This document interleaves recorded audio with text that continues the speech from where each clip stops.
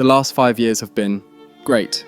I started at Arsenal as an unproven striker, and now I'm one of the world's best attacking players.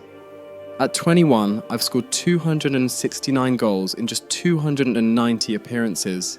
I've won 16 trophies and 2 Ballon d'Ors so far. I'm very much on track to becoming one of the best players of all time. The entire footballing world already knows of Kai Lehmann, and in this next chapter of my journey, I plan on stamping my name in the history of one of the most successful clubs in the world.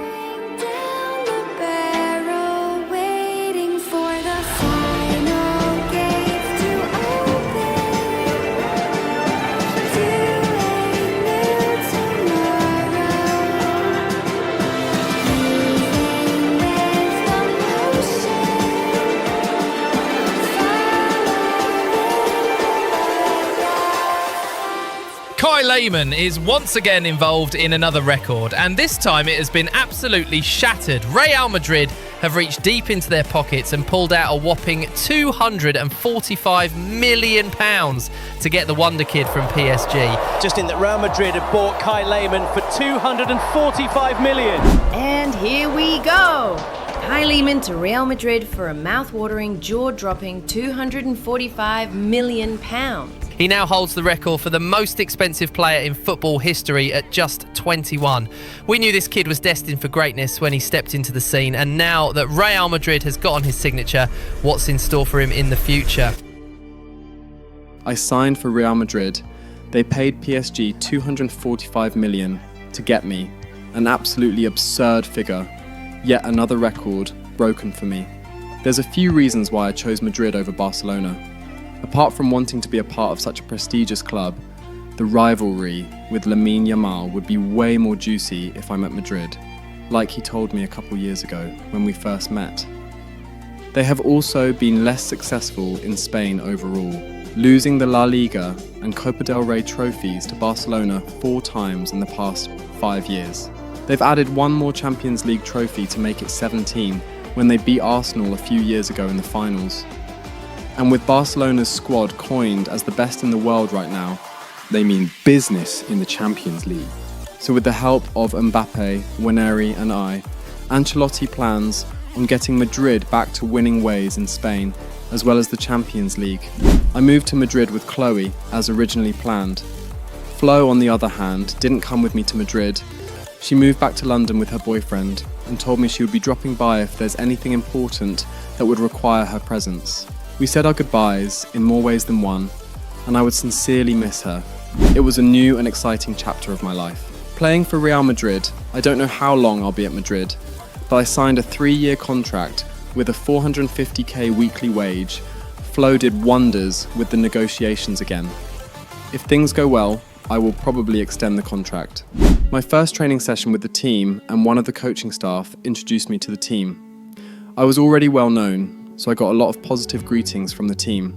Reuniting with Winery was another plus of being here at Madrid. I was glad he became an integral part of the Madrid system. Me coming here had Ancelotti move him to the left wing so I can occupy the right. He's the one that pretty much introduced me to all the players in the dressing room that day. And after training, we left together. The first thing I did when I got to Madrid was buy a house, a modern home by a lake. It was a relatively large house, probably too large for the two of us. But it will work just fine. I just have to renovate it to my taste over time. Flo spoke to me about investing in real estate here in Madrid, and I told her I'd get to it eventually. I just need to settle down and sort myself and Chloe out properly.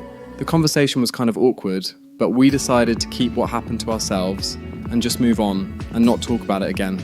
The first match of pre-season was coming, and Ancelotti put out his starting 11. My name was on it, and the reporters and pundits everywhere were eating it up. And a warm welcome on what is an ideal night for football, you've got to say. I'm your match commentator, Derek Ray, and my partner, ready to bring you all the analysis and technical talk, is Stuart Robson. And no question, this ought to be a game that gets pulses racing. It's Real Madrid and they take on Juventus. Real Madrid's first match of the season against Juventus would have the rapidly emerging talent of Kai Lehmann starting alongside Mbappe and Rafael Leao. This pre-season tournament sees a lot of the bigger clubs in Europe competing, and Carlo Ancelotti sees this as a good opportunity to showcase Madrid's super team with the newly acquired Kai Lehmann. Will Real Madrid be able to come out on top in the next couple fixtures and show Spain that they're ready to claim back their spot on top of the La Liga? Juventus kicked off, and my first match in the famous white of Real Madrid starts. How well would I do? Only one way to find out.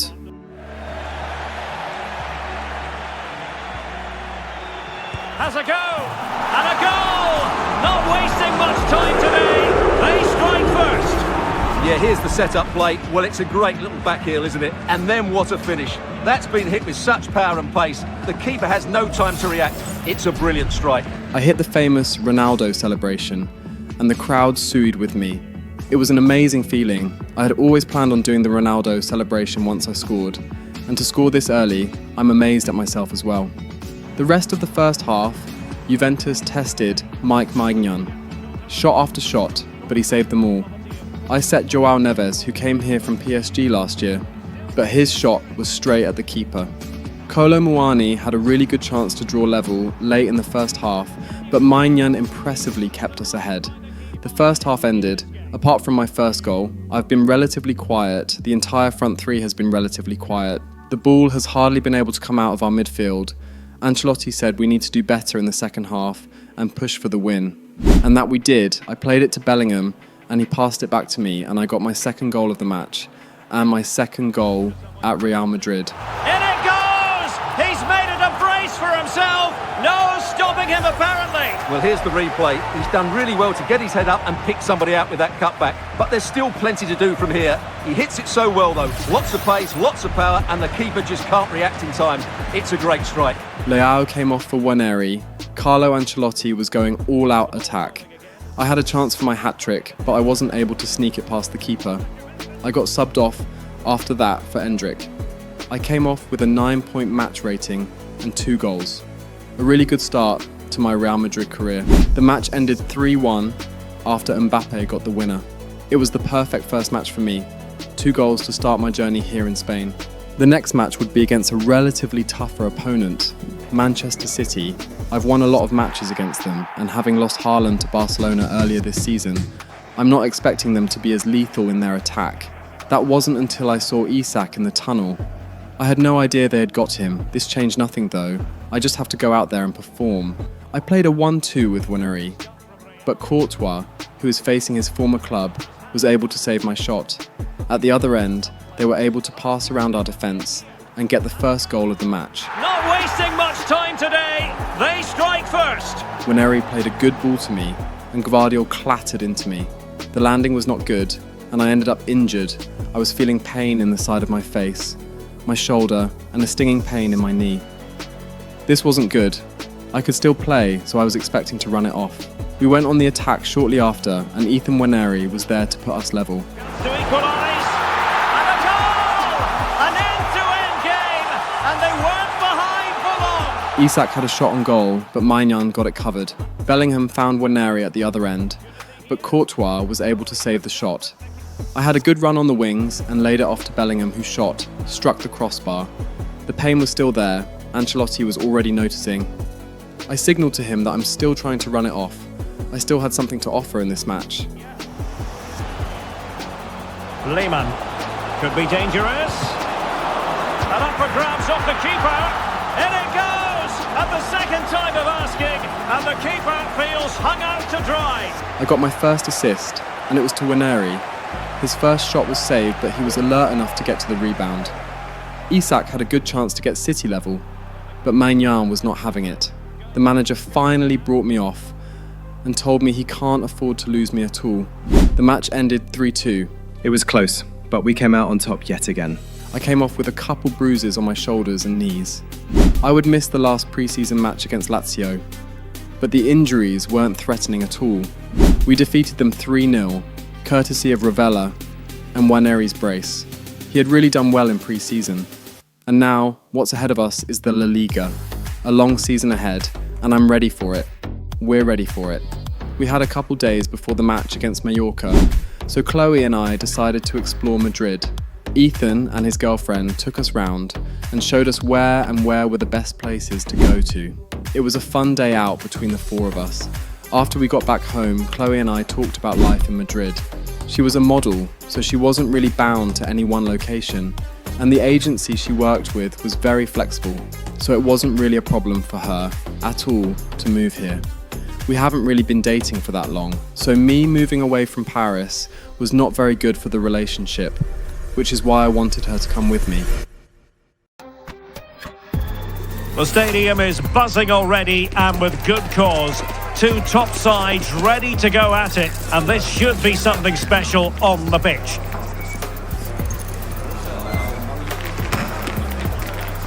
We're live next on EA TV. The first match in the La Liga came, against RCD Mallorca. Can't wait to get this season started.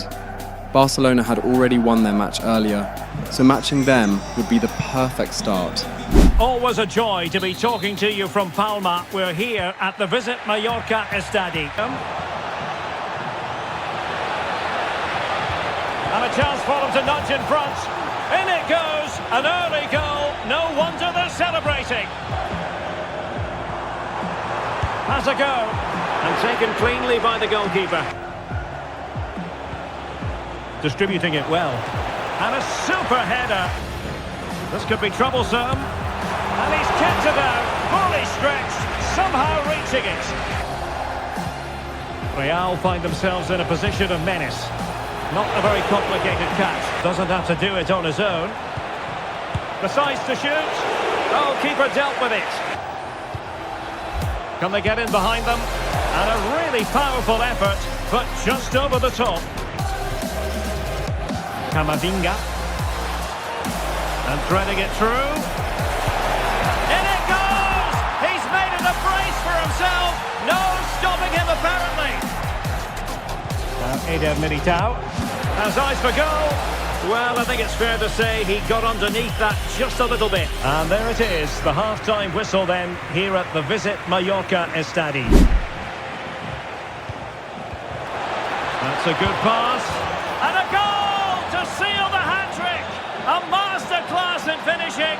Just can't stop him today. In the current market, this has to be a real bargain. He's such a top player, and he will certainly improve their performances. And cuts inside.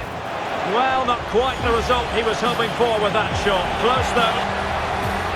He fancies it. And saved by the keeper. It should be. Oh, the keeper made it look routine. It was anything but. I got subbed off in the 73rd minute. It was a good match for me. Although I didn't get a goal or assist, I was a big part of every single one of the goals. I was content with it, and the match ended 3-1 in our favour. Mbappe also got the man of the match as well, after 2 goals. I just realised I'm going to have to be competing with one of the best players currently as a teammate, as well as Lamine Yamal as a rival. The next match was against Real Valladolid, and while this isn't my first time at the Bernabeu, this would be my first time playing there as a Galactico. What an intriguing prospect. A game of high profile featuring 2 magnificent sides, fully prepared for this massive occasion and fully prepared to make this their big showcase. Stay tuned, we'll have all the action for you live from the Bernabeu here on EA TV. I didn't get a goal in my last match, so I would like to get my first competitive goal in our stadium. We're currently 3rd, Girona and Barcelona ahead of us. We're all on the exact same goal difference, goals for and goals against. I'm expecting Girona to drop off, and the battle would be against us, Barcelona and Atletico Madrid, who is nowhere to be found right now. Quickly, we were already in on goal. Mbappe told me earlier that he will try to get me a goal, so he cut back and passed it to me. I took my shot, but the keeper was there to deny it. He later found me and I hit it one time with my right, catching the keeper off guard and watching the ball sail into the back of the net. And a goal! An early boost for them, the first goal of the game, they're off and running. Well, let's take another look at the replay. What a through ball this is by Mbappe. And then the shot is emphatic. He strikes it with such power, the keeper has no time to react. My first goal at the Bernabeu, and you already know I was going to hit the Sui celebration like Ronaldo. We had another attack a couple of minutes later. I passed to Mbappe and he played it back to me. I took my shot, trying to curl it round the keeper, but to no avail. It was a rather confusing corner for the Valladolid defence, and it ended with our second goal of the match. And a goal it is for Real Madrid. They are on a victory course. I started an attack at the midfield, and the attack ended with me and my shot forced the keeper to parry it out for a corner. We had another attack, and I was at the centre of it yet again. I played with Mbappe again and he complied and gave it back to me. I took it one time and beat the keeper again. And he scored not once but twice. They simply cannot stop him, and no wonder he's enjoying himself. They had a chance shortly after and it went just wide of the post. Shortly after the second half started, the front three clicked again.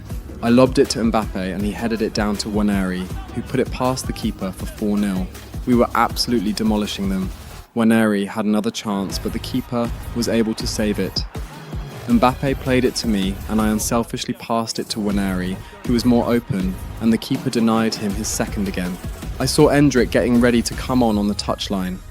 Ancelotti had swapped me for him in all the matches I've played so far.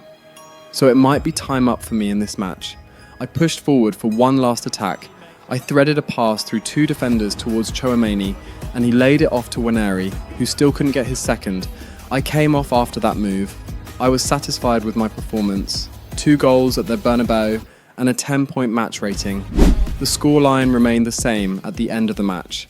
After the match, some reporters wanted to interview me, my first interview in the Real Madrid colours. They asked about my good performances in pre-season, the last match, and most importantly, this match.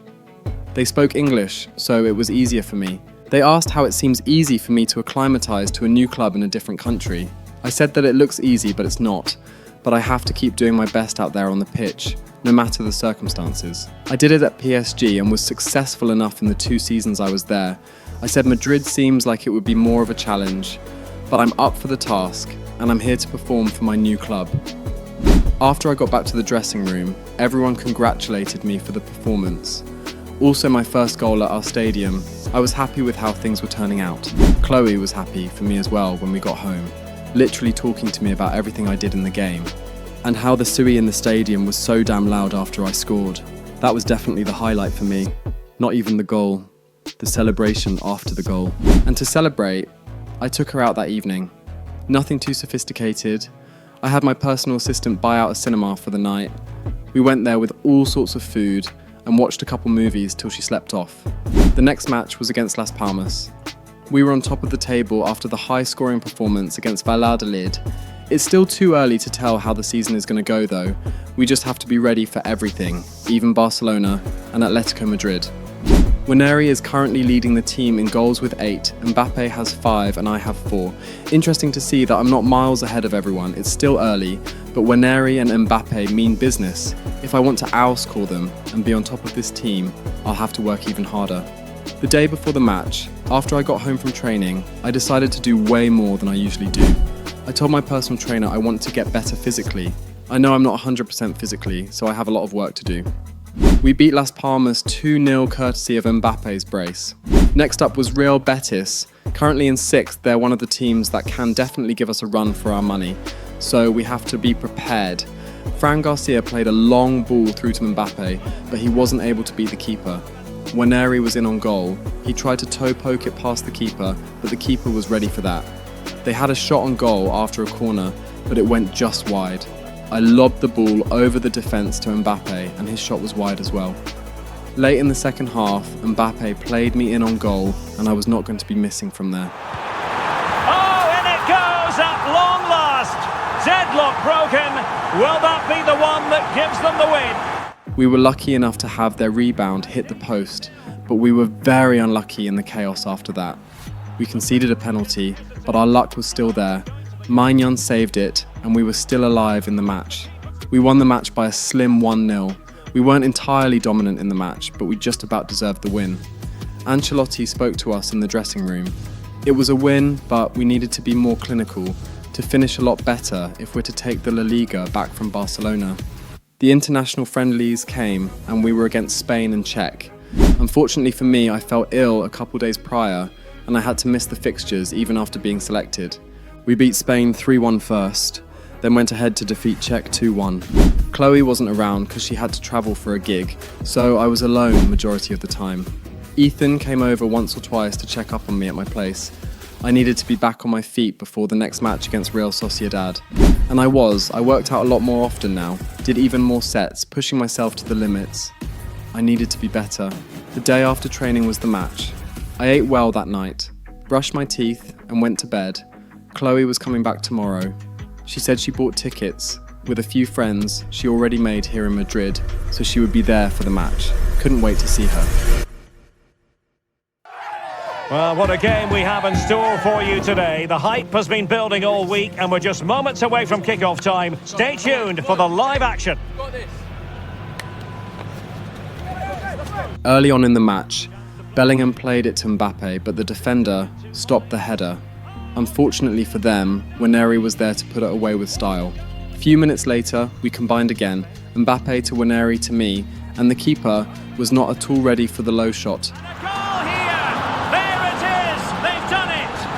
I won a free kick at the edge of the pitch. I'm crazy enough to go for goal, even from here, so I tried it. We are 2 goals up, so why not? I struck the post. It was close. Before the end of the first half, they had a shot on goal, and Maignan parried it away for a corner. In the second half, they won a penalty and were able to put it away to cut the goal difference in half. The second half was rather tough for us. We weren't able to come out of the midfield, but we were able to hold on and get the win. I needed the match with a goal and an 8.9 match rating. We were unbeaten so far. Will it be possible to go invincible with a super team like Barcelona in this league? Anything is possible, but invincibility is not a necessity. The Champions League was next. Real Madrid knocked PSG and I out of the competition last season, and now I'm here, looking to be a part of the squad that wins Madrid's 18th UCL trophy. Well, what a game we have in store for you today. The hype has been building all week and we're just moments away from kick-off time. Stay tuned for the live action. And the floodlights are shining down on the players here in the Spanish capital of Madrid. We're at the Bernabeu. My name is Derek Ray and my commentary partner on this occasion is Stuart Robson. And it's the opening contest for the two teams in this Champions League season. It's Real Madrid up against Stuttgart. Well, Derek, although the hosts are clear favourites, this could prove to be a tricky game for them unless they score an early goal, because their opponents will sit deep, remain compact and defend with determination. They also pose a threat on the counter-attack and are really good at set plays. It's going to be an interesting one. It's been a good start to the season for the Galacticos, coming into this match with a win streak in the La Liga. Can they carry their form into Europe? They've been shaky in recent years, but with a couple mega signings this season, one being even more than mega, will they be able to lift the trophy once again? Hello and welcome to one of the most recognisable venues in world football, the Estadio Santiago Bernabeu here in Madrid. And it's the opening contest for the two teams in this champ. Is it going to be? It's there for him! Oh, he really bruised the crossbar. Able to close down the shot. Chance here. And this time it's in! Fabulous goal. And just look at the celebrations. Really good piece of goalkeeping there. Trying to handle the pressure. Oh, that's really untidy. Oh, genuine chance. And a goal! The keeper couldn't stop it. Real Madrid on terms. Oh, great vision. Chance to take the lead. And in! Oh, yes! Exactly what they were hoping to produce. They've delivered the goal. Well, let's see this again. This is counter-attacking football at its very best. And from that sort of range, you'd be shocked if Mbappe missed out. He just keeps showing us what a top finisher he is. Fruitful looking attack. Oh, great block.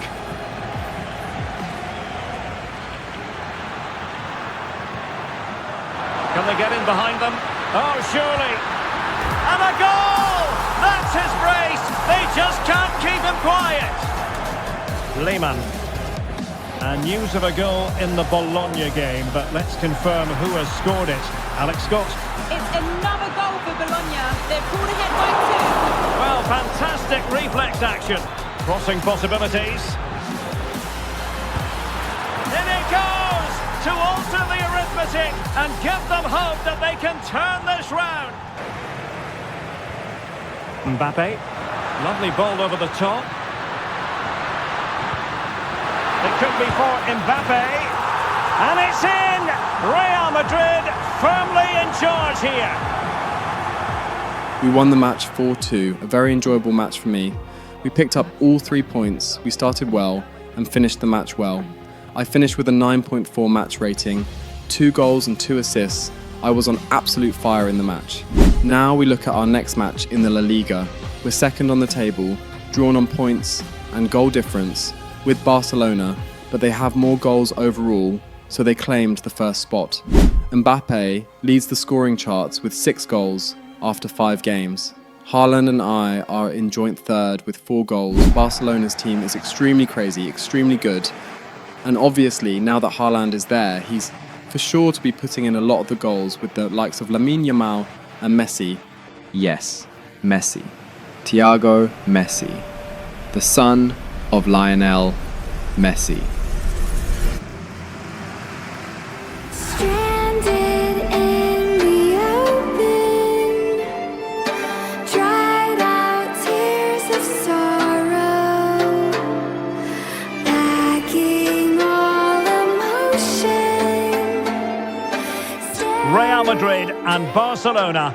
And today they find themselves on a collision course here at the Bernabeu. I'm Derek Ray in the commentary position. Sitting alongside me, ready to provide expert analysis, is Stuart Robson. Stuart, it's a privilege to be here. Well, it certainly is, Derek.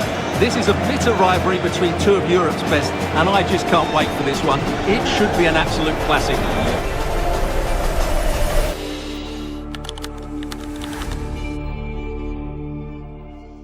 Kai Lehmann has had a good start to the 2029-2030 season, amassing a total of 11 goal contributions in 9 games, broken down into 8 goals and 3 assists. It's not as good as his previous numbers at the beginning of previous seasons, but it is to be expected, seeing as he is playing with what most might call the best player in the world, Kylian Mbappe. He has racked up 16 goal contributions already in the 10 games he has played, and Ethan Nwaneri with 14 goal contributions. In an earlier press conference with Lehmann, he said he knows the challenge of playing with 2 absolutely world-class players in the attack with him. He said he did it at PSG already, so it's not particularly a challenge for him. He went on to say that he just needs time to get accustomed to Ancelotti's tactics, and he will be firing on all cylinders. That is true. The Real Madrid system is a bit different from how it was at Arsenal and PSG, so it will take a lot of getting used to. And I believe that I have the ability to always overcome every obstacle in my way. I had a lot of conversations with Ethan and Jude as the 2 English people in the team who are also in my age range. I just naturally gravitated towards them. I had grown closer to them in the 2 months I'd been here, so they helped me out a lot in training. Sometimes Mbappe and Timber would join us after hours, just so we could get more things done. I liked how there was no negative energy, especially with such an accomplished player like Mbappe. Maybe he doesn't see me as a threat because he's a whole 9 years older than I am. After training with the team, I train on my own at home.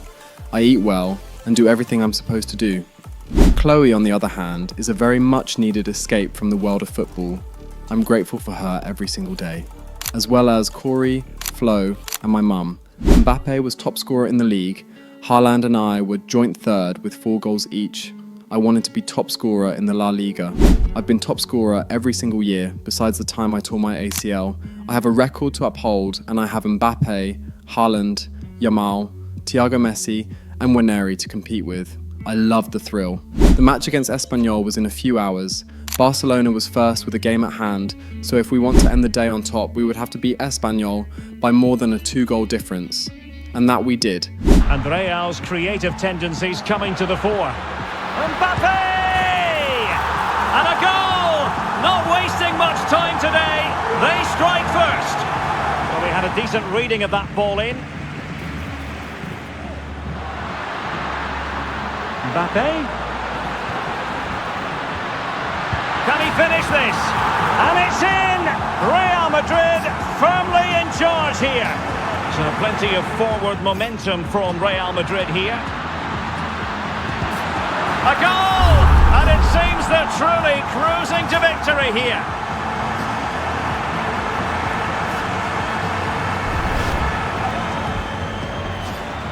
From long range. And a goal this time. Applying the finishing touch. Just what the doctor ordered. Well, no stopping him. He must finish. Oh yes, it's gone in. After a good match with 2 assists and 1 goal, Ancelotti subbed me off in the 61st minute. I finished with a 10-point match rating. Another really good performance from me. Bellingham and Mbappe later scored to end the match at 6-1. We needed a 2-goal difference and we ended up with 5. Brilliant. I made it to the team of the week, along with Mbappe, Waneri, and 3 other Madrid players. We beat Deportivo 3-1 a week later, courtesy of Camavinga, Mbappe, and João Neves. The next match was going to be a tough one. They had clawed their way back up to 4th, and now they would be playing us in 1st. Barcelona also lost their last game, so we're up 3 points. We just need to make sure we can keep it that way. Our opponents would not be making it easy. It was the Madrid derby, my first time at the Wanda Metropolitano. Can't wait. It is the Madrid derby. Atletico Madrid would be hosting Real Madrid in what should be a thrilling match that always promises to deliver loads of drama and action. This Madrid side has been really good of late, the only unbeaten team in the league. Can they push on? Has Ancelotti finally found the last piece of the puzzle to get Real Madrid a trophy after 3 long years? This team is definitely looking promising with the addition of Kai Lehmann. Can they break this highly defensive Atletico Madrid side? It is a derby rivalry here in Madrid that goes all the way back to 1906. Atletico against Real. Can't wait for this one. And having a goal!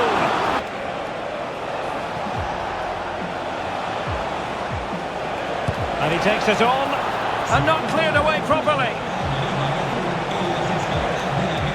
Nicolo Rovella. Lehmann. Oh, that's textbook goalkeeping.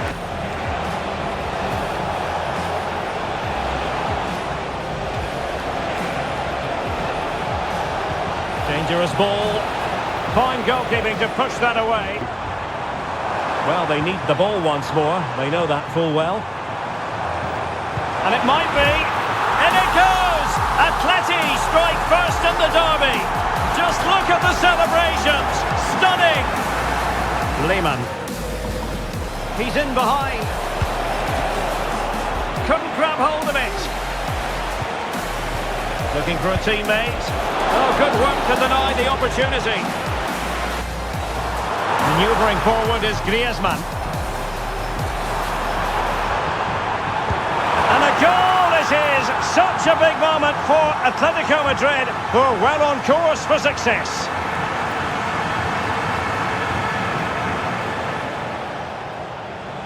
Well, it goes without saying, we have plenty more live action coming up here on EA TV. And Stuart and I are thoroughly looking forward to being with you for this one, to win the ball back.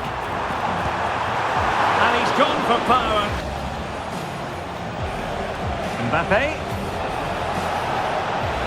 Shot attempted. His fans won't tire of seeing that again. Oblak with the save. Bellingham. Might work out. Well, the keeper reacted magnificently. Can he do it? Was an important piece of defending. Well, they might be able to launch a counter-attack. Can they profit from this? Well, somehow the goalkeeper got to it. It was not the outcome I was expecting at all. I wouldn't say we weren't able to beat their defence, we just weren't able to beat Jan Oblak, and it cost us. I had more chances than anyone else in the team, so I blame myself for this loss. Jude tried to talk me out of the thought, but I should have been able to at least get the draw in the match. After the team talk, I immediately left the stadium.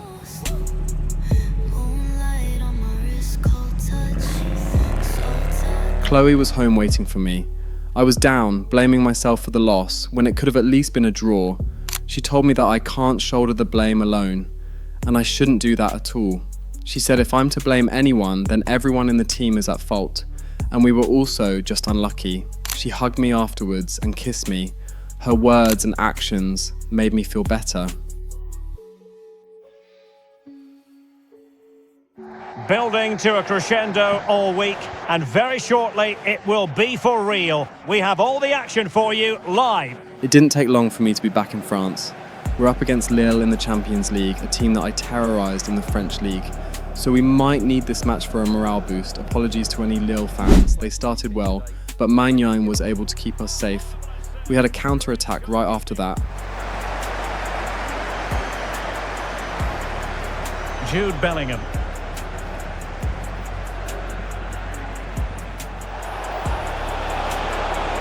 Can he put them in front? But Mbappe wasn't able to beat the Lille keeper as well. We had a free kick late in the first half. Bellingham played it short to me. I had a free one and saw the opening for a shot. I took it, but it was off target. And in the second half, after a good pass from Rovella, I was able to find the back of the net to put us 1 goal up. He's got to score! A goal! On the back of sustained pressure. Now they deservedly hold the advantage. They had a chance themselves, but their shot was scoffed. Mbappe had a penalty shortly after that and was not going to be missing from the spot. 2-0. Late in the match, we had another chance. I could have gotten my second, but I couldn't generate enough power on the header.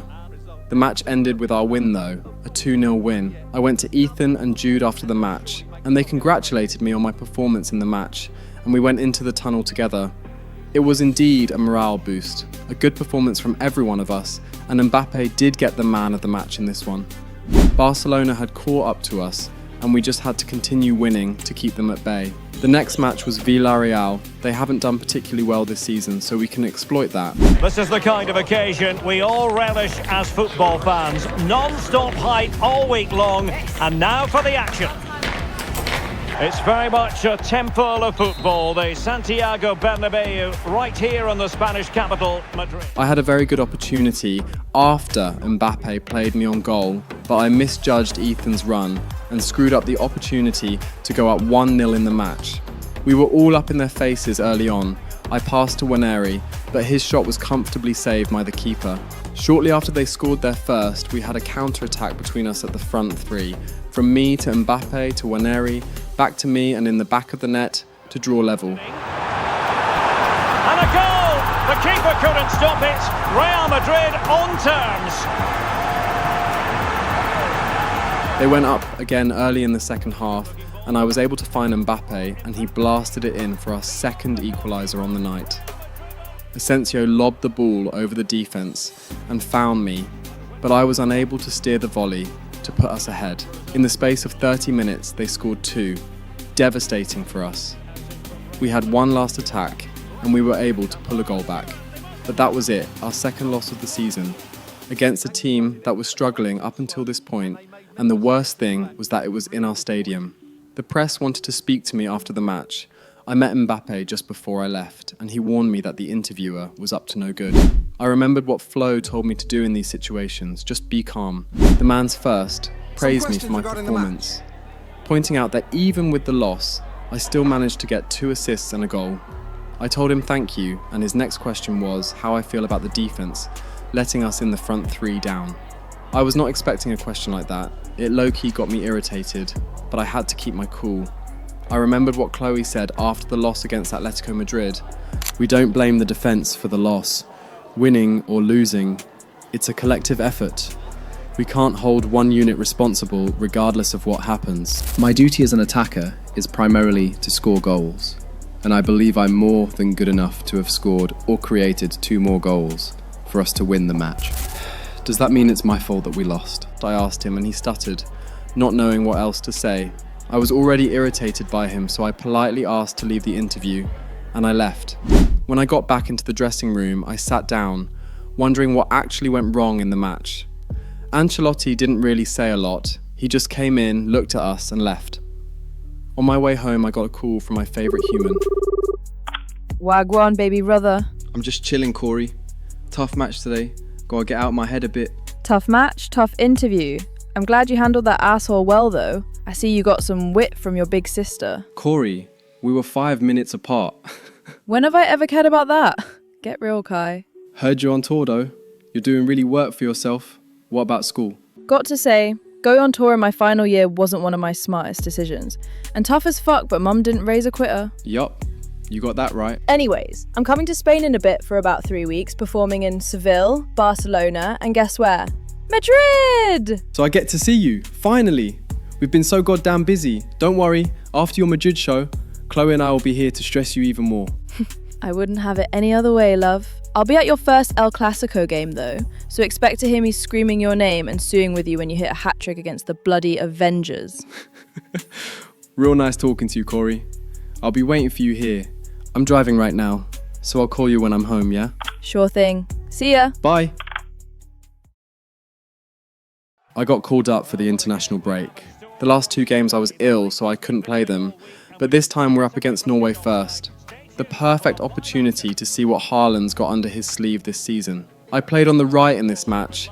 Solanke had the opportunity to play up front. Early on in the match, he had a shot on goal, but it went high. I won a penalty in the 25th minute, and I put it away easily. Haaland was able to get a header off a corner, but Trafford was ready for it. He had another chance, but the defender put him on his right foot, which made it easier for Trafford to save the shot. He was proving to be unstoppable, and Reece James had to foul him to stop him. I had another chance late on, but I couldn't get the right amount of curl on it. The match ended 1-0. Haaland was a menace in the match, but our defence was able to keep him at bay. A good enough performance from us. Next up was Poland. I don't underestimate any team, but without Lewandowski, their attack had gotten relatively weaker. The match started really well for us. I had a good run on goal, twisting and turning and eventually getting the ball in the back of the net. Must take the lead here. And they have. You've got to say, it has been coming. We had a corner. Gibbs-White took it short, and Sancho played it in, but Konsa wasn't able to find the goal. Zielinski had a shot on goal, and Trafford was able to save it well. They had a good chance late in the match, but Piatek wasn't able to put his team level. It was a relief. We won the match by another slim margin, and once again, I was the difference between the two sides. The next match was against Celta Vigo, who is currently 14th in the league. The 2 matches after this were tough. Against Dortmund in the Champions League and then the El Clasico to round off the month. Ethan Nwaneri got the first goal of the match after my shot was blocked by a defender. That was the only goal from us in the match, and the match ended 1-1, another 2 points dropped. We can't keep dropping points left and right like this. Not if we want to finally take Spain back from Barcelona. The next match in front of us was Dortmund in the Champions League. A game to whet the appetite, a match certain to entertain and enthrall. But the big question is, who has the qualities necessary to succeed? There is so much on the line. Stay tuned, we'll have all the action for you live from the Bernabeu here on EA TV. It's very much a temple of football, the Santiago Bernabeu, right here in the Spanish capital, Madrid. Right time to come infield to support the centre forward. If they can do that, they're a potent front three, no doubt about that. That's a good-looking ball. Well, fantastic reflex action. Mbappe. Well, potential danger. And threading it through. An early goal. It is the ideal opening. Well, let's see this again. The vision to play this through ball is superb. And from that sort of range, you'd be shocked if Mbappe missed out. He just keeps showing us what a top finisher he is. Fruitful-looking attack. Williams. Brilliantly blocked. Options in the middle. Williams! Goalkeeper dealt with it. And slipped through beautifully. Well, the keeper has outdone himself. Wonderful save. Playing it in. Relatively straightforward to mop up defensively.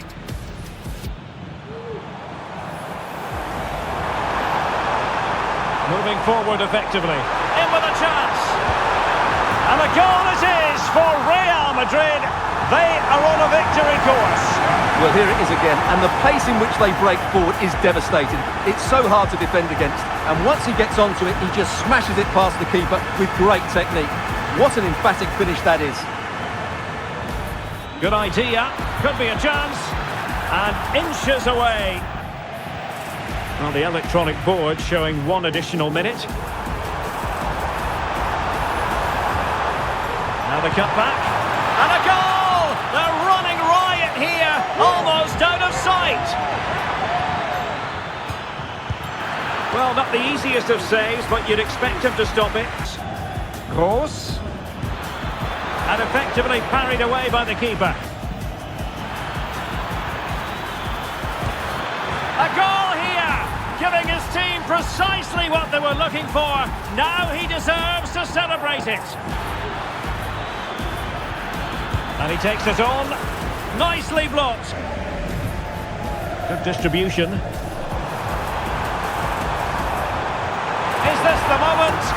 And a goal to put the final stamp on it. That will do it. Right before the match ended was one of the scariest moments in my life as a football player.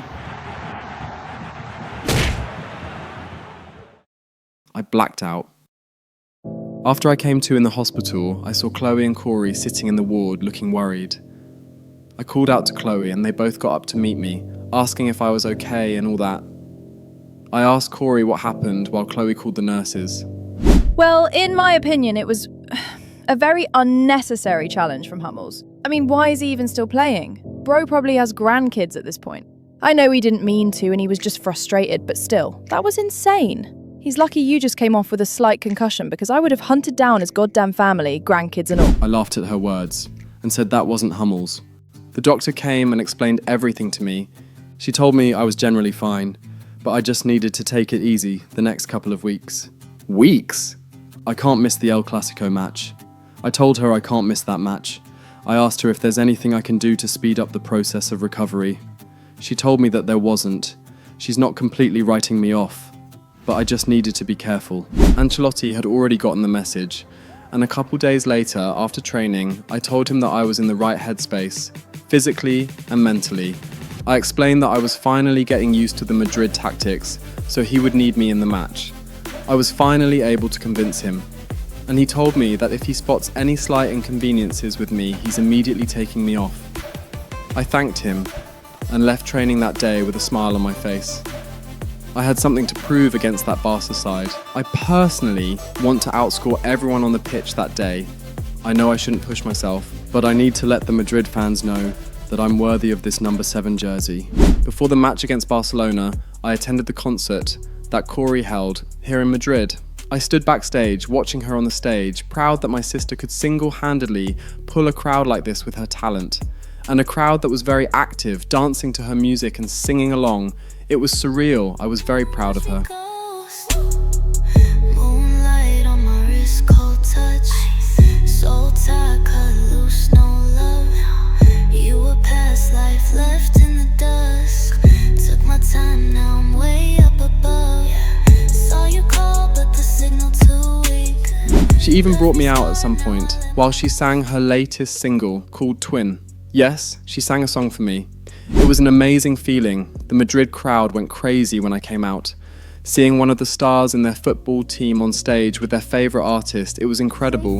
Every secret I buried, you already knew. And I know your silence like a favorite tune. You my twin, even when we fall out of line. Same soul that should fucking split down the spine. You the calm and the chaos, heartbeat of mine.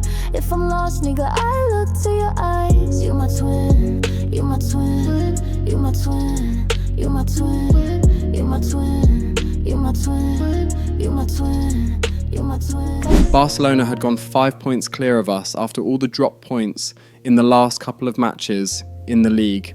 A win against them would get us closer, They can't pull any further than they already are. This is the kind of occasion we all relish as football fans. Non-stop hype all week long, and now for the action.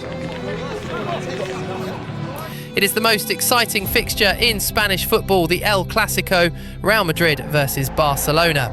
A fixture with a whole lot of history, a fixture that holds the best players in the world on a single pitch at once. And this year, the players that are gracing this pitch are the best of the best. Kylian Mbappe, Erling Haaland, Ethan Nwaneri, Thiago Messi, Kai Lehmann and Lamine Yamal. 6 of the most exciting attackers in world football as of this moment. This is sure to be an action-packed match. This might be the start of a true rivalry between Kai Lehmann and Lamine Yamal, a rivalry that closely resembles that of Messi and Ronaldo. Lamine Yamal wearing the number 10 for Barcelona and Kai Lehmann wearing the iconic 7 for Real Madrid. This is a rivalry we're going to be watching for many, many years to come. They are the two foremost teams in Spanish football, Real Madrid and Barcelona, and they're getting ready to face each other here at the Bernabeu. More than 2 wingers, so it's important that the midfield players give support to the striker whenever the ball goes wide. On to Haaland. A glorious chance, and keeping it out. Musiala. Oh, it might be. Well, not the easiest of saves, but you'd expect him to stop it. The keeper has managed to get there.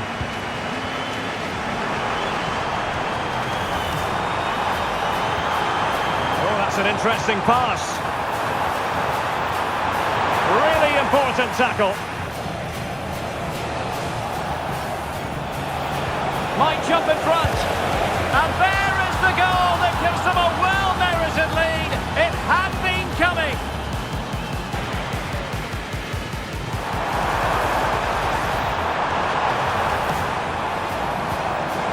Looking pass.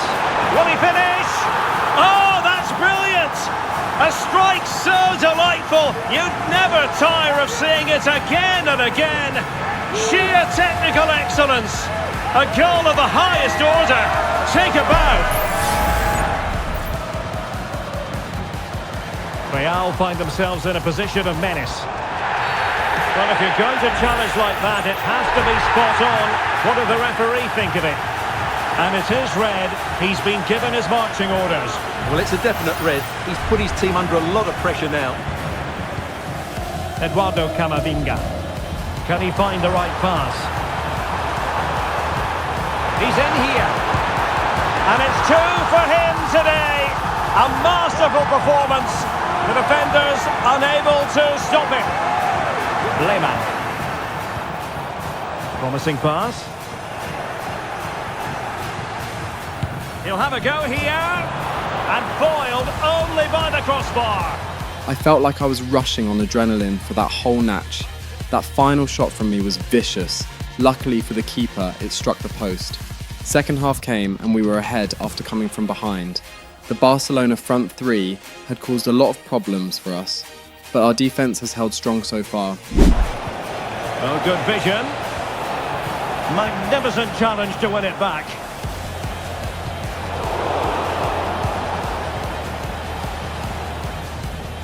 Camavinga, and threaded through by Mbappe, and it's in! Real Madrid firmly in charge here.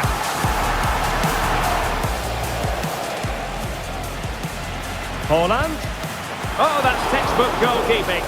Very effective passing sequence. Pedri, and passing it through, and it goes!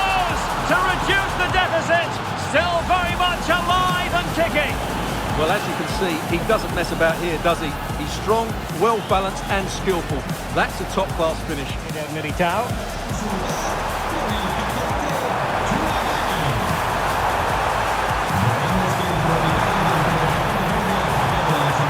Oh, big opportunity. And he's made it a brace for himself. The defender's just unable to stay with him. And he's having a field day. And they couldn't quite muster a real threat. Counter-attacking very much an option. Gives it a go. Oh, and it goes! Now he has his hat-trick. A special moment for him.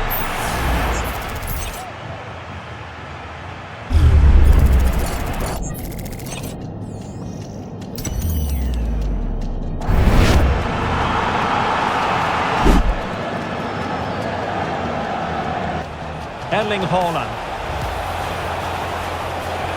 He takes aim. Oh, magnificent from the keeper. Fantastic stop. Haaland. Oh, he's gone for goal. And the goalkeeper has outdone himself with that save. Well, maybe a good position from which to counter.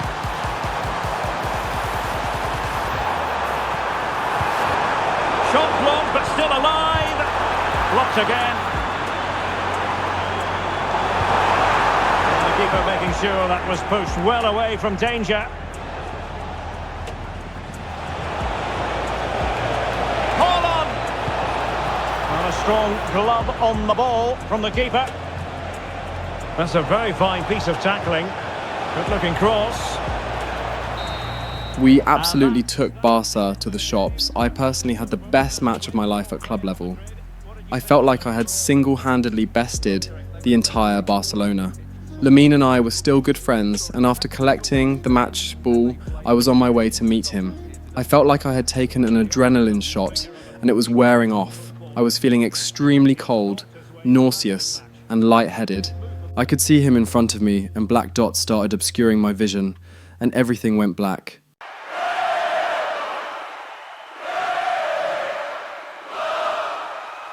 And it's been a very good match for Real Madrid.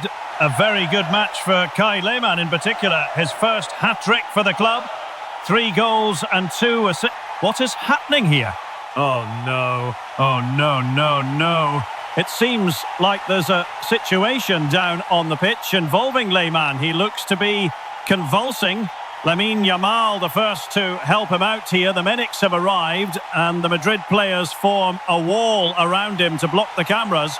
This is bad. This is really bad. The medics are now taking him off the pitch. A standing ovation for the heroes who don't wear capes. Their quick response might just be what saves the kid's life. Saves the kid's life. Saves the kid's life. Saves the kid's life. Saves the kid's life.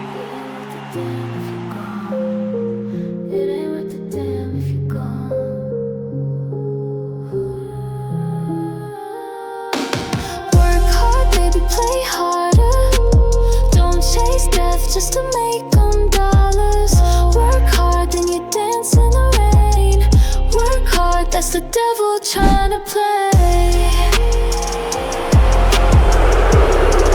That's the devil trying to play.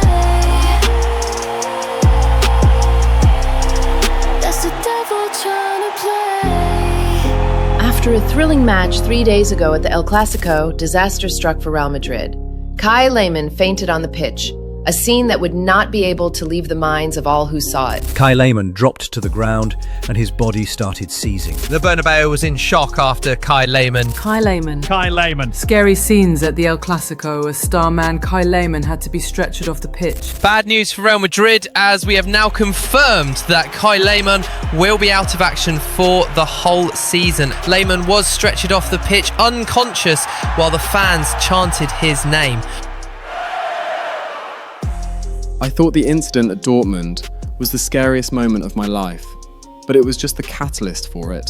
The moments before I collapsed keep replaying in my head. What could I have done to change that, to avoid that? I should have listened to the doctor, but I was hell-bent on playing that El Clasico match, and now I won't be playing any matches till next season. I was unconscious for a long time, almost a whole day after the surgery. After I woke up, I was told that I was diagnosed with a brain hemorrhage caused by trauma to the brain. It was bad, and they had to do the surgery immediately. The doctors estimated the recovery process would take 8 months, so I should be able to get back in action by the end of June. It was a disaster for me because not only am I going to miss the entirety of the rest of the season, I'm also missing out on the World Cup. I cursed myself out, but what's done has been done, and there's nothing I can do about it. I got a lot of visitors in the hospital before I was discharged. Lamine, Flo, the whole Madrid team came at some point. Ethan and Jude were regulars though. coming to check up on me almost every week. My mum travelled down to Madrid from London and stayed with me for a couple days before heading back. Corey had to reschedule the rest of her tour, and her and Chloe practically lived in the hospital with me for the 1 week I was admitted there. After 2 weeks of convincing her that I'll be fine and begging her not to threaten Raina's family, she finally decided to continue her tour. She said she would be back after a month to check up on me. Lamine did visit me at my place a couple weeks later. He told me he finally got a Ballon d'Or. Last season, before I arrived at Madrid, they won the domestic treble as well as the Club World Cup, and he finished the season with 54 goals and 30 assists. It was well deserved, and I was happy for him. After he left, I began to think if it was possible for me to win the Ballon d'Or if this didn't happen, with all the beasts currently at the La Liga. I had 16 goals and 10 assists in just 17 games before the injury, a big improvement from my stats after the beginning of the season. And then, after the El Clasico win, we did close the gap to just 2 points. At the turn of the year, we were doing really well. Athletic Bilbao defeated Barcelona in the semi-finals of the Supercopa to face us in the finals. I'm not allowed to go to the stadiums to watch matches because of the noise levels, so I'm confined to my home to watch games. Chloe was always there with me. I didn't watch all the games, but I watched most of them. And a final like this, of course I'm watching it. The match started well for us, but we missed a whole host of chances in the first half. The first half ended and we had about 1 million chances, either saved by the keeper or just went wide. But we were completely dominating, and it's only a matter of time before we find the back of the net. Does it be Mbappe? Oh, it's in! Real Madrid make the opening statement in the final, and it could be massively important. And threaded through by Mbappe. Electing to shoot. Williams. Wonderful chance. And the goalkeeper has outdone himself with that save. Trying to open up the defence. It could be for Mbappe. In it goes! And surely that's the end of the story. They cannot throw us away from here. Incisive pass. Excellent position taken up by Mbappe. Oh, in it goes! Now he has his hat-trick. A special moment for him. Williams. Well, it could be on for him here. And there it is, a goal. But will it be purely a consolation at this stage of the proceedings? They haven't been at their best. That's a high-quality pass. He's just got to continue his run. And there it is. That will put the seal on victory if there were any lingering doubts. The match ended 4-1. Mbappe with 4 goals to win the match for us, and that was Real Madrid's first trophy in a long time. I was happy that we won, and Chloe was happy as well. I carried her up in the air and kissed her. We went out the next night to an art gallery. We looked at different pictures, talked a lot and took pictures. About a month later, we were up against Atletico Madrid. We had done well in the league, 48 points each between us and Barcelona. We drew against them in the reverse fixture, so this is a must-win for us, especially at the Bernabeu. They were 3 points behind us and Barca, so again, we cannot lose. Two proud Madrid clubs founded in 1902 and 1903 respectively. I'm talking about Real and Atletico, and here we are at the Bernabeu, ready for action. I'm Derek Ray, and joining me for commentary is Stuart Robson. A lot to look forward to here, Stuart. Well, Derek, I love watching both of these teams for different reasons, but that's what makes it so interesting. Let's hope we're not disappointed today. This was definitely a good match for neutrals. The match started with Camavinga putting Winery on goal, and he slotted it past the keeper with relative ease. Shortly after, Griezmann found Alvarez, and he put it past the keeper easily. The chances weren't over. Lino lobbed it over Tar and Van de Ven, but Alvarez couldn't put the volley past Maignan. Camavinga had a really good run on goal, but the keeper matched the shot with a good save. And at the other end, Griezmann got his first of the match to put Atletico Madrid ahead. End-to-end football, a bad mistake at the back for them, and Winery pounced on that to get us level. 4 goals already in the first half. At the start of the second half, Winery and Bellingham pulled a brilliant 1-2, but Winery couldn't convert it to a goal.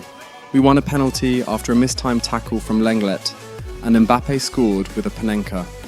And a chance to restore their advantage. And puts it away! And listen to that derby roar!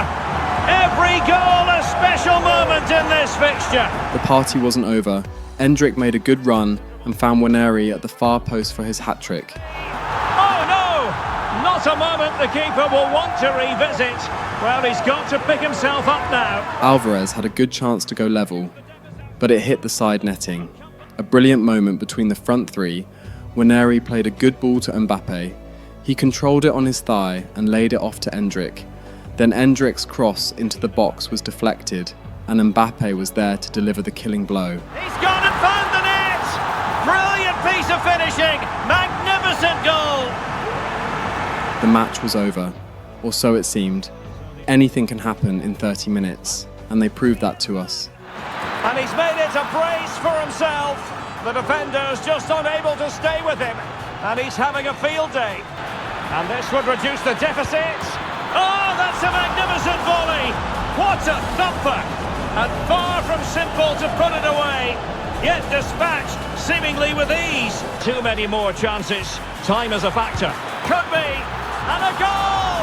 The equaliser for Atletico. A massive moment in the derby. Griezmann completed his hat-trick, and that was it for us. Mbappe had a chance at the end, but he skied it, and we lost the opportunity to claim all 3 points. They came back from 5-2 at the Bernabeu. How could we let this happen? A 10-goal thriller ended up as a draw, quite unfortunate for us. Barcelona ended the matchday on top with 51 points, 2 ahead of us. Corey came over after her tour ended successfully for her in London. She decided to finish it in her hometown. I congratulated her, and we hung out a lot, with Chloe, and sometimes even with Jude and Lamine. A day after Corey and I got back from the movies incognito, Chloe was waiting for me at home with an expression that I couldn't tell whether it was happy or sad. I asked her what's wrong, and she told me that she's pregnant. Well, I was glad this time. I lifted her up and kissed her and pretended to be talking to a baby that hadn't even formed yet. I told her I'm really happy. I'm 22 now, and she recently turned 25. We might still be young, but I'm financially capable of taking care of a child, and I'm going to learn to be a good father as well. I was already cleared to work out, so I was doing a couple drills when I got a message on my phone. The team had gotten to the semis of the Champions League, along with Barcelona. We were up against United, and Barca was up against Arsenal. If this goes right, we will finally have the first Super El Clasico. I was just sad that I wasn't going to be able to play in that. United held us to a goalless draw at the Bernabeu. Same thing at the Nou Camp. The second leg came. Barcelona went up against Arsenal at the Emirates, looking to get an away win against current English champions. And this is the Arsenal starting 11. Bremer plays alongside Gabriel in central defence. Martin Ødegaard plays alongside Gavi in central midfield. And the idea is to have just the one striker up there trying to pose problems for the opposition. And the Barcelona shape looks like this. Wojciech Szczęsny stands between the posts. Pedri starts alongside Jamal Musiala in the centre of midfield. And providing the main goal-scoring threat today is Erling Haaland. The first goal came in the 34th minute after Haaland dispossessed Gabriel and chipped David Raya. Oh, how about that for a chip? Savoury, pure brilliance. That was the only goal in the first half. But in the second half, Lamine Yamal ran past 1, 2, 3 defenders and put it away for Barca's second. And it's in! A goal for Barcelona! They are the team in charge. Then in the 74th minute, Haaland played Musiala in on goal, and he toe-poked it past David Raya. 3-0. Victor Gyökeres pulled one back with an acrobatic chip. Unfortunately, it was too little too late for the Arsenal supporters. The match ended 3-1. Goals from Haaland, Musiala and Lamine Yamal saw Barcelona through to the finals of the Champions League after 15 years.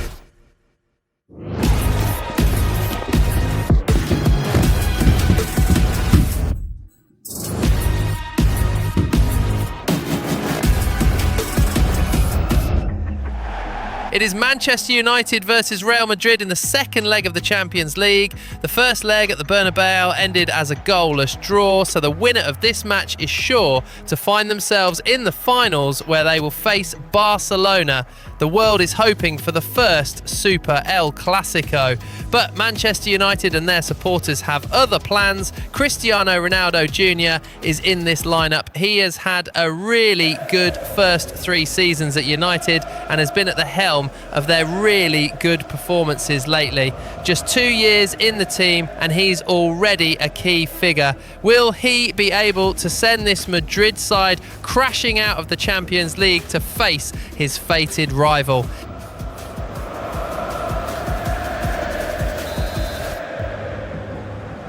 And the match is underway. Well, couldn't quite hit the target. I'm talking, of course, about Bruno Fernandes. Stuart, what do you think? And what a magical save it was!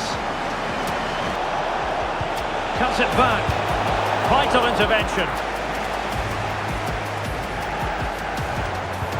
Could be dangerous. Can he put them in front? Yes is the emphatic answer, and you have to say it was on the cards. Can he finish?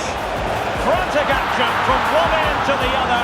They weren't ahead for long, and this match is level again. And so the referee blows the whistle. We've reached the halfway point here at Old Trafford. The cross is on. Brilliant team pressing. Chances on. Oh my goodness! He's caught that so well! A goal of the highest class!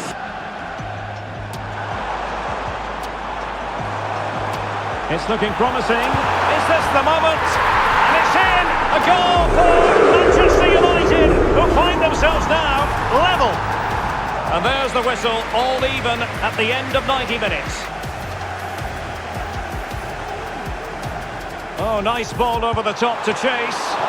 Well, such a high degree of difficulty, not quite in the end. Good work to win the ball back by United.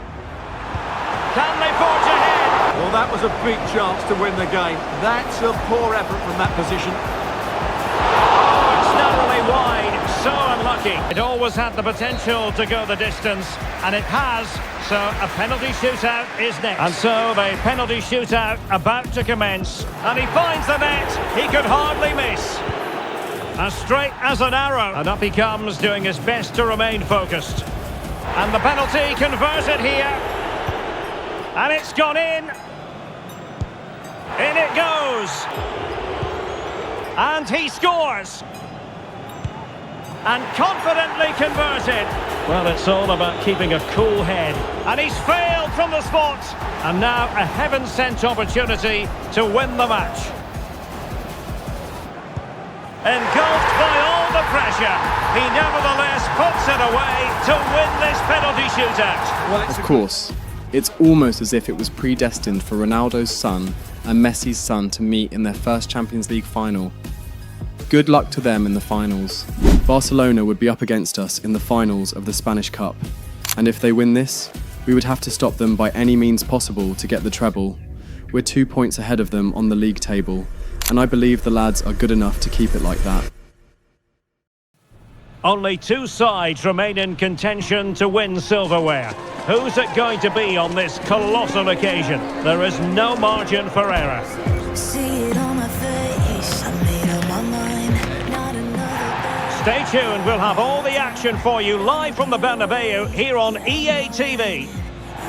Well, after plenty of pre-match anticipation, the wait is finally over. My name is Derek Ray. I'm joined by Stuart Robson in the commentary box, and we're just seconds away from kick-off in what promises to be a spectacular final. It's Real Madrid facing Barcelona.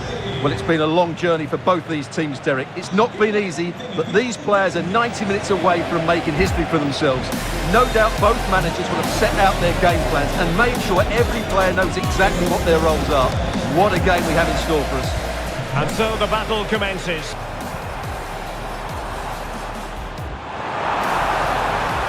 Real chance. Oh my goodness me! Well, don't try that at home without practice.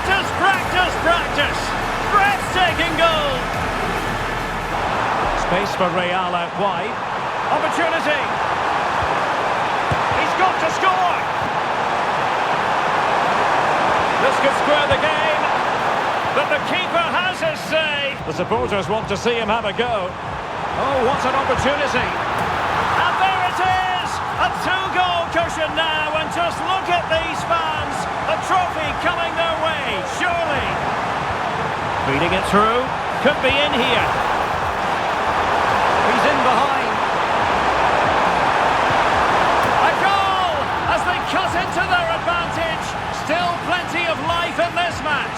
Can they do something positive on the counter-attack? Opportunity to level it. Oh, the equaliser. Just what they needed. And their dream remains very much alive. And players waiting in the centre. Can they forge ahead? Well, they would have done had it not been for the keeper. Can he give them the lead? And saved by the keeper. Looking to the goal that puts them ahead. Well, quite simply not precise enough from that position. Holland must take the lead here. Oh, but he's missed it. How on earth is this still level? And Barca moving the ball with purpose. Will it be? Really good piece of goalkeeping there. Looking to cut inside. Really sound defending. Will he find the net? And the opportunity goes a-begging. He decided to hit that with power rather than going for placement. And the referee has given it. It will be a penalty. Can they forge ahead? Well, he's absolutely right. It's a penalty and a yellow card. Chance then for 3-2. And slotted home! Nerves of steel on this special occasion. It puts them on course for victory in this final.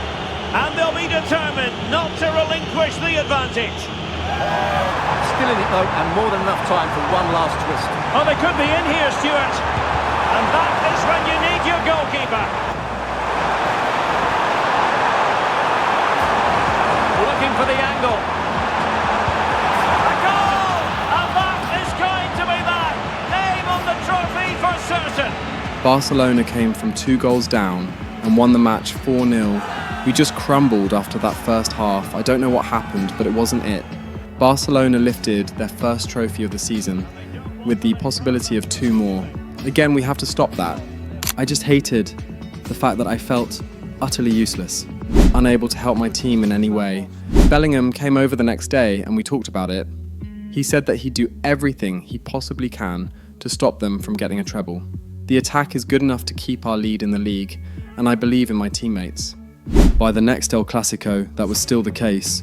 We just had a game at hand, which gives us the chance to go up 5 points. The best possible scenario is to win this match, but I'll be happy with a draw. It is quite simply one of the great rivalries in world football, and 2 teams with different traditions within Spain. Barca have not lost a match at the Camp Nou this season, in the last 3 seasons as well, so it's a fortress that seems insurmountable, but we got this. And it seemed like we did after Mbappe got the first goal of the match. The ball, and it goes! An early opening statement in this match, and look at the celebration. But then, they came out like a whole different team in the second half. Well, they get themselves level here, and a goal here. The keeper unable to prevent it. Barcelona are level. Barcelona on the attack in the closing moment. And a really important stop. It remains level. Can he put them in front? And nicely parried away. Pulls it back. And a goal! At this stage of the game, it might be decisive. And just look at their supporters. Thiago Messi got the goal that sealed our defeat, and most likely their 5th La Liga trophy in 6 years. They had gone 4 points ahead of us, out of reach even with our game at hand, but there's still 3 games left for a bit of magic. Unfortunately for us, that wasn't the case, and Barcelona won the league. And the only team standing in their way for the treble was Manchester United. Kylian Mbappe won the Player of the Season for the La Liga. He was top scorer, Although he didn't have a higher GA than any of them in the front three at Barcelona, I was happy for him nonetheless. It is the finals of the Champions League, and as fate would have it, Cristiano Ronaldo and Thiago Messi would be battling it out for their first Champions League trophy. Thiago Messi has proved to most and said in interviews that him being a starter at Barcelona is not just a handout due to his father's legacy at the club. He is actually good enough to be a starter at the club. He could be joining Kai Lehmann as one of the only players to be winning a Champions League trophy in his debut season. This is it, the Champions League final. They are underway. Who will be crowned Club Kings of Europe? Bruno Fernandes has it. Well, body in the way. Just can't get it past them. Oh, it was a fantastic opportunity to make it 1-0. Nice looking move, this. Cutting it back. Well, quite simply not precise enough from that position. You would imagine, Stuart, he'll figure prominently. Well, he will try and get on the ball as much as possible. He loves to affect the game with his combination play. And Stuart, they might be onto something here. Oh, in it goes! The opening goal in the UEFA Champions League final. Well, as you can see here, it all starts with a perfectly weighted ball in behind the defenders. But there's still plenty to do from here. He hits it so well, though. Lots of pace, lots of power, and the keeper just can't react in time. It's a great strike. Might be a chance here. Oh, a goal! He's equalised! Was he made from moments like this? On an occasion like this? They need to get bodies back. Can they take the lead here? Save, but still a chance. In it goes! At the second time of asking, and the keeper feels hung out to dry. Oh, managing to beat him. And a penalty awarded, spot kick coming up. And it's also going to be a booking. Well, he's absolutely right. It's a penalty and a yellow card. Is it going to be 3-1? To increase the lead! Are they accelerating away to victory now? You have to suspect it's one hand on the trophy. And the celebrations speak for themselves. Going well. Great opportunity. Well, quite simply not precise enough from that position. Messi! And a goal to settle the issue once and for all. Well, Barcelona did get the treble, 15 years after the iconic treble with MSN. Now Messi, Haaland and Yamal have done it. Of course I congratulated Lamine for his well-deserved victory and a good season. I joked that the only reason why he got it was because I wasn't there to stop him. He laughed and said next season, when I'm better, he's waiting for me. And yes, I will be there to stop Barcelona's reign in Spain. Last season was rather traumatizing for me. My worst season yet as a footballer in terms of the injury. Kai Lehmann. The Bernabeu was in shock after Kai Lehmann. Kai Lehmann. Kai Lehmann. Scary scenes at the El Clasico. Bad news for Real Madrid, as we have now confirmed that Kai Lehmann will be out of action for the whole season. It was a good run for the boys at the World Cup.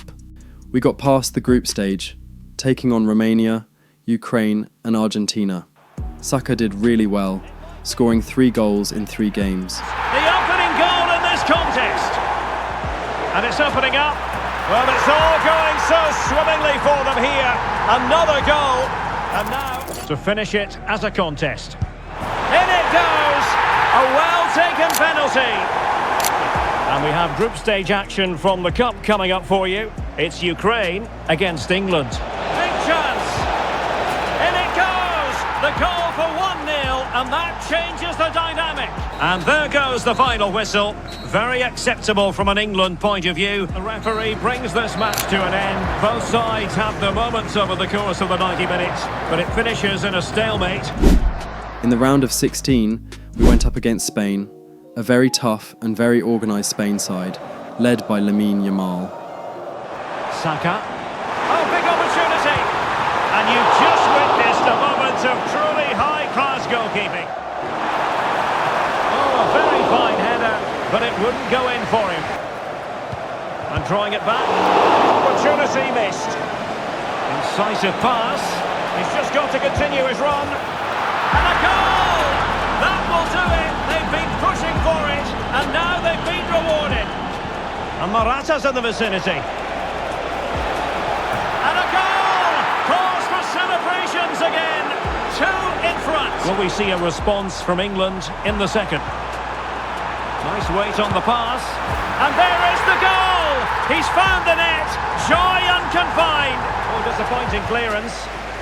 Using all his defensive acumen to cut it out. This might be ideal for the counter. Big chance. Oh, in it goes! Another goal! And I'll tell you what, the impossible is becoming quite possible. And the cross goes in. And a goal! They're running riot here, almost out of sight. Might work out. Saka. Great opportunity. Oh, another goal! You just cannot keep them down, and it sets up a furious finish. It's a neat move. This could be it. And it is. He's done it. Surely a case of game over. An unlucky draw for us, and that's where we bowed out of the World Cup. Spain later went ahead to win the World Cup for their second time, which I believe would seal Lamine Yamal's second Ballon d'Or in 2 years. My family and I watched the World Cup on TV from the US. We all travelled here for Corey's graduation ceremony. And knowing Corey, a wild after party as well. I only live for the weekend, yeah. I only live for the weekend, yeah. Lips glossed up, whole face laid. Body on beam, no shame, no shame. I only live for the weekend, yeah. Text blowing up, nigga, who said? Me and my girls in the moonlight. I was officially cleared to play. The doctors said I was 100% fine. I just needed to take it easy. And of course, wear a mask during the action. I accepted the terms and I couldn't wait to get back on the pitch. I've been working out a lot more than usual for like a month now, trying to get back into top condition. The squad flew to Australia after the World Cup for a pre-season tournament. The training before the first match came and I did really well. I wasn't going all out, but I was still pretty decent. Ancelotti put my name on the starting lineup for the first match and said I need to shake the rust off. He also said I should take it easy. It was a head injury, so I have to be very careful. After he put out the lineup to the public, reporters went crazy. People on X went crazy. Everyone was waiting for my return back to football. The stadium wasn't big, but I could still feel the warm reception from the Madrid fans that made it here to support the team against Auckland FC. That's a good-looking ball. And a goal! The keeper couldn't stop it. Real Madrid on terms. And a chance to whip it in here. Will it be? Oh, yes! What a classy goal! And make no mistake, there aren't many in the game who would have the confidence to even try it. Mbappe. Oh, he's left his marker for dead. And a goal it is for Real Madrid. They are on a victory course. I was back, and this goal was proof enough for that. What better way to stamp my return for the team? My entire performance was proof enough for that. A goal and 2 assists, and we won the match 3-1. Carlo Ancelotti didn't start me in the following matches. I came in on the 83rd minute in the second match against Wanderers, and we surprisingly were a goal down. I had a chance early on, but I wasn't able to put it away. Chouameni had a chance from the corner after that, and both his shot and my rebound shot were blocked. I passed to Mbappe, and he put Rafa Leao in on goal, but his shot sailed wide. They tried a shot from distance, but it wasn't a problem for Magnan. We were in the final minute of the match, and I started pushing forward. I almost lost the ball, but was able to poke it to Bellingham, who continued the attack. He passed to Mbappe, Mbappe to João Neves, Neves to Leao, and Leao back to me. He's got to score! How about this for drama? All even once more! Astonishing! The match ended as a draw, a favourable result considering our performance throughout the match. We comfortably won the last match against Melbourne. I came on late in this match as well. And my first contribution to the game was an assist to Mbappe. Plenty of support here. In with a chance. In it goes! Such a complete performance. 4 in front now. I ran across the edge of the box this time, and after my shot was blocked, I decided to go all the way to the other end to find a cross. Camavinga's header was strong and accurate, but the keeper saved it well. The match ended 4-0, and it's safe to say I've had a really good pre-season, scored 2 goals, and I got a couple assists. We flew back to Madrid the next day. Time to get ready for the first match of the season against Sevilla. Chloe was heavily pregnant about 6 months in, and I can't wait to welcome my first actual child into the world. I tried my best to be there for her to the best of my ability. Sometimes I even took some time away from training just to be with her. I'm glad the coaching staff was understanding enough. My mum travelled here as well. She said she knows I'm going to be really busy now that I'm back in action, so she wants to help out with Chloe as well. I was grateful for that. She recently retired, so she has a lot of time on her hands. It took a lot of convincing and harmless blackmail from Corey and I, most especially Corey, to get her to retire. Ever since our father passed when we were much younger, she pushed herself into work. She worked hard and smart enough to give us a comfortable life, so we're forever grateful. Now it's time for the both of us to take care of her. The stadium is buzzing already, and with good cause.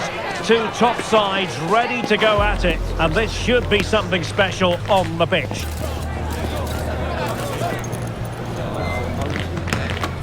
Stay tuned, we'll have all the action for you live from the Bernabeu here on EA TV. The match against Sevilla came. I didn't start the match though. Ancelotti said he will slowly and gradually bring me back into the game. This is competitive football, so it's a different ball game. I don't really want to be treated as fragile, but it is what it is. Training has been good, both personal and with the team, and my personal trainer told me I'll soon be reaching one of my goals. I came on in the 84th minute. I couldn't completely prove myself in the La Liga last season, so this season, I needed to do just that. And in with a real chance. Mbappe! Oh, a goal! And is that going to be the one that wins it for them? There's every chance, and the fans are loving this up. I crossed to Bellingham, but his header was tame. I tried cutting in on the wings, looking to set myself up for a shot, but I was dispossessed easily. It came as a shock to me, and I just shook it off. We won the match 2-1, thanks to my assist. I'd have loved to get a goal to mark my return, but it is what it is.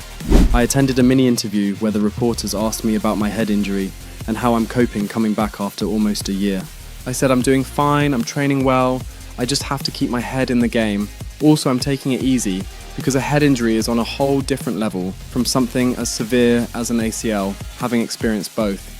She asked a couple other questions and told me to take it easy. I thanked her and went on my way. It was a good first match at the Bernabeu.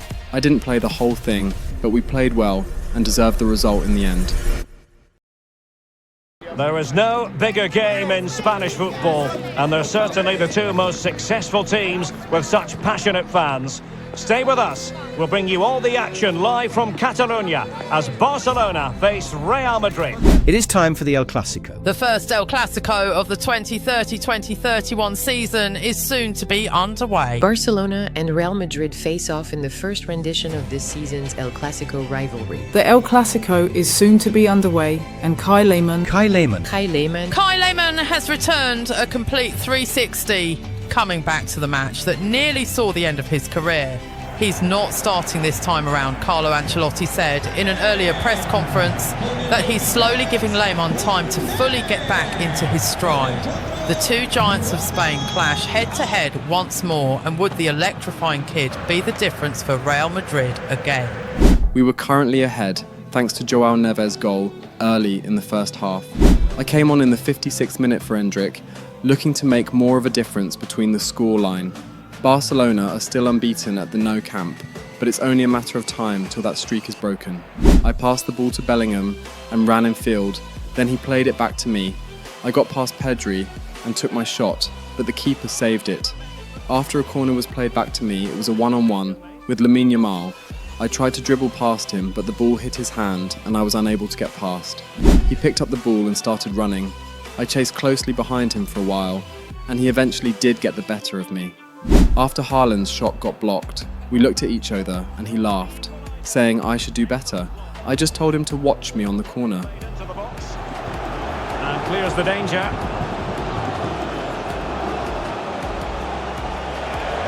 Room to roam for the merengues here. And it's opening up. And it's in! Real Madrid firmly in charge here. It was a good run for me, and Camavinga put himself in the perfect position for my assist. Shortly after that, he was in on goal, but his shot was blocked by Maignan. Later on, Musiala played a good pass towards Haaland, and they pulled one back. I was playing not great. I was trying not to get injured, so I was giving up before potentially dangerous tackles could be made, and that fear of a relapse was affecting my game. It was evident I'd get past one or two defenders and then just give up on the run, or sometimes I just straight up lose the ball. Haaland had a clear chance to equalise, but he hit the woodwork from point-blank range. He had another chance, but Mike Maignan stopped it heroically. Sadly, we couldn't hold the lead, thanks to a really good goal from Lamine Yamal. Well, it's the late show, and they are level again. And who else to do it but Lamine Yamal, who has been at the front and centre of Barcelona these past couple of years. I tried one last shot before the whistle went. It was good, but it couldn't beat the keeper. Barcelona are still unbeaten at their home ground, and both of us are still unbeaten in the league so far. We both have a game at hand, so we're 7th and 8th on the league table respectively. Lamine Yamal came to meet me after the match to talk for a bit. We told each other that it was a good game before heading into the tunnel. Ancelotti called me into his office after training for the next match. He said he noticed what happened in the last match. I get past a player, then I just give up. I don't pass, I just lose possession. He said that can't be happening. He said I need to sit up. He understands that I'm trying to prevent what happened last season to happen again, but I have to confront it, not run away from it. He said I'm good enough to still produce results regardless, but he needs me at my best, not at 50%. On my way home that day, I thought about it. He's right, I really don't want another relapse. I don't want to be out for another season, or worse, be forced into an early retirement because of a goddamn head injury. I called Chloe on my way back home. I could have just waited till I got home, but I needed to talk to someone at that exact moment, and who better to talk to? Hi baby, what's up? Nah, it's nothing. I was just missing you. Really? You're on your way home now, are you not? I know. I guess I just wanted to talk to you before I got home. Okay. Obviously something's wrong. What's happened? Training went bad? I don't know if you watched my match in the El Clasico. You know I don't miss a single one of your matches, babe. True. But towards the end of the match, I just switched off. Yeah, I noticed. Why though? Because of a head injury? Yeah. Ancelotti noticed as well. He told me he understands why, but he needs me at the top of my game and all of that. And I also need myself to be at the top of my game. How can I be the best player in the world if I can't even get over this? First of all, calm down, Kai. Second, don't push yourself too hard. It's literally been 2 games. You did well in pre-season, and it's not like you're doing bad right now. Fine, your zoning out may have cost your team the win against Barcelona, but this is something I've seen you come out of in the past. It's not going to last, so if anyone can do it, it's definitely you, babe. I guess you're right. Of course I'm right. Thank you, Chloe. I'm honestly glad you're in my life. It's not a problem. That's one of the many reasons I'm here.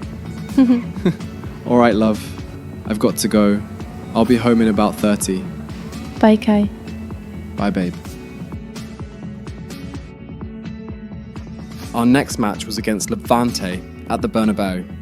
I came on for Endrick in the 60th. I kept on repeating to myself, take it easy, play well, but take it easy. And it was a good match. I got my first goal in the league after a good run in the 73rd minute, increasing the lead to 2 goals. Opportunity and a goal! They've increased their lead and they don't want to be throwing it away from here. I had another good run, a confidence-building run, and my final pass to Mbappe was good. But it was offside. That was the last actual attacking opportunity of the match. and we won it 3-2. Kickoff is nearing, and there is increasing excitement inside the stadium. Who has the ingredients necessary for victory? What will be the other storylines out there on the pitch? We're on the cusp of finding out. Stay tuned, we'll have all the action for you live from the Bernabeu here on EA TV. The next match was against UD Las Palmas, currently just 2 positions under us on the league table. They've started their season well, but they shouldn't be a problem for us. Before I left for the match, Chloe said I shouldn't wear my mask onto the field till the match is about to start. I asked her why, and she said it's nothing important. She just wants more time to look at my face before the match starts. I just laughed and agreed with her. Mbappe and I played around their defence and opened the scoring in the match. Become bit part players. Well, wait a moment, Stuart, look at what's happening. In it goes! The goal for 1-0, and that changes the dynamic. I had my first opportunity for a free kick in Madrid, but unfortunately for me, the wall did its job, and I didn't particularly hit it to my liking. I had a long shot on goal, and the keeper had to stretch. But he got there. It was now 1-1, and we had a counter-attack after a corner. I threaded the ball through to Mbappe, and he got his second of the match. And it's in! They're back in front! Stunning scenes here! It was a tight game, but we won. 2-1, a well-earned victory. I got the man of the match. Apart from the 2 assists, I played well the entire match. I wasn't at my best yet, and I made sure not to take on any defenders if I wasn't mentally ready for it. So I passed more, and it turned out well. Our next match was against Almeria, a newly promoted side. They started well and got a goal early on. I made a good run and floated the ball to Leao, but the keeper saved his overhead kick. I played a pass to Mbappe, but the keeper covered his near post well. Shortly after that, I got the equaliser in the match. And a chance to level it, and it's in! Beyond the goalkeeper, Real Madrid are level! I crossed Mbappe, and this time he volleyed it from close range, and the keeper had no chance at all. They equalised, and we had one more chance. Passing to Mbappe was the better option, but I needed to overcome my current demons. I got past the defender with a move he would have never expected, but my right foot let me down for the finish. They scored at the end of the match and won it. It was bad. We lost to a side that just came up into the league this season. If I passed there, it would have probably been a draw, or they might not even have gotten the morale needed to score. We were unfortunate. I was unfortunate at the end there, but it happens. 3 points squandered. We just have to pick ourselves up for the next match. And the next match was in the Champions League against Rangers. And the floodlights are shining down on the players here in the Spanish capital of Madrid. We're at the Bernabeu. I'm Derek Ray, in position to bring you live match commentary. And my expert analyst, as always on these occasions, is Stuart Robson. And it's the opening contest for the 2 teams in this Champions League season. It's Real Madrid, and they face Rangers. Well, the hosts certainly go into this game as strong favourites. They have better technical players and can be brilliant when everything clicks. But their opponents are well organised, resilient and pose a threat on the counter-attack. Therefore, an early goal will be the main priority for the home team. I had a chance on goal, but it wasn't good enough to beat the keeper. Then this happened. And it's played into the centre. And the diving header! The fans erupt, as they've every right to. That was astonishing. Not just any old header. A touch of artistry about that. My goodness! I won another free kick later on in the first half, but I couldn't generate enough power to beat the keeper this time. I had another chance for a good run. When I see these chances, I always take it. It's thrilling to get past a lot of players in that way. I took the shot though, but I couldn't beat the keeper. I had another shot after a pass from Timber, but the keeper saved it again. Rangers got another goal, and shortly after, Mbappe put me in on goal. Incisive pass from Mbappe. Oh, the post denied him. Safe to say that it's not my game. I had another chance on the volley at the end of the match. We lost our first Champions League game, and everything seemed like it was going to shit. Social media was out to get me. Flo called me and told me the best thing to do is just stay quiet. Turn off my phone, don't look at any more messages, and just focus on myself. Work on improving myself and show the Madrid fans through results. I listened to her, But in the next match against Valencia, it wasn't just me this time around. I mean, I was misplacing passes left and right, but I still later got an assist. I was making bad touches, and we lost yet another match. It was bad, 8 points behind the league leaders. Barca also lost a match, so they're not far off. But the whole team needs to sit up, not just me. That was pretty much Ancelotti's message in the dressing room. Against Leganes, we played better, getting shots on goal and on target. I opened the scoring after a good lob from Mbappe. Chance for him to get in behind, maybe. A goal! On the back of sustained pressure. Now they deservedly hold the advantage. And about 10 minutes later, I found him, and he got the second of the match. Goodness, he's caught that so well. A goal of the highest class. Fantastic technique. We won the match. Our fans were happy with it. At least we finally got 3 points. We just need to improve on this result. I got the man of the match. I wasn't perfect, but I did relatively well. Rayo Vallecano was next. Before the match, Jonathan Tah, the captain, made a speech. He told us to go out there and prove why we're the best team in the world. And we did. I opened the scoring after a satisfying 1-2 with Mbappe. Here's Stewart. In it goes! Real Madrid take the lead in the derby. And just look at the fans. Utterly delighted. I won a free kick, and I gave it to Waneri after he asked me, and he put it away nicely. And that is a free kick artist at work. What a goal it was! We got the third goal of the match, after the three of us in the front three linked up. The match ended 3-1, a very good result for us here today. And the next match was going to be a tough one. We already lost our first match in the Champions League, but this one, it's a must-win against a tougher opponent at that. This is the kind of occasion we all relish as football fans. Non-stop hype all week long, and now for the action. Good evening and welcome. There's so much to be enthused about going into tonight's contest here at the home of Manchester City. I'm Derek Ray, and ready with his tactics board alongside me is Stuart Robson, my commentary partner. And what we have coming up for you is action from Champions League Match Day 1. It is Manchester City, and they take on Real Madrid. Well, I'm looking forward to this one, Derek. It's so important that you get off to a good start. So let's hope both sides go for the win here and we get an exciting match. Rain in Manchester, not a new concept. We're at the home of Manchester City tonight. League phase game. It is Manchester City, and they take on must score.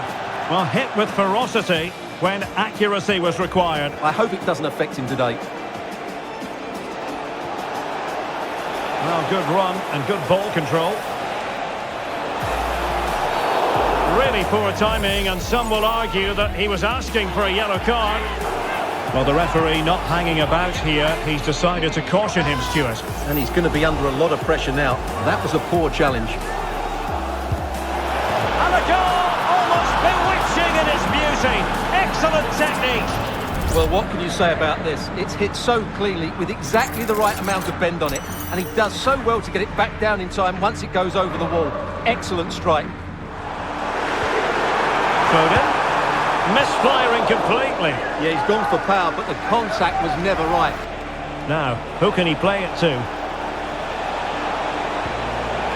Mbappe. Kylian Mbappe. And a goal it is for Real Madrid.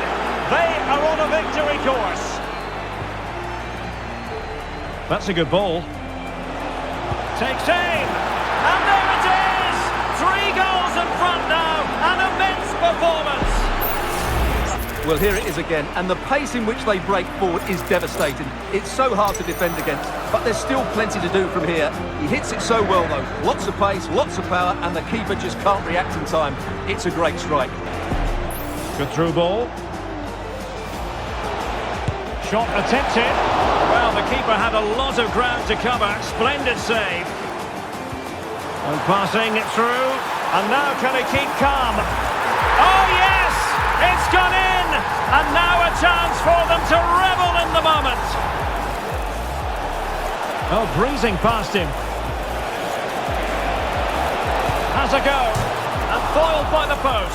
Well, so close to extending their lead there. Just a matter of inches. Well, they can't dwell on not getting the rub of the green. Perhaps they can create another chance now. Well, he didn't miss by all that much. Wide in the end. It was a very good half for us, entertaining.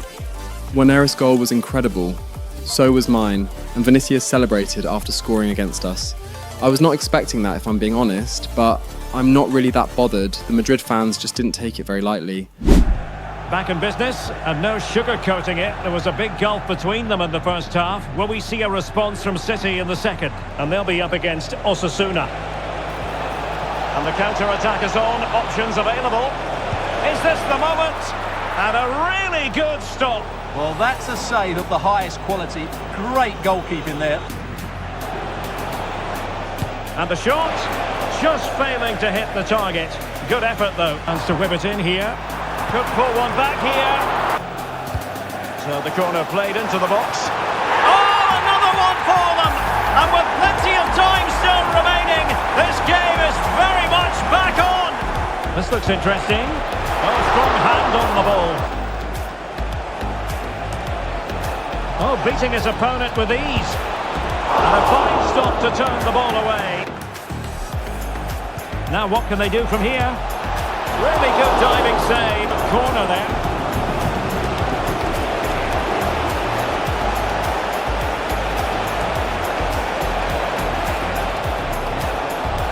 Real chance. Oh, he couldn't outwit the keeper. Well, they'll be looking to add to their advantage. Prepare to take on the shot. Well, such a high degree of difficulty, not quite in the end. We did the business in the first half and did well to hold on to our lead in the second. A good game for us, and a win against such a solid Manchester City side was perfect. Chloe's due date was coming and she was getting more restless. My mum was with her majority of the time and I appreciated it. That night, Chloe and I sat on the sofa in front of our bed and talked, mostly about baby names. We decided not to check if it's a boy or a girl. We wanted it as a surprise. If it's a boy, we decided to name him Caden, and if it's a girl, we'd name her Kaya, keeping the K running in the family. After freshening up and brushing my teeth, we went to bed. I woke up early the next morning to work out. My personal trainer has been on my neck lately. I did all my sets, getting ready for training today. It was not the best of seasons for me. It also wasn't as good as last season in terms of goals, but my assist numbers were surprisingly up. I've been feeding Mbappe mostly, and he's such a good finisher. He converts almost all my passes. The next match was Osasuna. They haven't had a good season so far, but we just need to make sure we come out on top. I spoke to the team in the huddle before we started, a little bit of a confidence-boosting speech, and it worked. My first attempt wasn't very good, and the keeper was able to save it easily. I had another shot on goal. This one was better, but the keeper stepped up as well. Later on, Rafa Leao got the first goal of the match. They equalised before the first half was over, and after we came out from the break, I played in Mbappe in a counter-attack, and he put us back ahead. And this time it's in! Fabulous goal! And just look at the celebrations! I won a penalty in the 74th minute, and I put it away to extend our lead. Extend their lead. And the penalty is converted. I don't think anyone really questioned him. We won the match, 3-1. Goals from Leao, Mbappe and I. Our next match was against Real Sociedad, and we weren't as fortunate in this one. The keeper saved my first shot of the match and saved the rebound from Neves as well. They scored early in the second half, and I equalised after a penalty that was chalked up as an own goal. Oh no! Not a moment the keeper will want to revisit. Well, he's got to pick himself up now. I had a free kick from way out. I haven't attempted one from here before, but a goal like this after a penalty would be insane. I took it, I got the right amount of power on it, the right amount of curve, but the height wasn't good enough. Nothing much happened in the match after that, and we lost yet another game. We were well off our usual standards today, and with the quality we have in our squad, the performance was just not good enough. It's completely fair for the fans to demand more.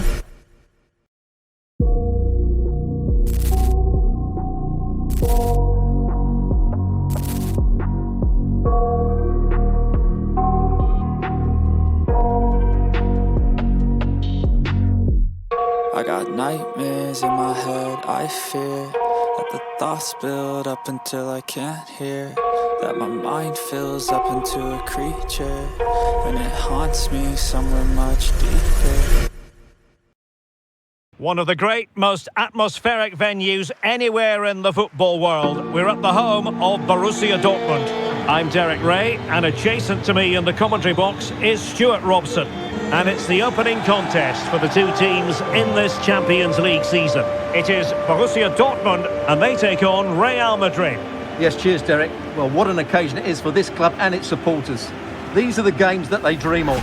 No doubting they're the underdogs, but if they can frustrate their opponents, stay in the game up until half-time, you just never know. Hopefully we get a great cup tie and maybe even a massive surprise. It was not a good memory for me, and I had come back to face them. Last time it was at the Bernabeu, where I almost lost my career, and most importantly, my life. But the important thing is to move past it. I hope I can in this match. Reina has already apologised to me many times over after it happened, and he apologised again when I saw him in the tunnel. There were no hard feelings. I knew he didn't mean to. We just have to go out and defeat them. Wishful thinking with the form we've been on. Well, we're in the rainy western part of Germany, and it has been raining in the build-up to the game here in Dortmund. Well, this should be a good one, Derek. These European nights are always... And denied by the keeper. But it's important that the wide players come in field to join the centre forward at the right time. It's a good Dortmund move in the making. Can they forge ahead? They do! And you've got to say they're good value for the lead. And teammates around him. And the keeper's hand does the trick. The inventive stuff from Real here. Has eyes for goal! And the cross goes in. Oh, a moment of pure class! Had to catch it perfectly, and didn't he just? Marcel Sabitzer just needs to steady himself. And that's the hat-trick! Tearing apart this defence time and again. They simply can't handle him. And the referee brings this match to a close. Not the result Real Madrid were looking for. I wonder what you made of this. Well, Derek, the fans are right to expect more. The tempo of their passing was too slow. They were second to the ball too many times and were beaten by the better side today. The team talk after the match was brutal, but eye-opening. If we continue like this, we're actually going to have the worst season in years, and even be at risk of losing a Champions League spot for next season. So we had to step up. Guirassy was the hat-trick hero as Dortmund beat Real Madrid 3-0. Guirassy scored the last goal of the match and completed his hat-trick to help his team seal a 3-0 win against Real Madrid. After a great performance, Guirassy is named Player of the Match. Our next match was against Getafe in the league. Bellingham was on a short-term injury after the match against Dortmund, so he would be missing out on this one. The match started well for us. Mbappe was there to find the back of the net early on in the match. In it goes! Real Madrid take the lead in the derby! I had a shot on goal after taking the corner short, but the keeper claimed it comfortably. I floated one to Mbappe, but his header was weak at best. And in the closing minutes of the match, when the score was level, I took my shot, but the keeper got down well and fast enough to keep the effort out. An 8.1 rating. It wasn't a bad match overall. We had a much better match than we've had in recent times. But we still need to get our finishing form back. I still need to get my finishing form back. After the match, after the team talk from Ancelotti, which motivated us more for the next game, I got a call from my mum. Chloe's water had broke. I wanted to be there for her, but we were playing an away game, and I can't rush the entire team to go back. So I was going to miss it. By the time I got to the hospital in Madrid, she had already given birth. She was still sleeping. I held my baby in my hands. She was a girl, Kaya, and she was beautiful after returning the baby to the nurses. I sat down with my mum and we talked in the waiting room for a while. She told me how much she's proud of me and Corey, and our achievements so far at such a young age. A couple days later, she was discharged from the hospital. I'd been going for training sessions here and there, so I don't miss out on the coming matches, in case Ancelotti wanted to do something different. The next match was against Oviedo, and we were currently 4th on the league table, behind Barcelona in 3rd. Athletic Club had done really well so far to be the only unbeaten team in the league, but will they be able to hold that form for an entire season? The match against Oviedo started, a recently promoted team, so this should be a win for us, a must win. I won a penalty in the 28th minute to put us ahead in the match. And the penalty is converted. I don't think anyone really questioned him. Bellingham played a good cross to me and my header was blocked. But we were playing a lot better than usual now. That goal was the only one in the match. It was an open game for us. We played really well. We just weren't able to get more than a goal. I finished with an 8.1 match rating, one of my better ratings this season. The Ballon d'Or ceremony was the next day, and we all know who is lifting the award. Lamine Yamal was a key part in Barcelona's treble last season, racking up 81 goal contributions as well, and going ahead to win the World Cup. It was an insane season for him, and for Barcelona, and it was well deserved. I met up with him after the ceremony was over to congratulate him. We talked for a bit more before heading our separate ways back to Spain. Inter Milan was next in the Champions League. It was a tough group of fixtures for us, and we've struggled so far. But I believe this should be a turning point for us. I believe we should be able to come out of this on top. Before the first training for the Inter match came, I called Flo and told her I needed to make a bunch of investments. A couple days later, we got on a conference call with my financial advisor and I bought a whole lot of stuff. From the investments with low risk to things like real estate, mostly in London and a couple here in Madrid. The Inter match came and it was going to be a tough one. High-octane football, we can virtually guarantee it. Two quality sides ready for battle, knowing full well they must give their best.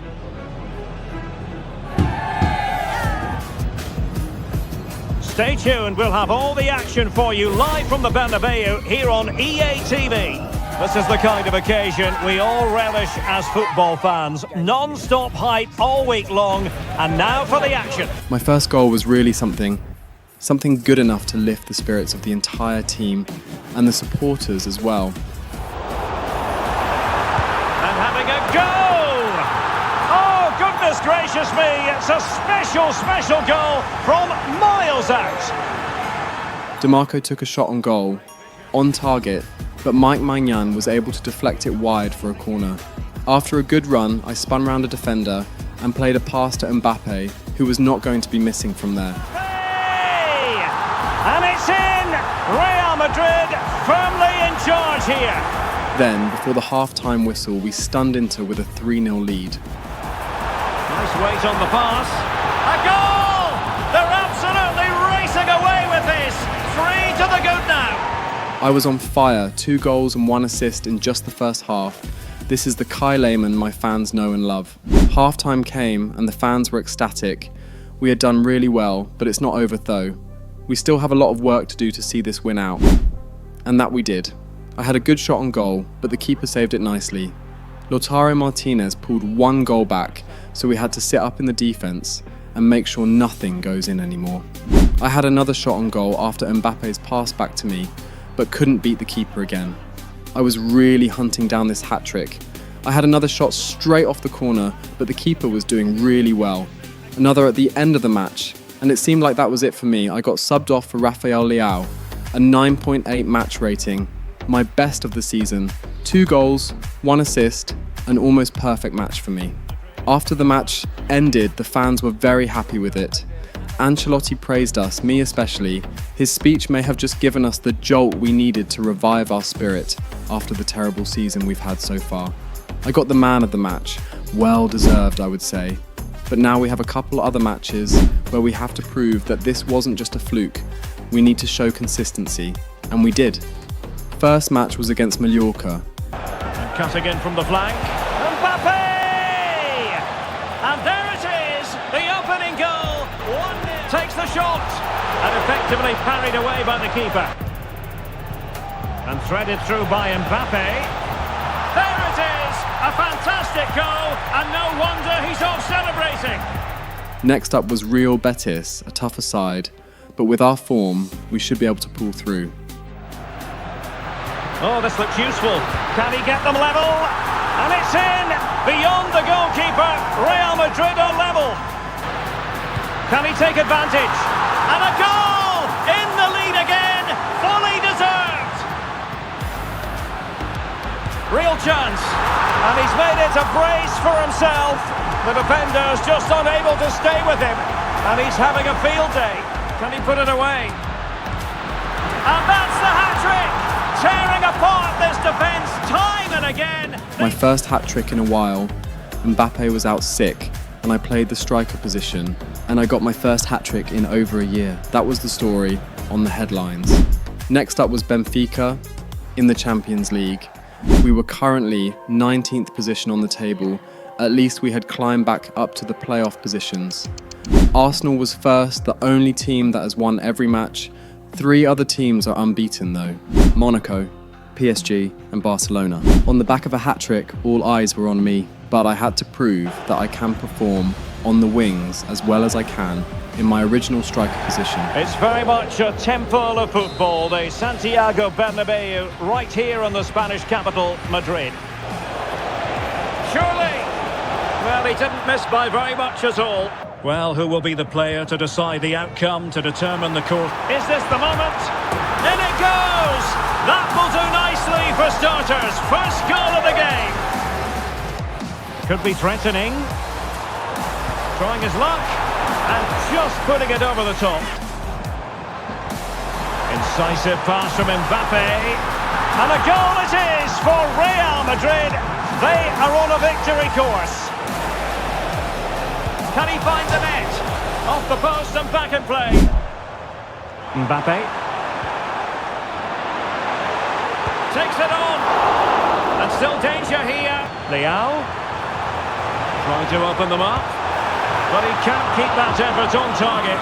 And a scoring update for you from the Borussia Dortmund match.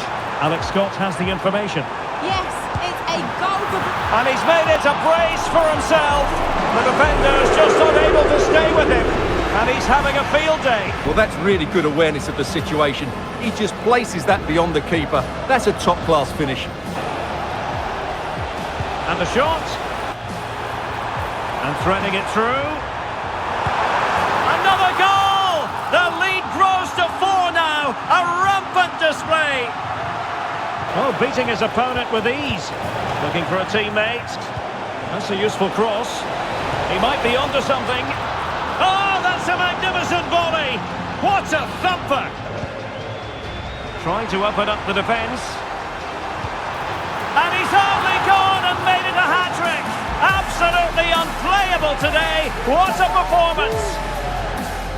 The fans are shouting, shoot. The match ended 5-1, and I got goal number 300 in my career. A milestone that not many footballers get to in their career. But I have done it at just 22. We played like a completely different team compared to earlier this season. A back-to-back hat-trick for me, a 10-point match rating. I am back. We were still 4th on the table, with 29 points. Barcelona was 6 points ahead in first. Athletic Club had dropped points and given up the lead. We had a bit of time before the next match, and I wanted to celebrate my 300th goal in my career. It's not easy, but I've done it, and I'm just 22, turning 23 in a month. My mum took care of Kaya, while Chloe took me out on a date. We went to see a movie that night. Then we went bowling, where we met some of my closest friends here in Madrid. And after that, she set up a picnic, where we just ate and looked at the stars, talked a bit about a bunch of things, and when she was tired, I carried her back to the car and took us home. Hello everyone, great to have you with us, and this is the scene here in Vigo at the Estadio de Balaidos. It was time for the match against Celta. They were currently in the top 10 so far, so they're a team that might just have the means to upset our form, so we have to make sure that doesn't happen. Good looking move, Kylian Mbappe, an early goal, it is the ideal opening. This to put them in front. And a timely penalty save. Chance to cross. And this time it's in. Fabulous goal. And just look at the celebrations. I didn't score. I missed a penalty, which was a good chance for me. But Camavinga was able to get the goal to seal the win. A good match for us. The defense did really well. Bellingham, in particular, had a really good game and was rewarded with the Man of the Match award. Here in Spain, it's known simply as El Derby. The two Madrid rivals, Real and Atletico, about to go head-to-head, and it's anyone's guess who will prevail. The action is live. Next.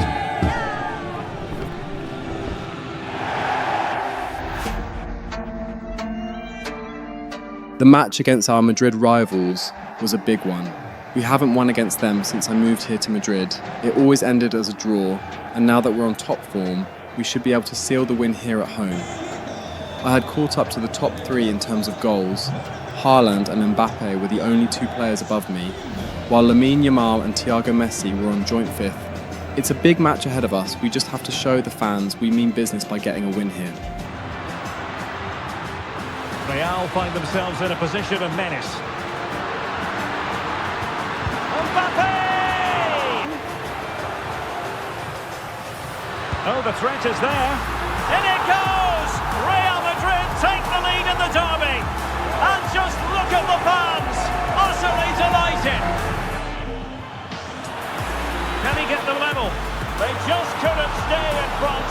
And now this match is all square. Well, that's how to keep the opposition at bay.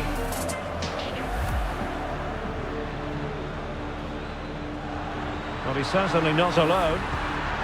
Mbappe. Chances on. And a goal! Just like that, they're back in front. Camavinga. And Bellingham. And the shot.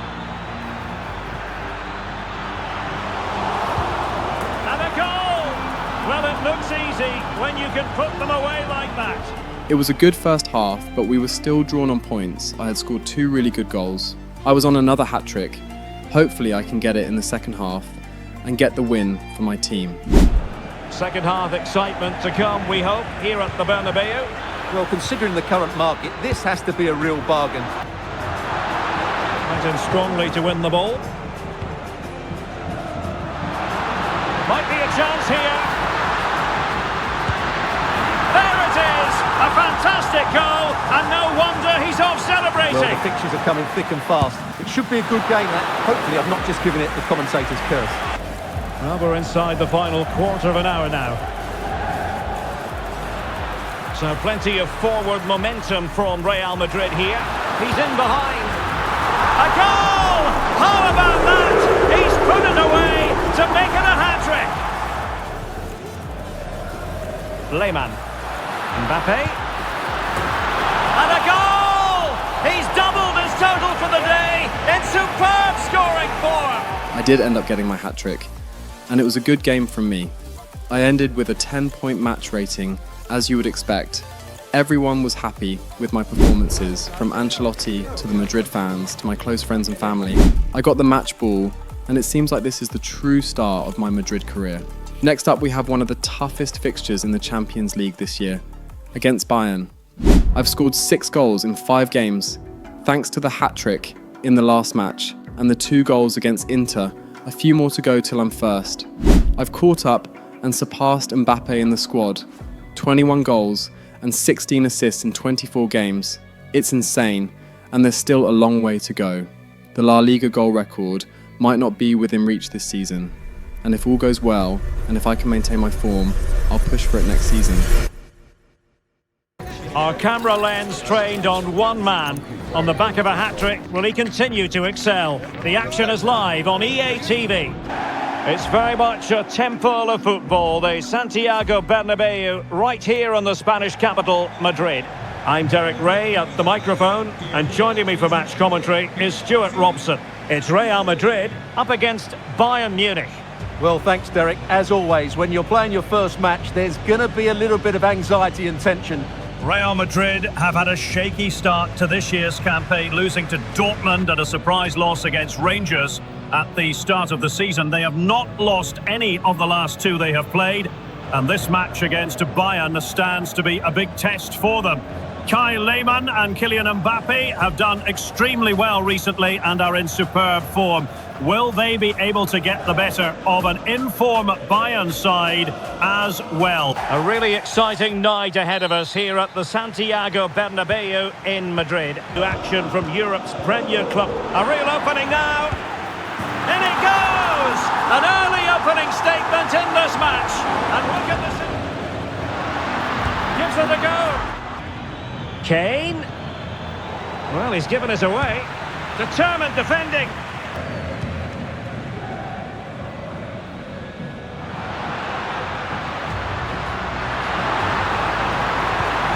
see about the cross.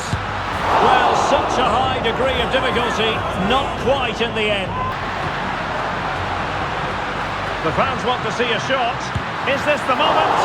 And the keeper's hand does the trick. Kane, and the keeper more than equal to it. Palinha. He'll have a go here. And now Guerrero. Big chance to get them on terms. And a goal to level it up for Bayern. Kylian Mbappe. And threaded through by Mbappe. And a goal to re-establish their advantage. Just look at the celebrations. PSG, they're back in this now with 7. In it goes! He's made it a brace for himself. No stopping him apparently.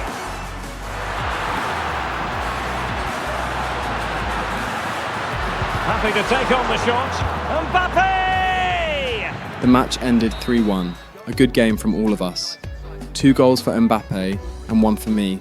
Ancelotti praised us in the dressing room. After a match well done, we had completely turned things around.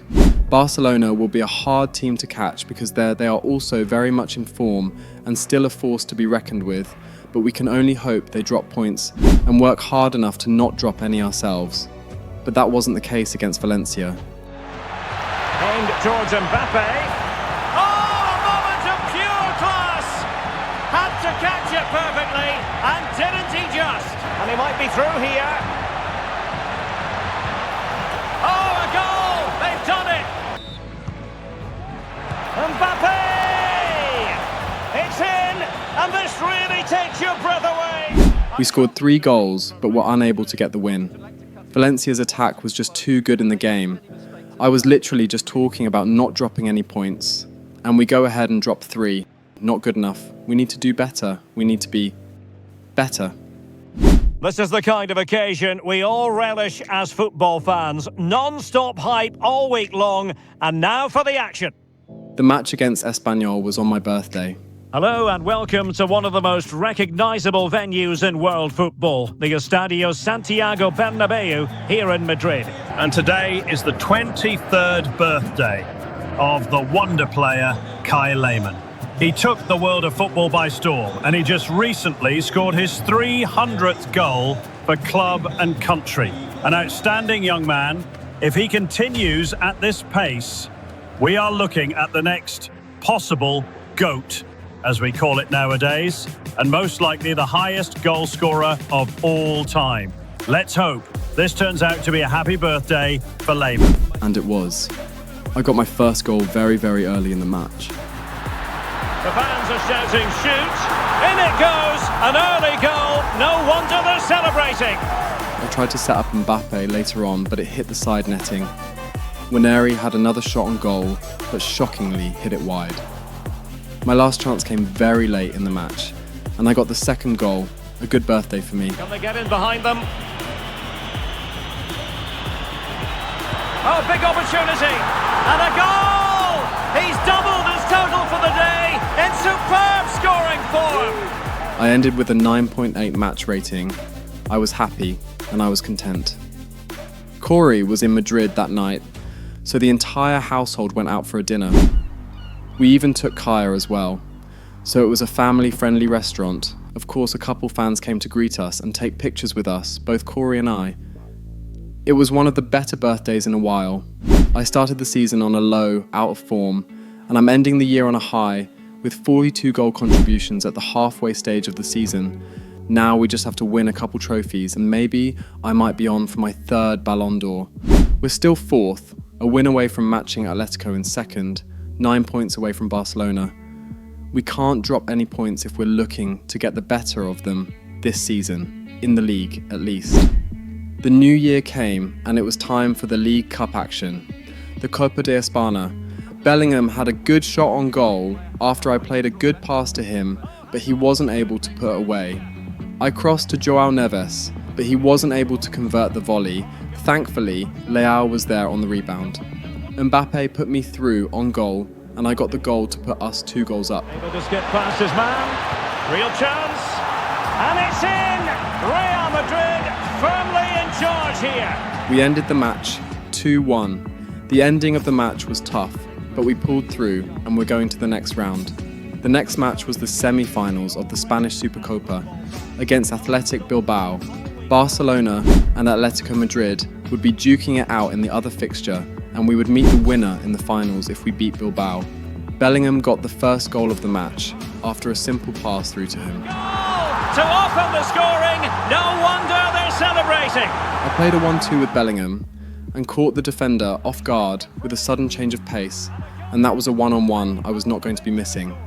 I gave Waneri the chance. After I won a penalty, he hasn't really had a good season in terms of goals and assists, so I did that so he can get his confidence up, and he put it away. I tried to curl it round the keeper from outside the box, but to no avail. I played a cross into Mbappe, and the keeper saved it once again. We did really well in the match. The keeper stepped up late for them, so we couldn't score more, but 3-2 was a result I could take, and the finals was next, against Barcelona. Well, you only need to look at the history books to see how close this fixture historically has been. Barcelona at home against Real Madrid on this occasion. We haven't beaten them since I got out on injury. They beat us in the Copa de España finals last season, but with one more reliable player in the attack for Ancelotti, maybe we can clinch the win against them this time around to win the Supercopa. You saw me crack, didn't ask why. Just sat in the dark till I came back to light. Shared shoes, shared bruises. My first fight you swung to, no one loses. It's a special goal. Racing away with this. Was just unable to stay with him. It was like some kind of mental block was released. Nicely for starters. First goal of the game. And he's having a field day. Out of nowhere, I found my form. Playable today. What a performance. Kai Lehmann, whose form was shaky at best since the beginning of the season, has started finding the back of the net in old and spectacular fashion. His goal numbers have increased in a short amount of games. It's good to see him back to where he once was. His fans now have what to expect when he comes out to play on the pitch. Kai Lehmann's form came back in time for the Russia-Barcelona fixtures, the Supercopa finals, the Copa de España, and the reverse fixture at the Bernabeu in the league. Moonlight on my wrist, cold touch. Soul tie, cut loose, no love. You were past life, left in the dust. I've gotten 27 goals and 18 assists all season. And it's absolutely crazy that the majority of these numbers came in just November and December. I've done really well. But now, I have to focus on the Supercopa finals against Barcelona. We've defeated them once before, and now we absolutely have to at least win this trophy back-to-back season. The match started well for us. I played a cross into Mbappe, and he headed Waneri in on goal, and he put it wide. After a corner, Maignan threw it far towards me, and I played in Waneri one time. He ran round our former Arsenal teammate Lewis Skelly, and his shot unfortunately hit the bar before getting cleared. Haaland took a shot, and our keeper kept it out. Mbappe was there to prevent their goal after Maignan messed up. He cleared it far to Waneri, and this time the roles were reversed. He played it one time to me, and I made the run round the defender this time, and I wasn't going to miss. And a goal! Now they've broken through. 1-0 here. Almost immediately after, he played another good ball to me, and I hit the volley sweet, but straight at the keeper with my right foot. Waneri had another chance after Mbappe picked up the rebound and it hit the post again. Musiala hit a good header on goal, but Maignan saved it in style. Half-time came and it was an evenly matched game. The only thing separating us was my goal. We started the second half and Barca was really pushing for that equaliser. But their momentum was cut short after Bellingham played an accurate, low range pass into my stride and I made it 2. Now can he keep calm? And it's gone in! The team's separated by 2 goals now. You cannot say they don't deserve it. Mbappe played me on goal for my hat-trick, and this was the dumbest offside decision I've ever seen in my life. I literally was not offside. After going through the Barca defence, I gave it Waneri, and he put Mbappe in on goal, but their keeper did well to keep him out. Haaland had a good shot on goal after, but his effort was pushed wide. I had another opportunity on goal after their corner, and we all know I don't miss these. Well, maybe a good position from which to counter. And he might be through here. And that's the hat-trick! Tearing apart this defence time and again. They simply can't handle him. Endrick tried the keeper after he came on for Mbappe, but Ter Stegen covered his near post well. I floated one over to Endrick after the corner, and he headed it wide of the post. He had another chance, really looking for his goal, but Ter Stegen wasn't having it. We beat them 3-0, my hat-trick. I had single-handedly picked Barcelona apart, and I was living for it. After we lifted the trophy, and everyone had settled down after the celebrations, I met Lamine Yamal outside in the parking lot. He showed me videos of a new player a lot of people have been comparing to the two of us. His name is Devon Stone, an American that played for LAFC, signed 2 seasons ago, and he's all of a sudden lighting the MLS on fire. I looked at his play, he was good. I asked Lamine what the problem was, and he told me that he called us out. Apparently Atletico Madrid had offered him a deal so he would be coming to the La Liga next season. And in the video I was watching, he specifically said he was coming to Spain to destroy Kai Lehmann and Lamine Yamal. He just put the video out an hour ago, and as soon as Lamine showed me this, Flo called me, telling me about it. I told her that he's probably just chasing clout, and if he does make it here to Atletico Madrid, I wouldn't mind a little extra competition. I told her thank you for letting me know. I hung up, and Lamine and I went back to our separate teams. One man the focus of attention. A hat-trick in his last game. Will he prosper once more? We'll have the action on EA TV. The next match was against Barcelona again, this time in the Copa de España. But before that, the football world was buzzing. The 2031 Team of the Year had been announced. Sadly, I wasn't on it after my season-ending injury last year. I'm looking to enter the list next year, so I just have to keep up my form and have a good season this time around. Real Madrid and Barcelona. And today they find themselves on a collision course here at the Bernabeu. Stuart, it's a privilege to be here. Well, it certainly is, Derek. This is a bitter rivalry between two of Europe's best. The writing is on the wall, isn't it? We've only played a few minutes and already Barcelona have put out a great save from the keeper. They've got to make it count now. Yes, end-to-end stuff, but now they're forced to track back. Chance here! A goal in the early stages. Precisely what they had been planning. Oh, good vision. Well, the keeper reacted magnificently. Well, the danger is still there. Gives it a go. Well, somehow the goalkeeper got to it. Over it comes.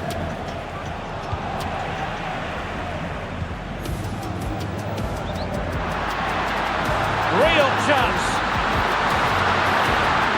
Will he? And a goal to increase their advantage to 2 overall. That little bit of a cushion.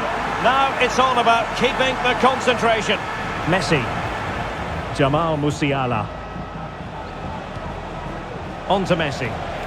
Haaland. And he's made headway. And oh, it's in.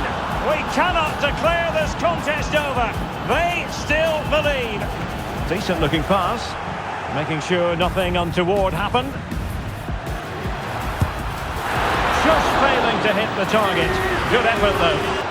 This looks more than decent. That's a useful cross. Simple for the keeper. Haaland! And inspirational goalkeeping. Well, that should have been a goal, but what a save that is from the keeper. We were all up in their faces in the first part of the first half, like they were still stunned from the last match, but they later picked themselves up and got back into the match. In the second half, we have to try our best to hold on and probably get a couple more goals. Well, it is advantage Real after the first 45 minutes, but there's a long way from being settled. And passing it through. Excellent position taken up by Mbappe. And a goal! Cause for celebrations again. 2 in front. On to Messi. And Barca moving the ball with purpose. And he takes on the shot. Erling Haaland. And what a magical save it was. Laid into the centre. They're going to be frustrated come the end of the game. And And he's alone in the middle by the look of things. Well, didn't miss by very much, and never easy to strike it on the volley in that fashion. Haaland could reduce the deficit, and he does. There is hope for them, despite the adversity they suffered earlier. Haaland, can he put it away? Well, it looked as though he was going to net another one, but the keeper getting in the way. Now with Messi.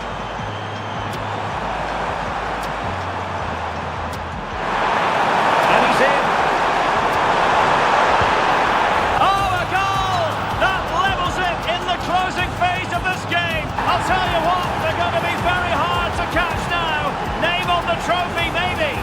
Well, as you can see, he's a dangerous runner with the ball. He has such good balance and pace. That's a top-class goal, isn't it? We did get a goal immediately after the second half whistle, but Haaland and Messi were able to take the match to extra time. Extra time kicked off, and nothing really happened. This Haaland shot was the only attempt on goal for the entire 30 minutes. So we had to go on to penalties. Endrick and Lamine Yamal missed the first penalties for both teams. Everyone found the back of the net after that till Mike Maignan saved Pedri's attempt. And it was down to me to win this for my team. A goal here to finish it.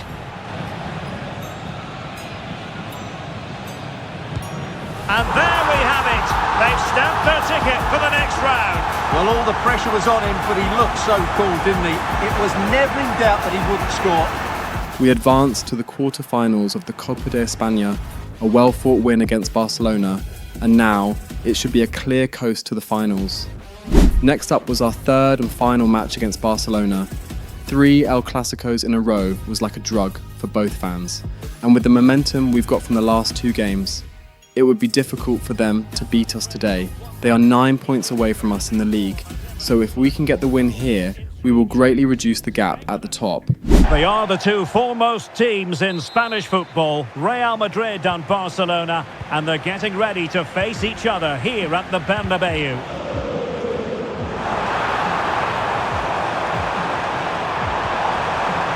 He fancies it. Ball is loose. Oh, a sensational save! And over comes the corner. In a good position to clear it away. That's effective pressure, high up the pitch. And just a little bit off target, just wide. Now possibilities in the centre. Well, the header needed to be a lot better than that. Mbappe, might be a chance here. Keeper getting the touch. And Barcelona being afforded too much space. Good looking cross. Oh, a goal! How about that for a degree of difficulty? Simply off the charts. Opportunity. Oh, magnificent from the keeper. Mbappe. And a good looking ball. And rattling the post. Well, the supporters think it's on. A glorious chance. And it's in! Beyond the goalkeeper, Real Madrid are level. Oh, that's a fine-looking pass. Well, the goalkeeper making a big contribution and denying him another one. Let's see about the delivery. In the corner, too close to the goalkeeper that time. Kylian Mbappe. Oh, what an opportunity! A goal! That's 2 for him today! They simply can't stop him! No wonder he's celebrating! Pedri. Oh, that's textbook goalkeeping. We won the match 2-1, an overall good match for us, for me. I scored 5 in 3 against them. I felt like this was our time, and we can finally get back all the trophies from them. As predicted, we were now just 6 points behind them, and drawn on points with Atletico Madrid. Bilbao had played an extra game, so if we win our next match, we would be going ahead of them. On my way home that evening, Corey called me to tell me she was coming to Madrid for a bit. She just finished working on her album, so she's coming for vacation till August. My mum, who we still haven't completely convinced to retire from her job, had gone back to London, so it would just be Chloe and Corey in the house, along with baby Kaya, who Chloe has not taken her eyes off since she gave birth to her. When I got home, I told her that Corey would be coming over for a bit. She was excited because her and Corey really bonded, and I really liked that. I played with Kaya myself for a bit. I was really tired after the 3-peat against Barcelona, so I kissed Chloe and Kaya before going to bed for the night. In the Champions League, we were up against Olympique Lyon, the penultimate game in the league phase. We had made it out of the playoffs, so we just have to win these next 2 matches to progress straight to the round of 16. Easy enough, right? Mbappe got the first goal after my assist, and we just couldn't find the back of the net after that. Lyon did equalise, and we dropped 2 points, an unfortunate, frustrating draw. I got the man of the match. I played well, really well, but was just unlucky on many occasions. We had Sevilla between the 2 Champions League matches, and we won the match 3-0, courtesy of Mbappe's goal and my brace. The last match in the Champions League phase was against Apoel FC, another unlucky match for us, full of offsides and missed chances. They scored in the final minute of the match. I equalised to keep us at the top of the playoffs. And drawing it back. Oh, drama here! All level again! Incredible scenes! It wasn't our best performance, but at least we didn't lose the match. Ancelotti wasn't happy with us in the dressing room. I did get the man of the match again, but it's not as special if we don't win the match. Corey came the day after that match, and we did what we both did best. Went to parties, hung out at parks, talked a lot about anything and everything. She was my best friend, and I wouldn't replace her with anyone else. She got a lot of toys and gifts for Kaya as well, and hung out a lot with Chloe whenever I was training, or in a match, or just generally busy on calls with Flo about brand deals and all sorts. My Nike deal would be expiring at the end of the year, and Flo told me they're looking to renew it. So I just have to keep up my form. We won the match against Las Palmas, courtesy of Winery and Fran Garcia. Winery, Militao and Mbappe got on the score sheet in the 3-1 win against Eibar in the Copa de España, and we advanced to the semi-finals, where we would be playing Oviedo across 2 legs. Before the transfer window finished, Ancelotti brought in Mazraoui into the team for squad depth in the full-back positions, especially at right-back, where Militao occupied.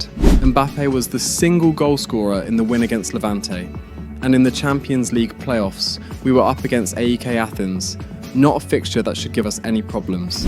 I got the Player of the Month award for January. I once won this award back-to-back in 4 months, so it was nice to finally get it again after almost 2 years. It was a big win against Athens, 5 goals split across 4 players. So the round of 16 is pretty much already on site for us. We welcome you to one of the great football cities anywhere in the world, and these 2 sides are certainly 2 of the biggest in Spain, with fans who really care. Stay tuned, we'll bring you all the action from the Metropolitano as Atletico take on Real Madrid.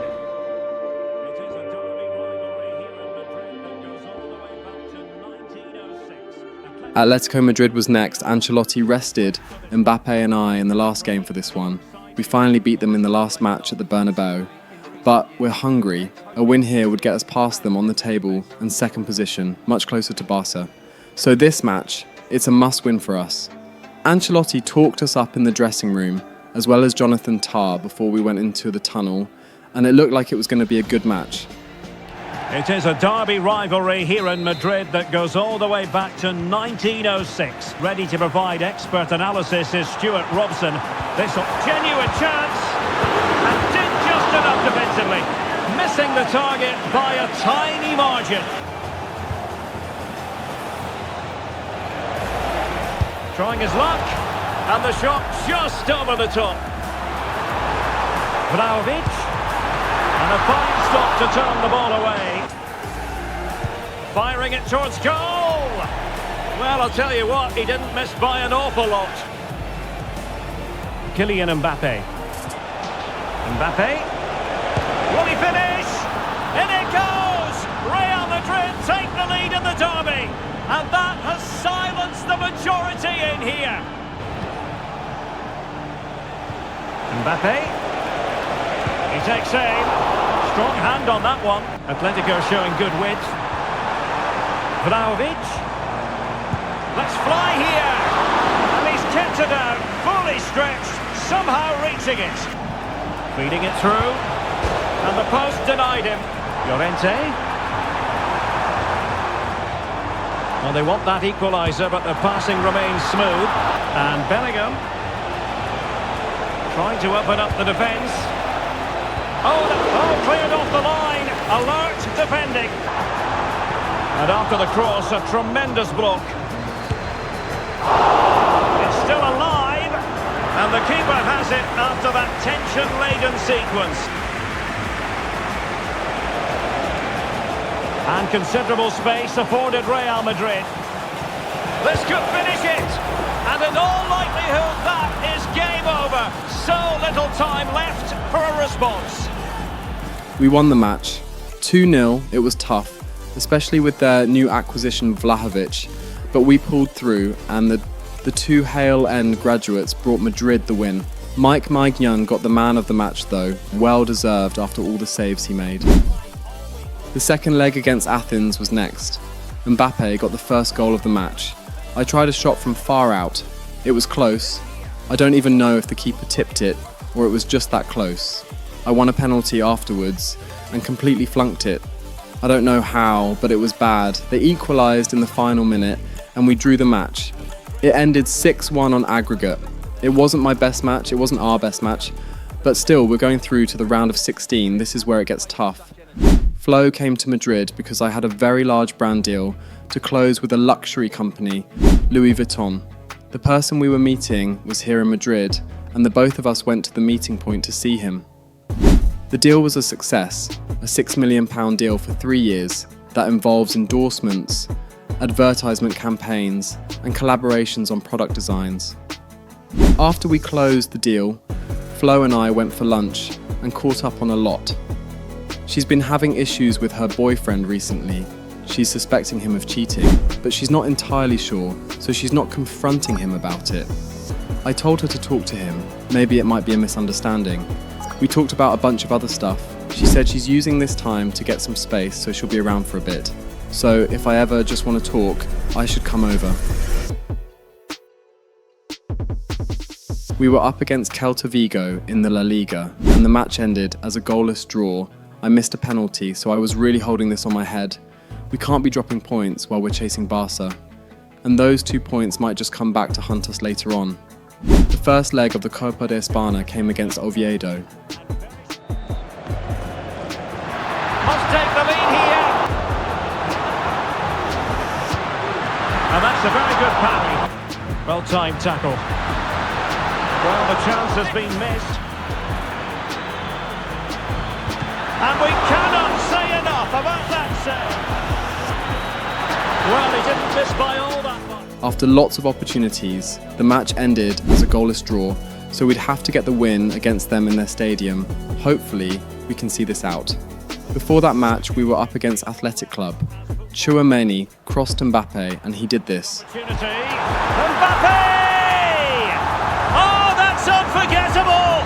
The bicycle kick represents perfection and purity. It's a goal. Shortly after, Mike Maignan saved a shot that was played straight at him. And he saved yet another one. It was insane that he got fingertips on that strong enough to deflect the shot off target. I had another penalty. I had missed 2 penalties in a row already in past matches, and I needed to put this one away. A goal! Accurate from the spot! Chouameni played a cross from a similar angle, and I volleyed it into the back of the net for my second of the match. Technical excellence to finish that one off! Wonderful to have that in your repertoire! He played me in on goal again, and this time I cut inside.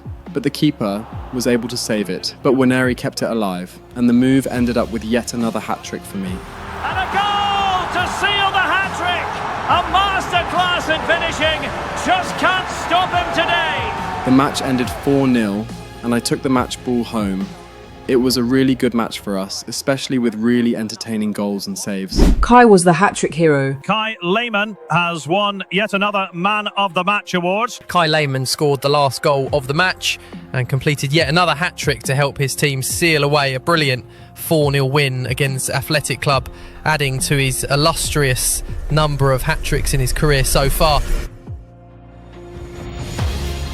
This is when it really gets tense. Only 4 teams remain in the biggest club competition in the world, and we're not far away from kickoff in the first leg. Stay tuned, we'll have all the action for you live from the Bernabeu here on EA TV. It's Arsenal next. Real Madrid against Arsenal. Arsenal have proven to be a thorn in Real Madrid's side ever since I was there. And since I started playing, Madrid have only beaten Arsenal twice. First in my debut match for Arsenal, and the second time in the Champions League finals. Now I'm playing against them. It's not the first time since I left, but this is the first time in Madrid. I love Arsenal, but I'm playing for my current club, which is Real Madrid, so I have to show Arteta once again that I'm better than ever. It truly is a special place, a stadium every football fan should visit should he or she get the chance. The Santiago Bernabeu here in Madrid. Well, it'll be interesting to see how the wingers play today. Will they stay high and wide? Will they come in field and support the centre forward? Real might threaten on the flank. Shaping to shoot. Strength and control a big part of his game. And teammates to play it to. In position. Delightful pass. Denied by the bar. Back in play here. It's got to be. And denied by the woodwork. You must admire the technique. Yeah, it's a good effort on the volley, but in the end, not quite good enough. It should have been a goal. Happy to shoot. Saka. Sends it back.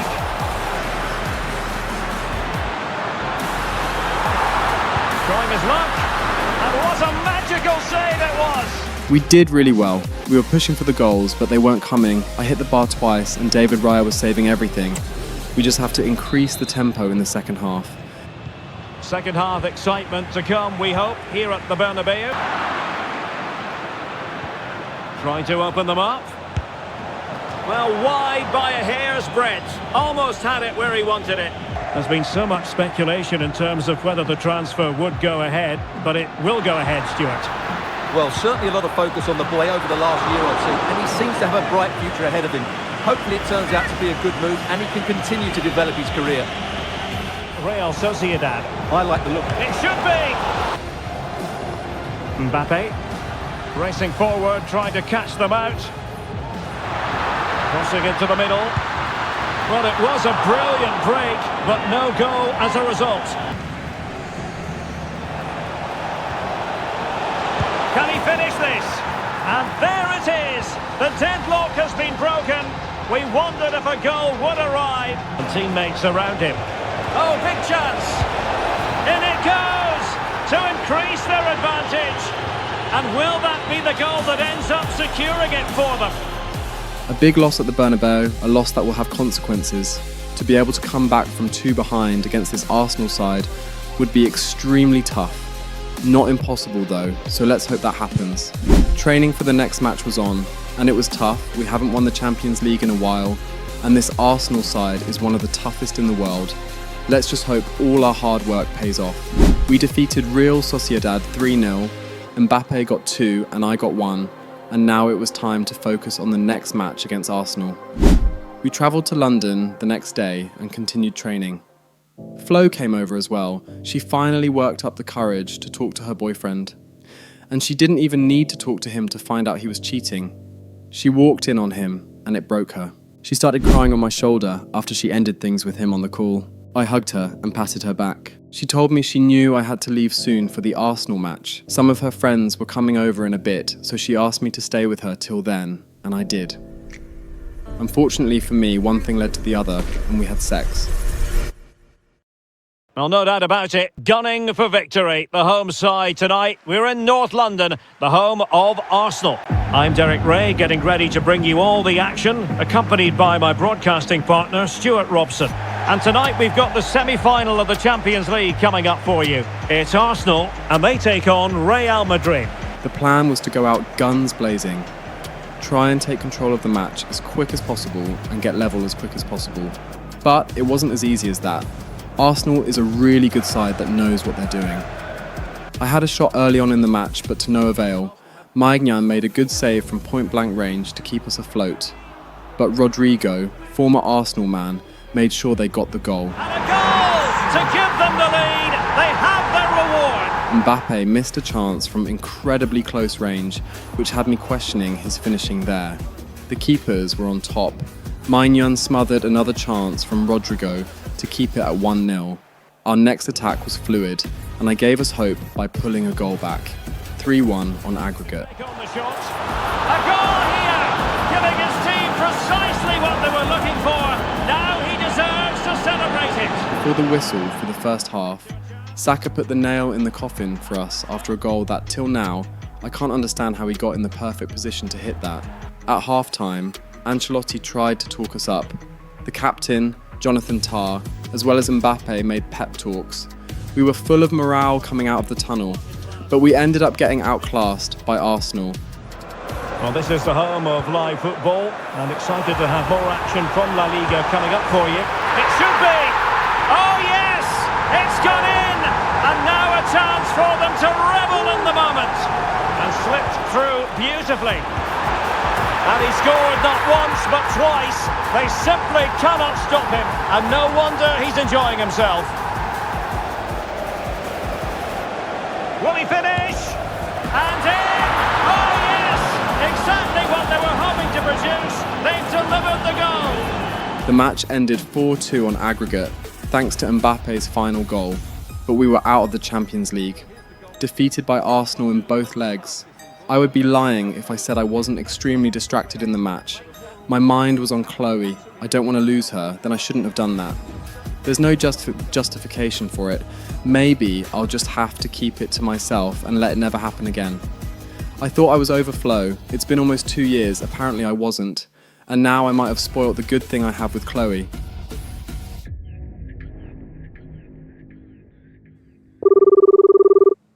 Charlotte? Yep, that's me. What do you want? Look, I don't want any trouble. I know I made terrible, horrible decisions back then, but I just called to apologize. And since you're here in London, I wanted to say it in person. But of course, I just can't show up at your home. Okay. So this is me asking if I could maybe see you in person to apologize.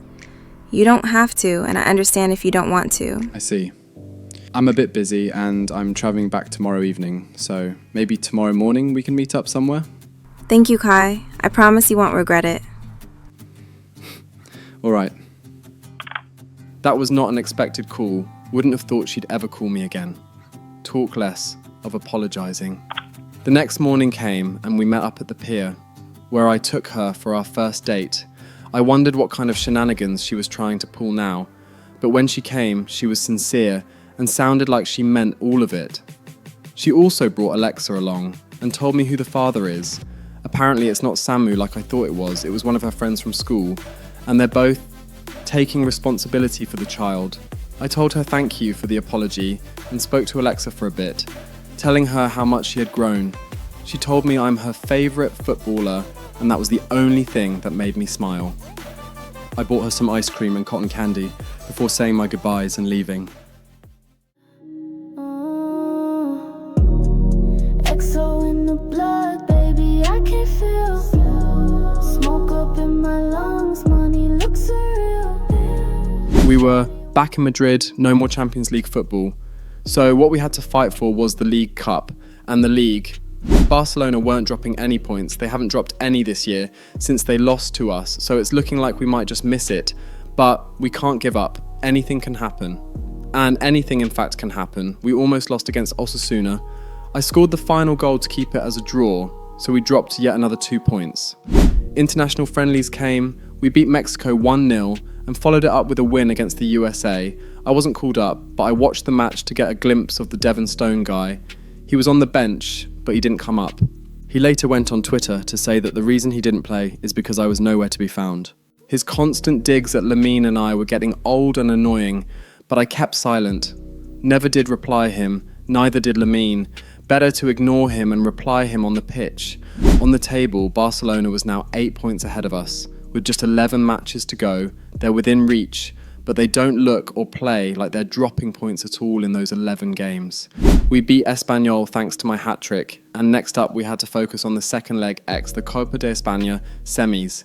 It was a goalless draw in the last match, so now we have to find a way to get the win. We're good enough, so we can do it. Ethan Nwaneri got the first goal of the match, after a good pass from João Neves. Mbappe played him in on goal again, but the defender did well to hassle him off the ball. Shortly after, I was able to open up space and find Bellingham, who put it away for our second of the match. They pulled one back, catching Maignan and our defence off guard. After a counter-attack, Bellingham found Nwaneri, who put it away for his second of the match. The match ended 3-1, a good win for us in the away leg, and now we are through to the finals of the Copa de España, where we would face off against Villarreal, who defeated Osasuna. But first, we were up against them in the league. They'll for sure get a taste of what would happen in the finals. Nwaneri won a free kick early in the first half, and I asked him that I wanted to take it. He knew I wanted a goal from a free kick here in Madrid, and I haven't had much opportunity since we got here. It's been long enough. I hit it well, but there wasn't enough power from this distance to catch the keeper off guard with the curve. The front three linked up once again, and Nwaneri fired it past the keeper to go 1-0 up. There is the goal to open the scoring. Who can say they don't deserve to be in front? Maignan made a save at point-blank range again and started the counter-attack.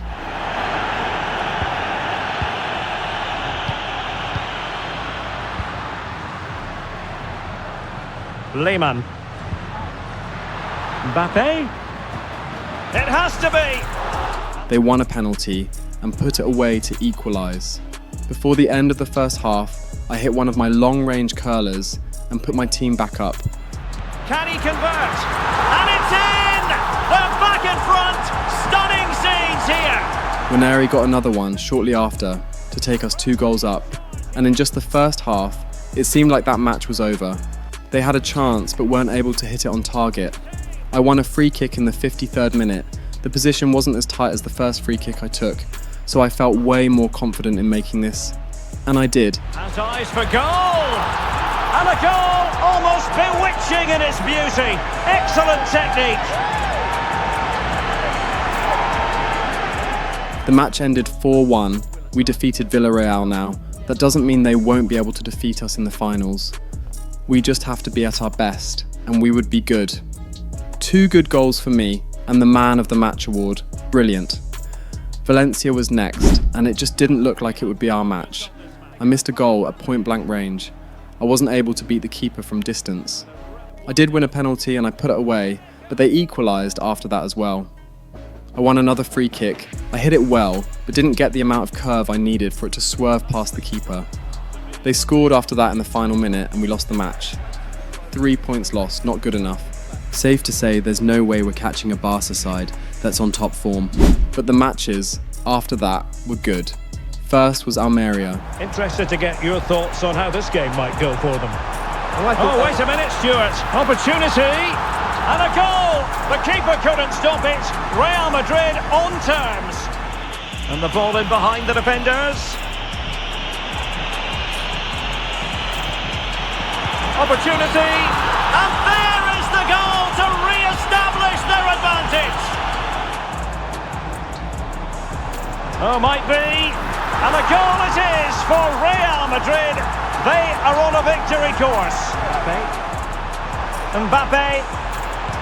And he's only gone and made it a hat-trick. Next was Oviedo in the La Liga. And it's played into the centre. Oh, a goal! How about that for degree of difficulty? Simply off the charts. Could be dangerous. Mbappe! And a goal! Cause for celebrations again.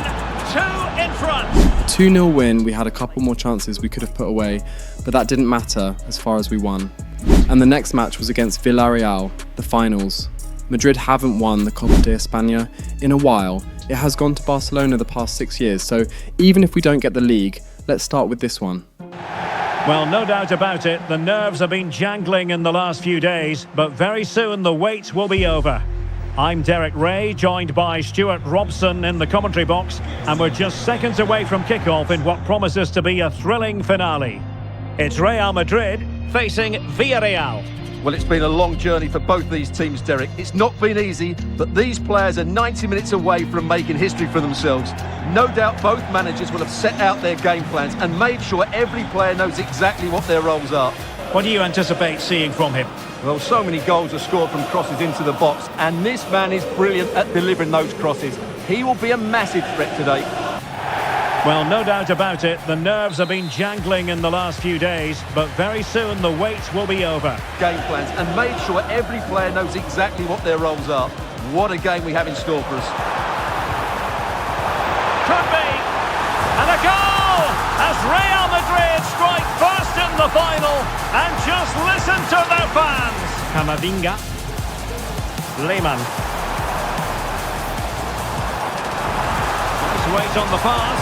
And there it is! But hang on, the flag has gone up and it's not going to count. An example of how to press. Must score! And a goal to increase the lead in this final. Will they be stopped now? Mbappe, a glorious chance.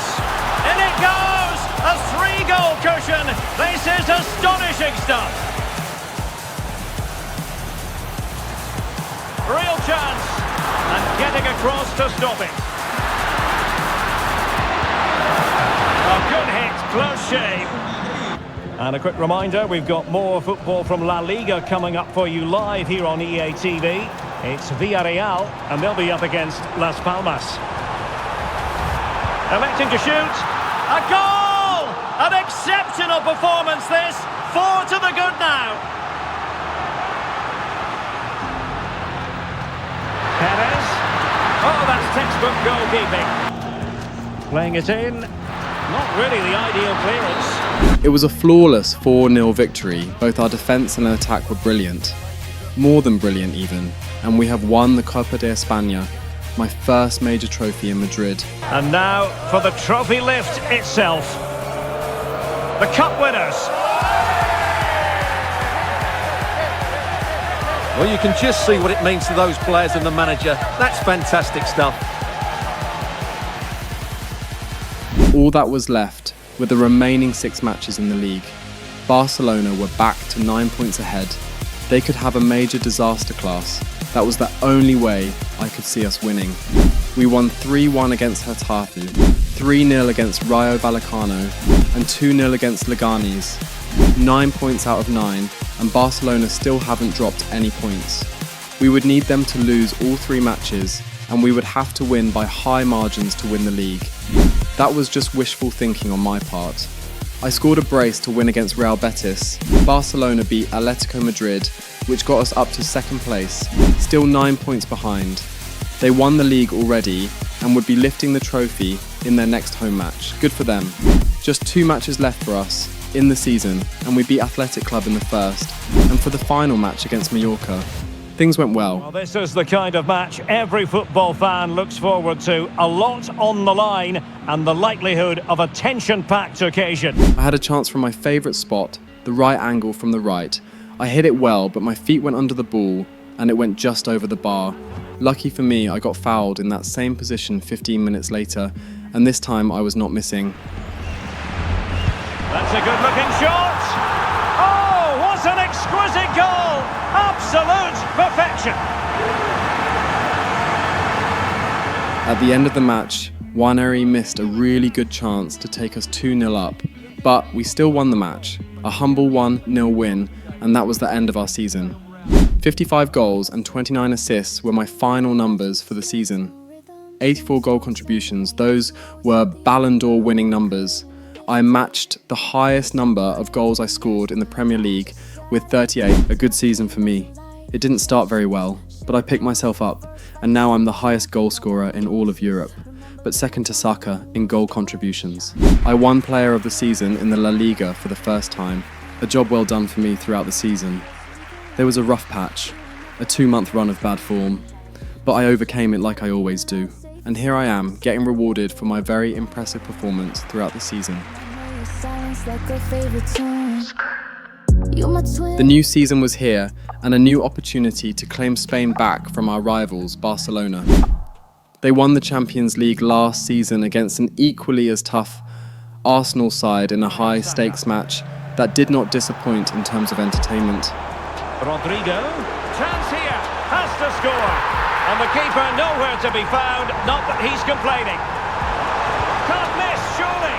Oh, goal it is! The equaliser in this final. What next in the drama? Can they get themselves in front here? And a goal to put them in front. Real drama here. Well, this is looking promising. Will he finish? And a goal to increase the lead in this final. Will they be stopped now? Get themselves back into it. And it goes to reduce the deficit. Still very much alive and kicking. Passing it through.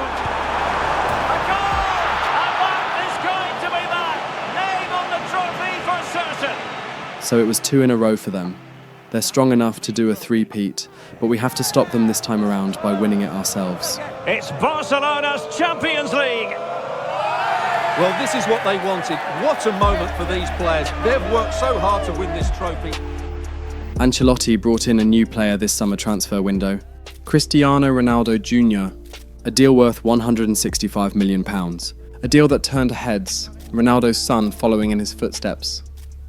People are also wondering how Madrid have the financial capabilities to afford me and then him in the space of 2 years.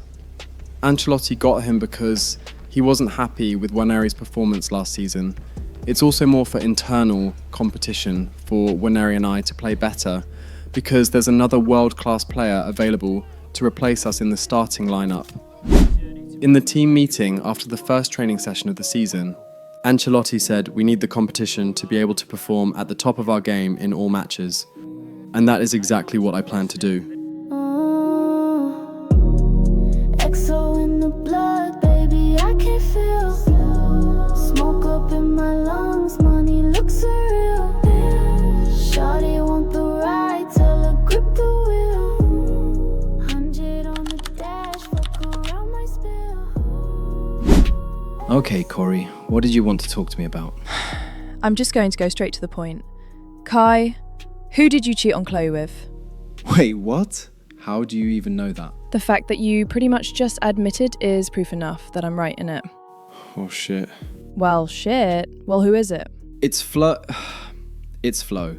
It was a mistake. It happened in the heat of the moment. You have royally fucked things up with Chloe. And she was such a sweetheart, Kai. Girls like that are extremely hard to come by. And I thought you were over Flo. How the bloody hell do you end up inside her? I really didn't mean to. I just didn't know I still had those kinds of feelings for Flo. Nah, man. This is bad. You have a kid with her for the love of God, Kai. Are you planning on telling her? I know. I don't know. Fuck. I'm honestly not sure what I want to do. I love Chloe, like a lot. If you really love her, which I believe you do, you would tell her. If I was in her shoes, I'd prefer my man tell me immediately it happens, rather than wasting my time, so I can make a proper decision myself. Do you think she's going to end things? I bloody well hope she does. I love you, baby brother, and I'm always on your side. But you brought Chloe into our lives, and I've warmed up to her, which means I'm also on her side, and you're in the wrong here. You're right. And you have to make things right. Start by letting her know, and follow it up with an apology. Do not expect her to stay with you. You would be lucky if she does. Very. But just put it in your mind that you've possibly lost the mother of your kid. Kaya might be the only reason she decides to stay, if she does decide to stay. Fine. I'll tell her when we get home. I was so stupid. To lose something and someone as precious as Chloe. I told her that evening in the house, and she broke up with me. She was very calm about it. She cried, and she left the house that night. I asked Corey to stay with her, and thankfully, she has built a strong enough relationship with Corey to see her as a friend, and not just my sister. And I haven't seen Chloe ever since.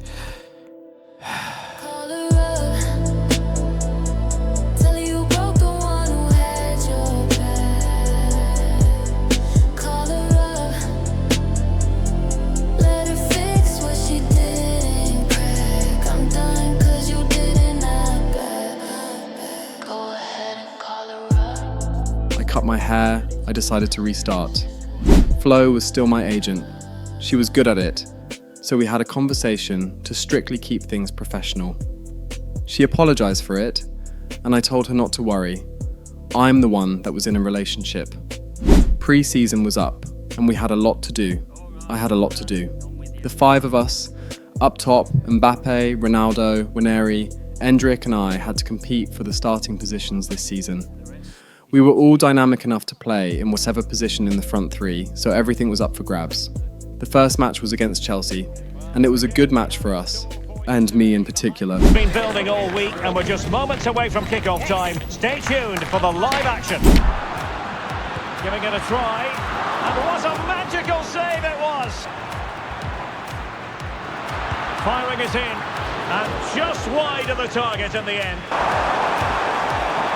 Now wide by a hair's breadth. Almost had it where he wanted it.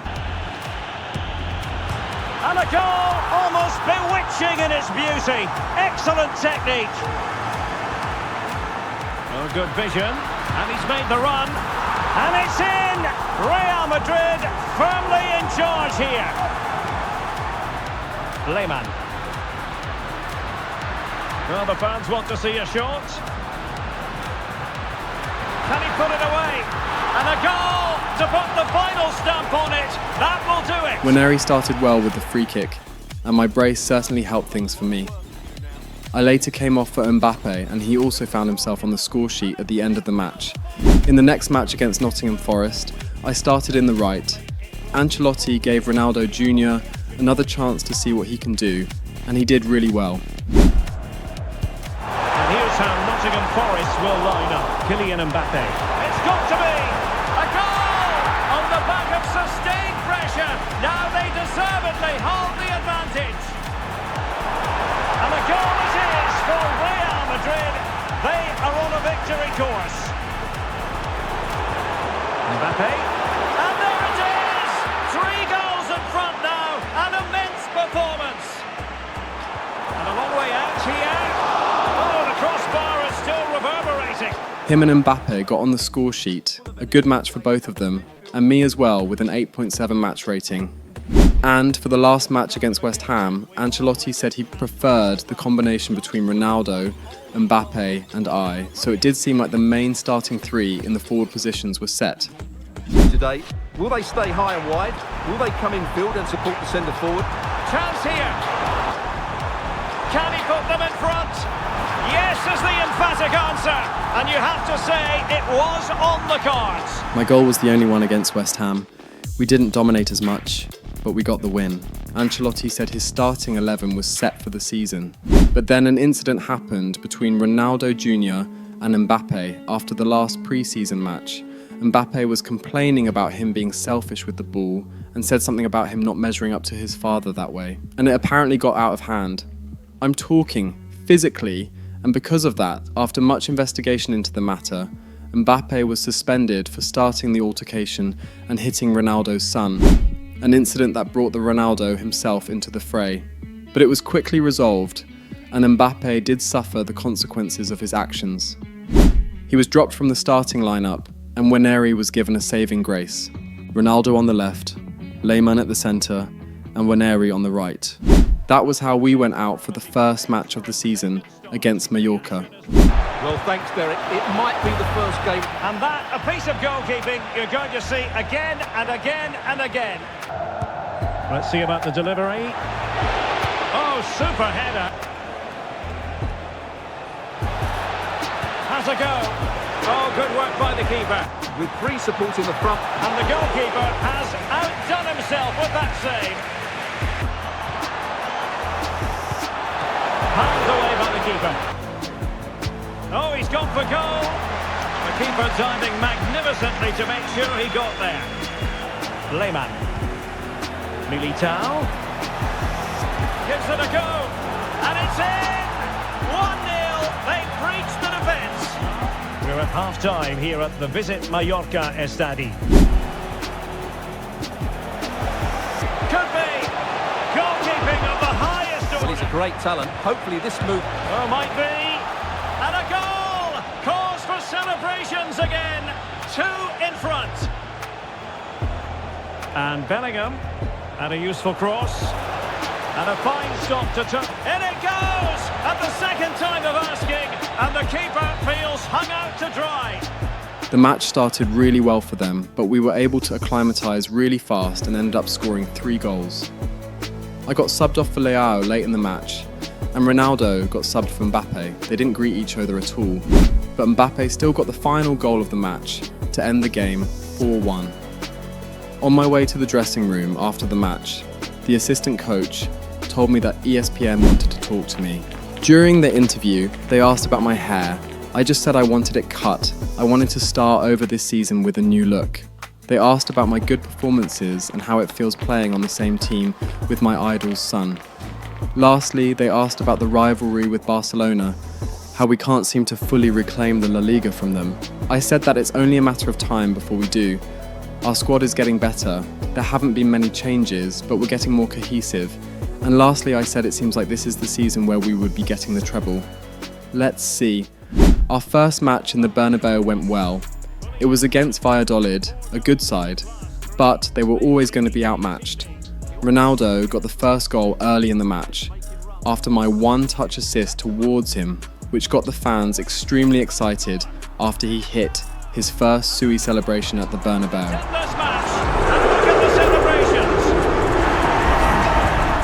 I presented him with another chance a couple minutes later, but he wasn't able to put it away.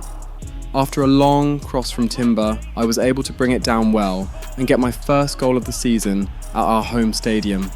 And it didn't end there. Bellingham played a long, accurate pass through to Waneri, and he put it away easily to make it 3-0 in just the first half. They had a penalty in the 74th minute, and they pulled one back. I had a free kick chance late in the match, but the keeper did really well to match the shot. I just wasn't able to put enough pace on it. The match ended 3-1, a win for us, and it was a really good display from us in the match. I got a 10-point match rating and the man of the match as well. I also got an interview with Alex Scott, pretty much asking me almost the exact same questions as the interview from last match. We were up against Las Palmas next, and that's when the trouble started. We drew the match. It was one of those matches where we played really well, but were just unlucky with the referee's decisions and the missed chances as well. Then after the transfer window closed, Ancelotti decided to play Mbappe, and his attitude was not it at all. I wouldn't say he was solely responsible for costing us the win, but we definitely would have won without him in the match. That draw and loss dropped us down to 5th on 7 points, 2 points away from Barcelona, and drawn on points with Atletico. We need to stop dropping points if we are to have any sort of a chance against Barca this season. The international break came and we were up against Northern Ireland. I got subbed in late because the coach was looking for a player that could make a difference, and I was that player. I gave Grealish a chance, and his chip from distance caught the keeper off guard, but it was also off target. From Saka to me, and from me to Grealish, and we had our first goal of the match. And it might be the goal that gives them victory. And lastly, Saka, my teammate from Arsenal, long ago assisted me, and I put it away to finish the match 2-0. The coach was right bringing me on, and I relayed his faith with an assist and a goal. The next match was a tough one, against France, and I was coming on for Azi this time, but switching to the striker position so Bellingham can come down to the cam position. It was a tough hill to climb, but the climb wasn't impossible. I assisted the first goal. Genuine chance. Well, they pulled one back, but perhaps a bit too late in this contest. They haven't been at the races this evening. And I assisted the second goal. Grealish takes aim. Oh, another goal! You just cannot keep them down, and it sets up a furious finish. But the last one just didn't come, until it was too late. I did do well after coming on, but not good enough. If only I had more time. It was a big win away from home against Real Sociedad, courtesy of Ronaldo Jr., Bellingham, and newly acquired signing Marquinhos. And next up was the first Champions League match of the season, against Bologna. Best clearance. Oh, surely! Delivering it into the box. Well, that header was never going to be problematic for the goalkeeper. Not a foul, but the advantage with Real Madrid. Must take the lead here. Passing it around, looking for the goal that would put them ahead. A goal! The opening statement of the match. A richly deserved lead, and now they can celebrate. Oh, moving it nicely. Well, so close, and it goes down as a chance to draw level. The Brest game that we ought to tell you about. Let's go over to Alex Scott. He's in here. Oh, that's top-notch goalkeeping. Takes it on, and couldn't keep it underneath the crossbar. Well, he's close, but really from that sort of distance, he should be scoring. This could level it, and it is the equaliser. Parity now, and who's to say what's going to happen next? It was an unfortunate match for us. We played well, but it's just another one of those matches where we are not at our absolute very best. We need to come back from this in our next Champions League match. Our next match in the La Liga was against Espanyol, and we won the match 2-1 courtesy of me and Ronaldo, followed by another devastating draw against Alaves, and the relationship between Ancelotti and Mbappe was getting more sour by the weeks.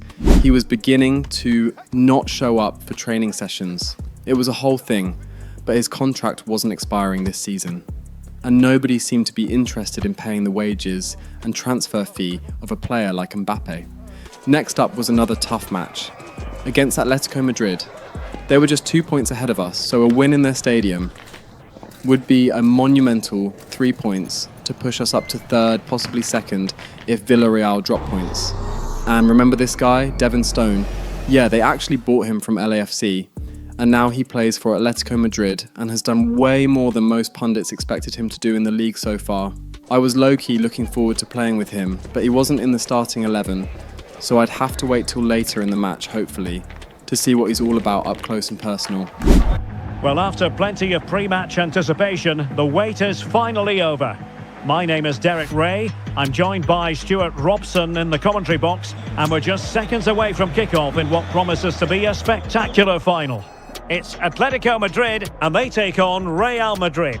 Well, it's been a long journey for both these teams, Derek. It's not been easy, but these players are 90 minutes away from making history for themselves.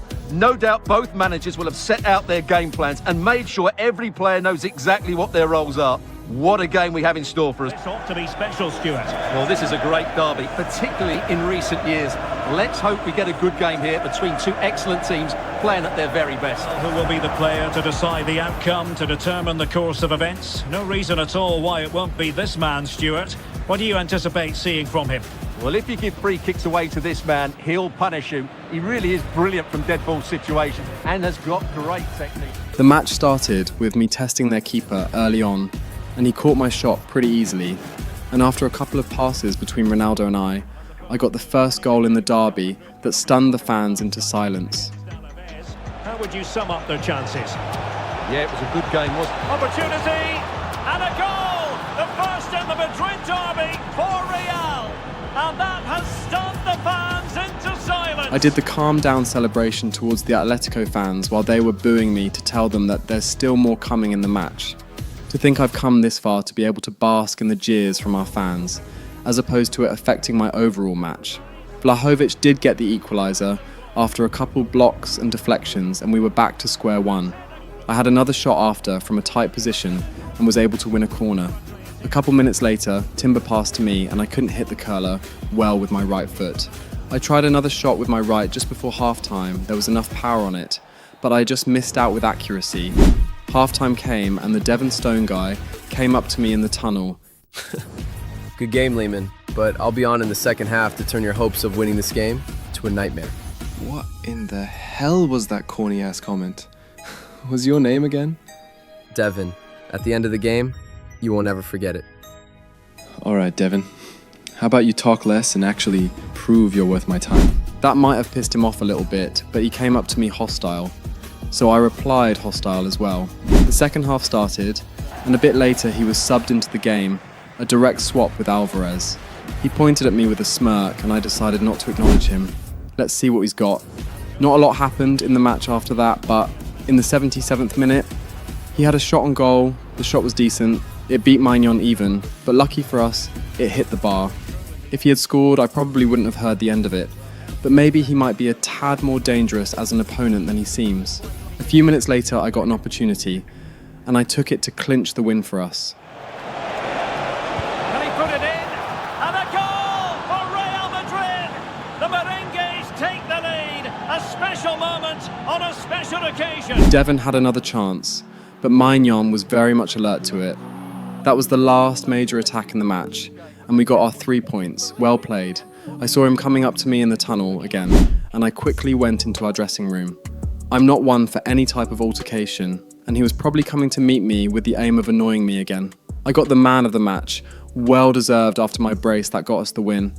And next up, we were up against Juventus in the Champions League, so we would be flying to Turin and hopefully be coming back with 3 points.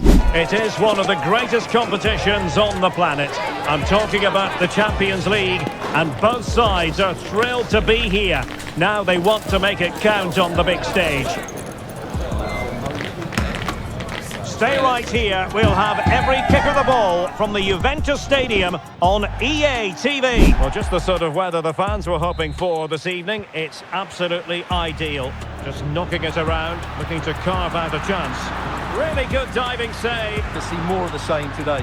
And in with a real chance. And nicely parried away. Plenty of players waiting in the middle. Crucial piece of defending. This looks more than decent. Well, somehow the goalkeeper got to it. Alex Scott can fill us in. Yeah, it's a goal for Bayern. It's now 1-0 with 32 minutes played. Thanks as always to Alex Scott. In possession to give them the lead, maybe. And there is the opening goal. Well, arguably against the run of play, they've been second best up to this point, but they have the lead. Support available, and he's made headway. Surely. And a goal it is for Real Madrid. They are on a victory course. An attack full of promise. Rifled against the post, but back in play. Defending really well.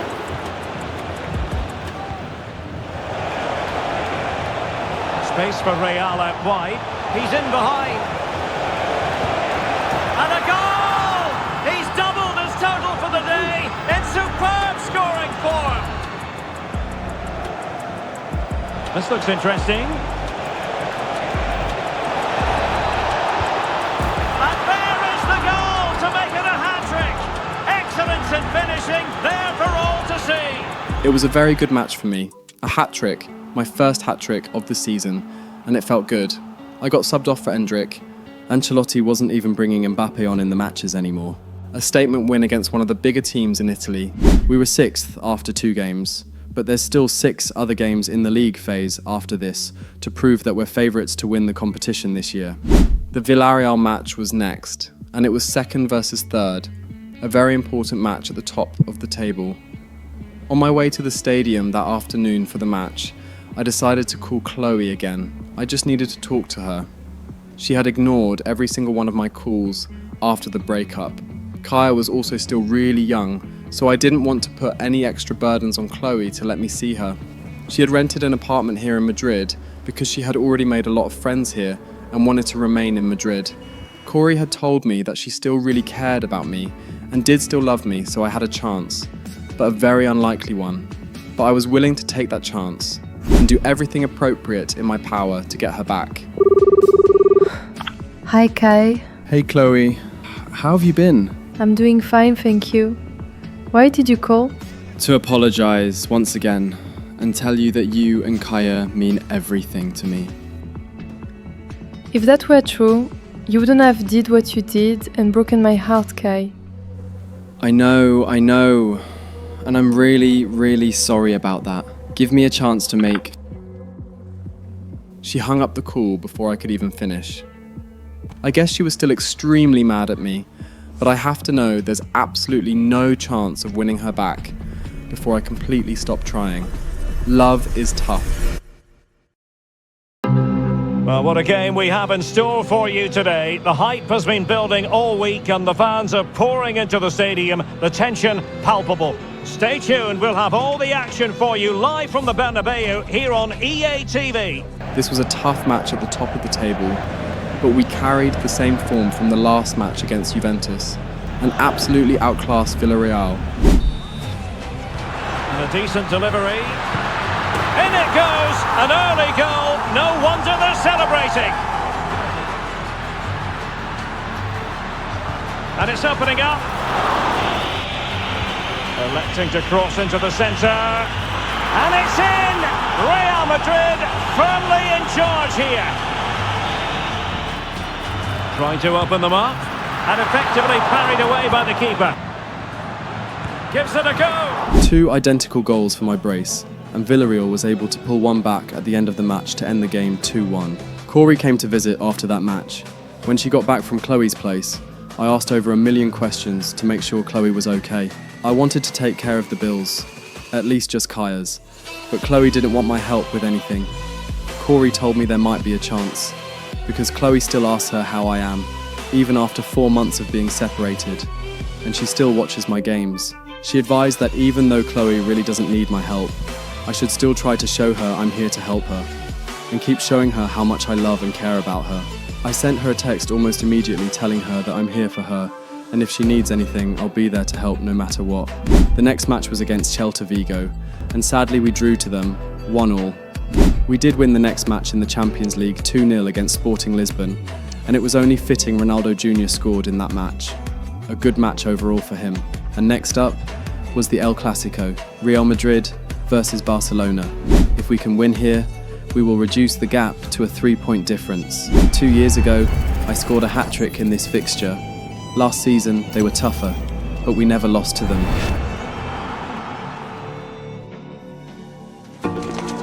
It is a Spanish football rivalry that quite simply speaks for itself. The 2 most successful teams in Spain with such passionate fans. Stay with us, we'll bring you all the action live from the Bernabeu as Real Madrid face Barcelona.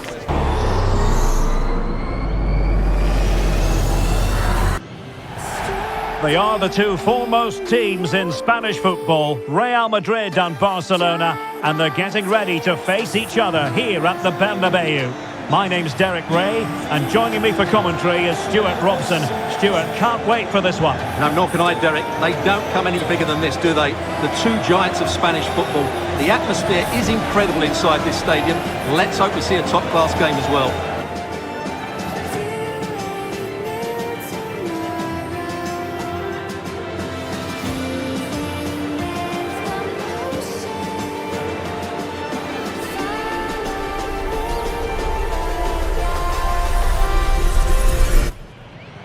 It is true to say there's no love lost between these 2 sides, Real Madrid and Barcelona.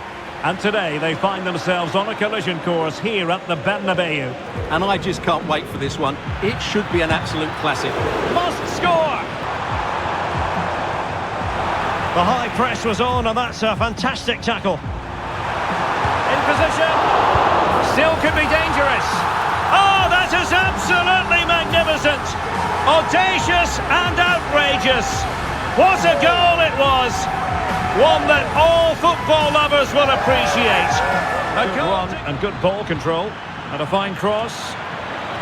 And he clears the danger. And a goal! An end-to-end game. And they weren't behind for long. This could be troublesome. Off the post and back in play. Big chance, and a goal this time, applying the finishing touch, just what the doctor ordered. Lamine Yamal was on absolute fire in the first half. I joked with him that he needs this kind of performance against Devonstone, not me, and told him we will be back in the second half to get the win, but that was one hell of a pipe dream. Erling Haaland.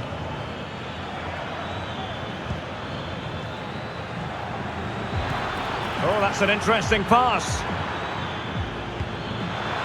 He's got to score! Oh, he's blocked it!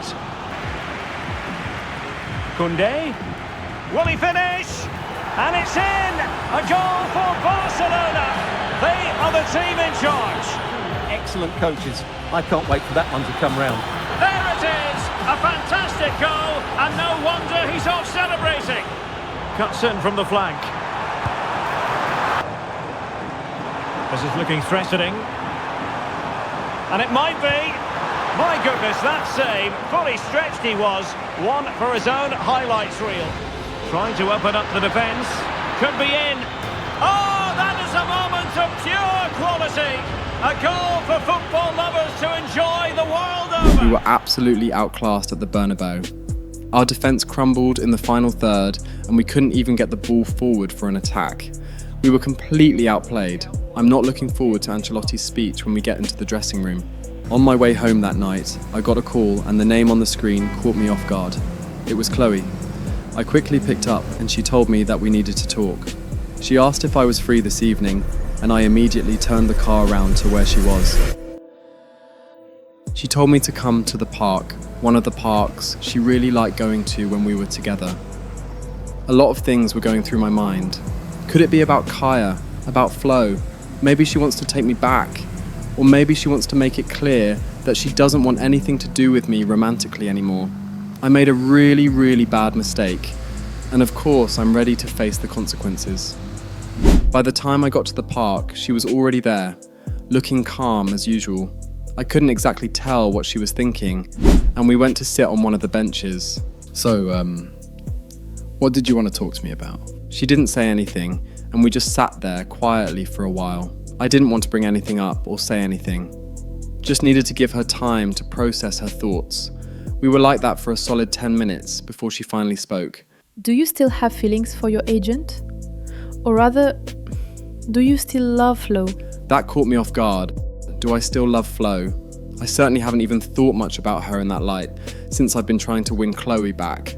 I wouldn't say I love her because I love Chloe, and the feelings I have for both of them are somewhat similar, but not the same, and Chloe's is much deeper. If I'm being honest, no, I don't love Flo. I believe I did way back before we met, but I don't anymore. At least, not in that way. I see. So why did you sleep with her? Why did you have to do that to me, Kai? There's no explanation or justification for it, Chloe. I was wrong, and I'm sorry. I was caught up in the moment and made the biggest mistake of my life. And to this day, I regret it. Of course. Good to know. You should know that I appreciate your efforts, Kai, of trying to get back with me. I really do. But I pretty much called you here to tell you I don't see us getting back together. It hit me like a bus.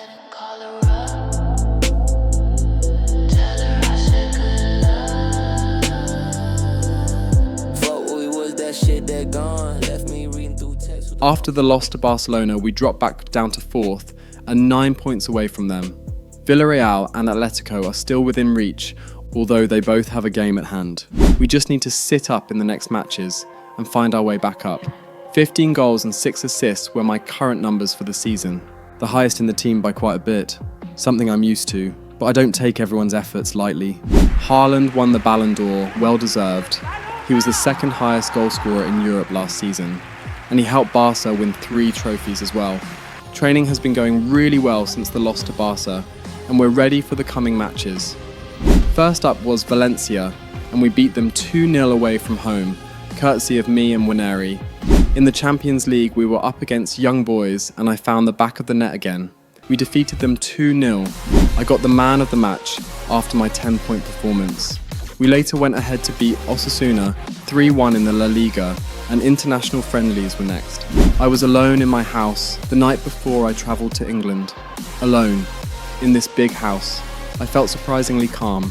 Chloe had left with Kaya, Corey had gone back to her home in the US, so it was rather lonely, but peaceful. After eating that night, I went to brush my teeth before heading to bed. It was one of my better nights, since Chloe pretty much told me there wasn't anything there with us again. The conversation had been replaying in my head over and over again. Of course. Good to know. You should know that I appreciate your efforts, Kai, of trying to get back with me. I really do. But I pretty much called you here to tell you I don't see us getting back together. Chloe. I love you, yes, I do. A lot. But cheating is a deal breaker for me and I just can't. My mind wouldn't be at peace because a part of me just doesn't and just won't trust you anymore. I understand. Thank you for understanding. You're free to come see Kaya anytime you want. I want to at least maintain a good enough friendship with the father of my daughter. The game the fans have been waiting impatiently for. Now it's almost here, and both teams know they had better be ready as soon as the referee's whistle sounds. A fabulous prospect. It was a good match against Mexico. Although we started by conceding a free kick, the Wall did their job and the rest of the match was smooth sailing for us. I won a penalty in the 17th minute after a defender brought me down after my shot, and I pulled off the Panenka to get the first goal. The scoring here. And the penalty is converted. I don't think anyone really questioned him. Later on in the half, my pass to Sancho didn't come off well and was cleared, but we got back on the attack immediately, and I got my second goal of the match. Good weight on that pass. Oh, surely! And a goal! He's doubled his total for the day in superb scoring form. After the short corner, Sancho floated one up to me, and I tried the overhead kick, but the keeper was able to stop the goal. The match ended 2-0. A good performance from us, a good one from me in particular. Saka and I spoke of hanging out and catching up after the match, and we did. We played FIFA together while talking about everything. I told him about Chloe even, and how I was slowly coming to terms with the consequences of my choices. Then we spoke about the next match against Scotland, and we both ended up on the score sheet in another 2-0 win. The next match in the La Liga was against Leganes, who are currently 11th on the league table. They scored 3 good goals and were unhappy at not keeping a clean sheet. Oh, sorry, Stuart, look at this. And a goal to give them the lead. They have their reward. He's in here. And he scored not once, but twice. They simply cannot stop him. And no wonder he's enjoying himself.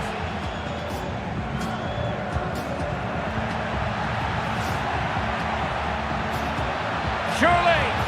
And there is the goal to make it a hat-trick. Excellence in finishing, there for all to see. Is it going to be 4-0? A goal! Accurate from the spot. And confidently converted. A brilliant 4-1 win, courtesy of a brilliant 4-goal performance from me.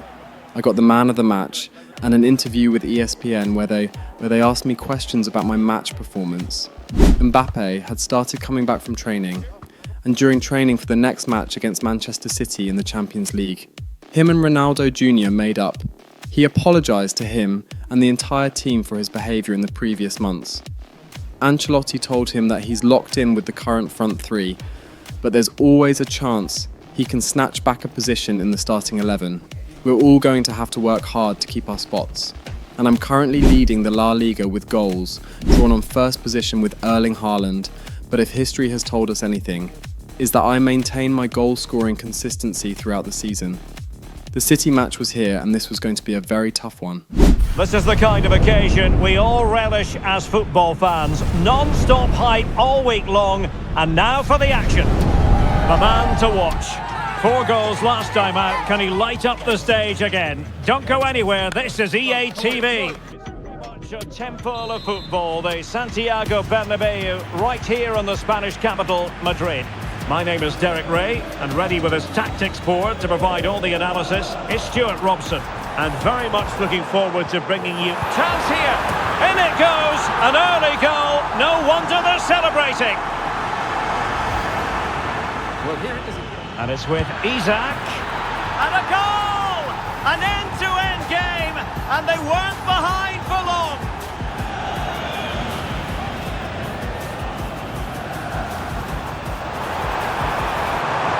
Can he convert? And a goal! Just like that, they're back in front. Lehmann. And Bellingham. Foden, must be. It was a quick start to the match. Both Isak and I getting on the score sheet within the first 6 minutes of the game. I did get another one to put us 1 goal ahead, but it had been a really tough match so far. Let's hope we can capitalise on this win in the second half.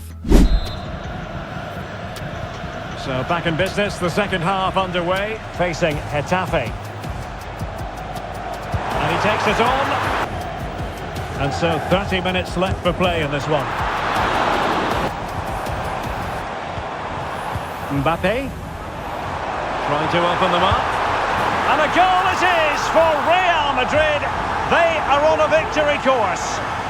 The second half was less open than the first, but I was able to get an assist to Camavinga to seal our 3-1 win.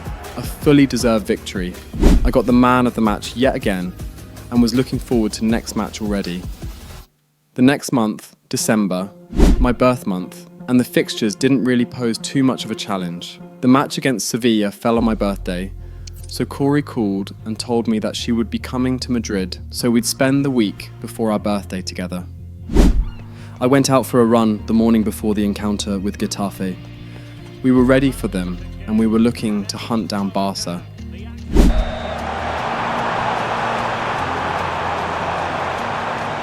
Being egged on by the crowd. In it goes!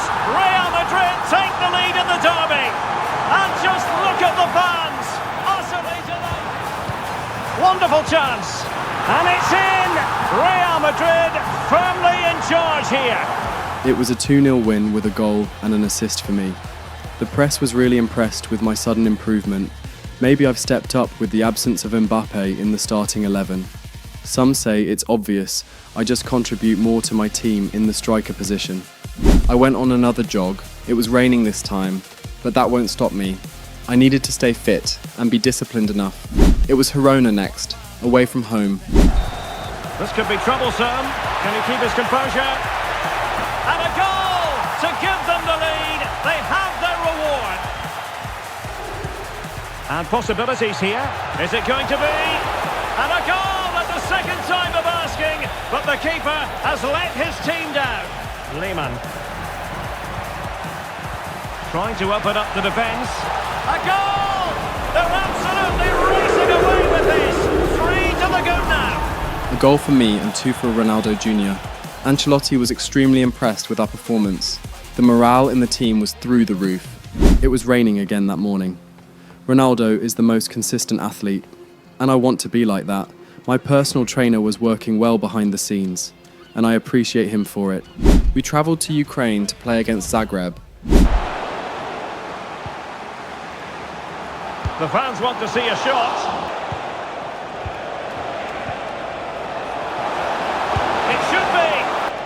It's a neat move. Can he put them in front? Well, it was a wonderful chance. Certainly piling on the pressure. They could easily be ahead now. Well, unlucky perhaps to be denied, but they've now got to think about defending. Can he get them in front? Oh, a smart stop. And a goal! Well, it looks easy when you can put them away like that. Must score! And a goal to increase their advantage. It's a 2-goal lead now. Cross could be useful. A goal! And it seems they're truly cruising to victory here. It was a tense match because we couldn't seem to find the back of the net. And we finally did, thanks to Ronaldo. The match ended 3-0. I didn't score, but it was still a good performance nonetheless. More working out, more goals, this time against Rayo Vallecano. Crossed in there. And a goal! The first in the Madrid derby for Real. And he's made headway. Can he find the net? And it's gone in. Just what the doctor ordered. Things looking very bright for them now with this buffer. And the counter looks on here. Options available. It's got to be. Have to pick. And you cannot argue with a hat-trick. Simply unstoppable today. Another hat-trick for me this season, and I was simply unstoppable. I had a free kick opportunity, another chance to reach 4 goals in a match. And a long way out here. And that is a free kick artist at work. What a goal it was. And I put it away with ease. An easy 4-0 win for us, and another match where I get all the goals. There were tweets all over about how good I was in the striker position, and I couldn't help but smile while reading them. Corey came over to Madrid. She had another concert here that I didn't know about, and she said it was a surprise. I should have known because she kept adamantly asking about my training schedule on our birthday week. The concert was a bomb, and once again I was proud of her. Glitter on on my chest like a fucking bad tongue, slick, move, thick hands on my ass. I get deep when the lights are low, pour truth like rum and I let it show. He said, told you secrets I ain't told God, you threw 'em out just to get her. Now I guess fake bitches need fake love. Go ahead, pour lies in a solo cup. Don't call me now, don't text me, sorry. You broke a queen for a basic body. Purple in the palm, demons in the coupe. Nigga like a movie rolling off the truth. Let the seats melt when she sit with no rules. In the flash from the grill like they face like the moon. Neon bleeds through. I only live for the weekend, yeah. I only live for the weekend, yeah. Lips glossed up, whole face laid. Body on beam, no shame, no shame. I only live. Our birthday came. It was a silent, calm morning. We just talked and reminisced a lot about the past. Later that evening, she followed me to the stadium to watch the match. You better score a goddamn hat-trick as my birthday gift. What? You know how hard that is? Besides, I already gave you a bunch of gifts. Okay, and I want one more. Please and thank you. All right, Corey. I'll try my best. You better. We got to the stadium and I headed to the dressing room while she went up to the box she got here. And we were about to start. Ancelotti gave Kylian a chance to start, his first start in months. I can't wait. Feeding it through. High degree of difficulty. Must take the lead here. And they have. You've got to say, it has been coming. A birthday goal for a birthday boy. And we're off to a great start. Kylian Mbappe. Real chance. It's in. They're looking really relaxed and confident. And not giving the opposition much of a look in.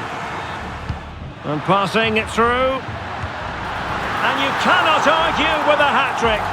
Simply unstoppable today. A hat-trick on his birthday! It doesn't get better than this! Has eyes for goal! Oh, he's only gone and found the net! What purity of hit! Caught it absolutely perfectly! The goalkeeper had absolutely no chance with that. A brilliant goal. And it's a carbon copy of his dad's celebration. Dad, look at me. I'm going to be a superstar. That's a good-looking ball. Excellent position taken up by Mbappe. Oh, there it is! It's one goal after another, and it speaks to the quality of that performance. And what do you know? I actually scored a hat-trick. A good birthday gift to me and to Corey. Mbappe also did really well, getting an assist and a goal. And Ronaldo scored an absolute banger that got the whole Bernabeu on their feet. A good match in total. I had an interview after the match. They wished me happy birthday and asked if it was my birthday that inspired such a performance. I told them that my sister wanted a hat-trick as her birthday gift, and I just had to deliver. The rest of the interview was just congratulations and praises, and I left with a smile on my face. It was the new year, and I was now 24. I was getting older, but I was doing really well for myself and doing right by my family. I couldn't be any more proud of myself. We had climbed back up to second, and we're just 2 points away from Barca now. Granted, they have a game at hand, but we're a lot closer to them. The first match in January was the Copa de España match, up against Malaga. We won the competition last year, and it would be nice to win it 3 in a row. And this journey starts now. The first goal came quick, in just the 3rd minute. A pass from me to Waneri, and a really good manoeuvre and finish from him to get past the defender to open up the scoring in the match. There it is, and just the ideal start. Later on, he played a good pass across the defence and towards Ronaldo, who put it away with style. Passing it well. Could be. Oh, that is a majestic goal. Volleyed home with precision and style. Superbly done. Maignan saved their first chance of the match, but wasn't able to save the penalty. Good skill from me to get past the defender, and the link-up between me, Waneri and Ronaldo was brilliant for the 3rd goal. And a goal! He's doubled his total for the day in superb scoring form. We moved on to the next match of the Copa de España after a statement performance. I didn't score, but I was very much involved in the win with a 9.7 match rating. Next up was Mallorca in the semi-finals of the Supercopa. Barcelona and Athletic Bilbao were playing the other fixture, and everyone was looking at us and Barca for yet another Supercopa finals. Well, they fancy a short one. Angles it back. And a goal! 1-0, and what a fast start they've made to this game. Now what can they do from here? Surely, and it's in! Real Madrid firmly in charge here. And he's through here. And a goal to put the final stamp on it. That will do it. We dominated yet again, and we were through to the finals, where we would be facing Barcelona after their 2-1 win against Bilbao.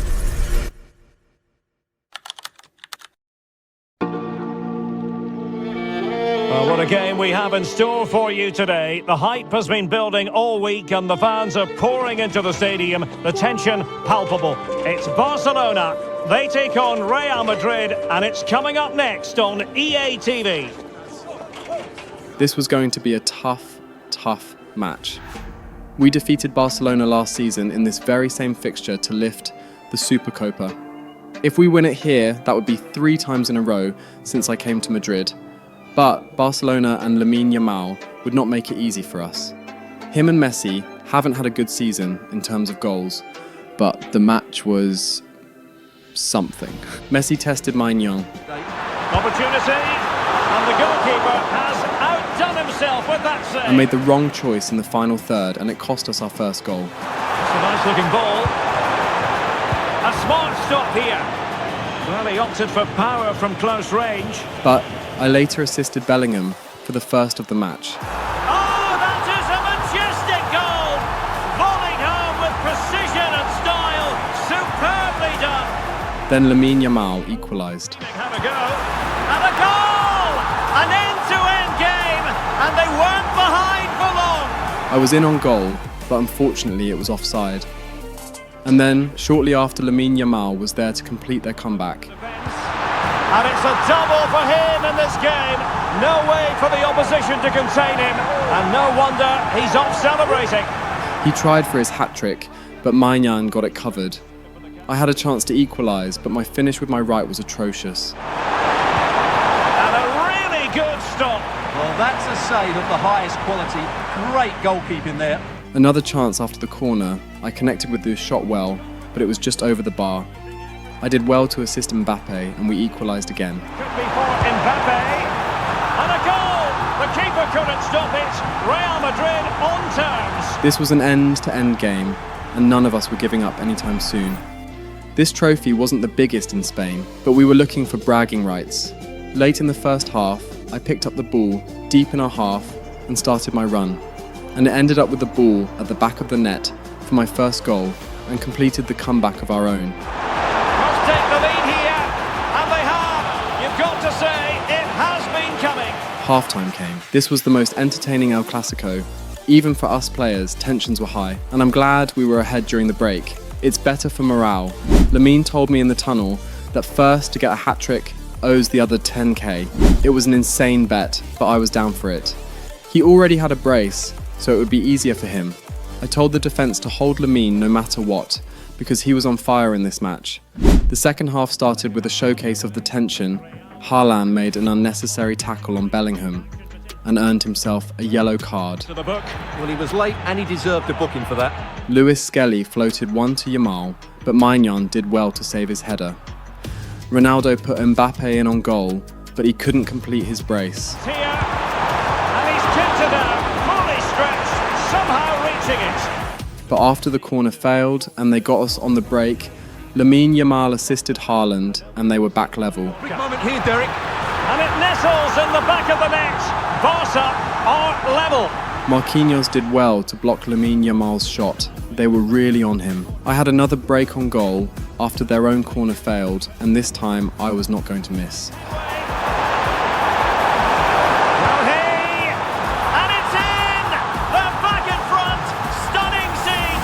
Well, let's look at this again, Derek, because the transition when the ball changes hands is so quick. And when he gets onto it, he decides to go for power. It's a really emphatic finish, which gives the keeper no chance. Maignan saved another shot from Lamine, who was somehow able to wiggle his way through our defence. I passed to Mbappe, and he tried to run on goal, but was brought down by Lewis Skelly. It was a big advantage for us after he picked up the red for his challenge.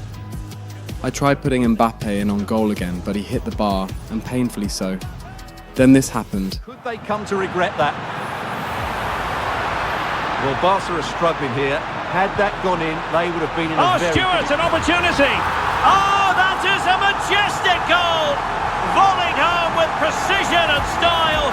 Superbly done! This guy, my rival, is an absolute nightmare to play against. What the hell was that? With his weaker foot as well. And that was their equaliser, and he won the little bet we had. He put Musiala in on goal again, and Maignan really put himself into that save. Fully stretched, somehow reaching it. Barcelona was really pushing for the winner. After their corner, I had another run on goal, but I was a bit tired and Haaland was able to keep up with me, but I was able to get past him. And then Messi. At this late stage, Real Madrid doing everything in their power to grab a winner. And there's the feed into the box. And they remain locked together. But Mbappe wasn't able to put it away for our fifth, and the possible winner. My shot after our corner had a sting to it, but Gabriel, their latest acquisition at the back, took all the sting out of it, and the keeper was very much ready for the deflection. All of Madrid held their breath when this happened. It's still alive! And he did what he had to do defensively. And the keeper more than equal to the task. Maignan pulled off a double save to keep us in the game, and Hansi Flick took Lamine off for Havertz after that. He was visibly tired and signalled for the sub, so it was the best decision to avoid any future problems. And Maignan, that was the saviour a couple minutes ago, might have just cost us the match after coming off his line for the corner. A player down they might be, but that's not bothering them one little bit. It was a nightmare. And with so little left in the match, they scored what seemed to be the winning goal of the match. We were already in injury time and Ancelotti yelled at us to push forward for one last attack. It was a Hail Mary, we had absolutely nothing to lose. We were already down a goal and it can't get any worse for us. And the chance came. Our chance came. It was my chance to be a hero. If I score this, we live on to fight. And if I miss this, it's over.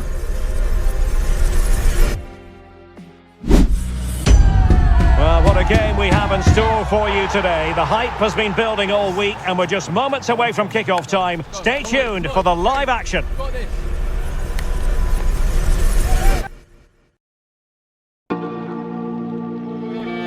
Well, what a game we have in store for you today. The hype has been building all week and the fans are pouring into the stadium. The tension palpable. It's Barcelona. They take on Real Madrid and it's coming up next on EA TV. This was going to be a tough match. We defeated Barcelona last season in this very same fixture to lift the Supercopa. If we win it here, that would be 3 times in a row since I came to Madrid. But Barcelona and Lamine Yamal would not make it easy for us. Him and Messi haven't had a good season in terms of goals, but the match was something. Opportunity. It's a nice looking ball. A smart stop here. Can he put them in front? Oh, that is a majestic goal. Some of the fans are screaming, have a go. And a goal! An end-to-end game. And they try to open up the defence. And it's a double for him in this game. No, he's threatening. It could be for Mbappe. And a goal! The keeper couldn't stop it. Must take the lead here. And they have. You've got to say, it has been coming. Only facing Mallorca. A big moment here, Derek. And it nestles in the back of the net. Barca. Well, hey. And it's in. They're back in front. Stunning. Had that gone in, they would have been in a very... Stewart, an opportunity. Oh, that is a majestic goal. And a goal. A player down they might be, but that's not bothering them one little bit. And Maignan, that was the saviour a couple minutes ago, might have just cost us the match after coming off his line for the corner. We were already in injury time and Ancelotti yelled at us to push forward for one last attack. It was a Hail Mary, we had absolutely nothing to lose. We were already down a goal and it can't get any worse for us. And the chance came. Our chance came. It was my chance to be a hero. If I score this, we live on to fight. And if I miss this, it's over.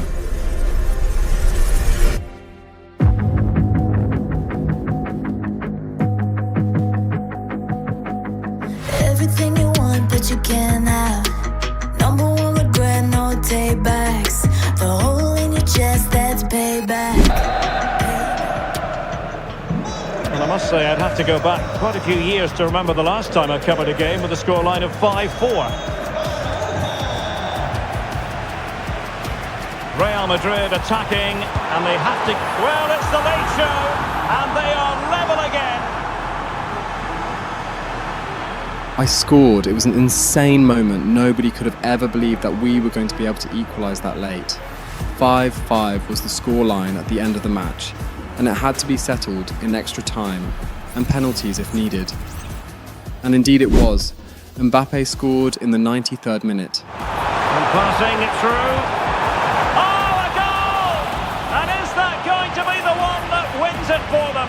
There's every chance, and the fans are lapping this up. Maignan saved a well-taken shot from Jamal Musiala. Their keeper was able to get fingertips on my curler to save it. In the second half of extra time, Haaland chipped Maignan, and he got back well to make sure the ball doesn't go over the line. One moment of brilliance from the keeper on our end, and a moment of regret from the keeper on Barcelona's end. An unfortunate end for them. We had gone 2 goals up. That was the highest goal difference in the match so far, and I don't see them coming back without Lamine Yamal on the pitch. And we won it. We lifted the Supercopa for the 3rd year in a row. This trophy was ours. It was a long, tough match, and it only made the celebrations more sweet. One of the best viewings in the Supercopa, as Real Madrid beating their rivals Barcelona 7-5 in a goal fest that had all fans on the edge of their seats. Real Madrid beat Barcelona to win the Supercopa in what was a very memorable high-scoring match. Millions of fans celebrated a hard-won victory. Even though his side lost and Lehmann left with yet another 4-goal match, Lamine Yamal was still able to bag the Man of the Match award after an absolutely stunning performance from him. Kai Lehmann scored yet again to wrap up an amazing performance against a bewildered Barcelona side and sealed yet another amazing 4-goal count. It is safe to say that he has reached his prime, because how does it get any better than this? 38 goals and 13 assists in 31 games were what I've gotten so far in all competitions bar the international friendlies. We were 5 points away from Barcelona in the league. The treble was still very much in our sights. We just have to match Barcelona's perfect performance and even surpass them from now. We have 20 games left to do it in the league, and I believe it's possible. The first match after the Barca game was against fellow Madrid-based team Getafe, and we carried our form into the match. Can he make it count? A goal! The opener in the Madrid derby for Real! I tried a shot from distance, but it went wide. Maignan brilliantly saved a header from a very dangerous corner. I put Bellingham on goal, but the keeper did well to keep us only a goal up. Later on, there was a counter-attack, and I put it away to make it 2. Can he put it away? And it's in! Real Madrid firmly in charge here. Mbappe played in Ronaldo Jr., and he got his 2nd of the match. And a goal! We won the match 3-0, a very good game that we controlled from start to finish. Next one was against Las Palmas, and we had to keep getting these results if we want to get the La Liga back from Barcelona. Mbappe had a chance, and the rebound, unfortunately, didn't fall back to him. I won a penalty and took it cleanly, executing the Panenka and sending the keeper the wrong way. Van de Ven got a good header off my corner, and the defender trying to clear it, unfortunately, hit it into the back of the net. Before the end of half-time, Ronaldo floated a good ball to me, and I got my 2nd goal of the match. The goals keep coming, no stopping them today. I tried the shot straight from the corner, and I still haven't gotten the accuracy I needed on these shots. Maignan brilliantly saved a penalty in the second half, and Ronaldo won a free kick from a tight angle, which made my eyes light up, but it hit the post and went out for a goal kick. The match ended 3-0, another extremely positive performance for us. Ancelotti commended us for our performance in the matches so far. The clean sheets kept piling up, and he was loving it. The penultimate match in the Champions League phase was next, against Sturm Graz. We're currently on top of the league table, and 2 more wins will keep us there. I found Van de Ven after my corner again, but his header wasn't good enough this time. I fired one in with my right after our corner, but the goalkeeper got his gloves on it. I converted a penalty late in the first half. And the penalty is converted. A goal is his, and now he can exhale. I won another one shortly after and gave it to Waneri, and he put it in the bottom left. 2 penalties, 2 goals, 1 more win in the competition league phase and we're good. We're already set to skip the playoffs, but we just want first place regardless. That was what I said in my interview with Alex Scott. I got the man of the match again. We didn't score many, but that was thanks to the brilliance of the Sturm Graz defense. We had Valladolid next in the La Liga, and this was yet to be another comfortable win. The keeper saved my shot after our first corner of the match. Maignan did really well to keep the game level. After a very good free kick from them, Mbappe won a penalty and put it in the back of the net for 1-0. I won one right after, and I also wasn't going to be missing from the spot. A goal! Calmly taken spot kick. At the other end, Van der Ven conceded a penalty, and the goal difference was reduced to 1, a good top bins penalty from them. After a pass from Mbappe, I cut inside and tried my shot, but the keeper had it covered. But after a counter-attack late in the match, I got my second goal in the game. And it is! He's done it! Surely a case of game over. Ronaldo crossed to Bellingham in the box, but he couldn't convert his volley. The keeper did really well.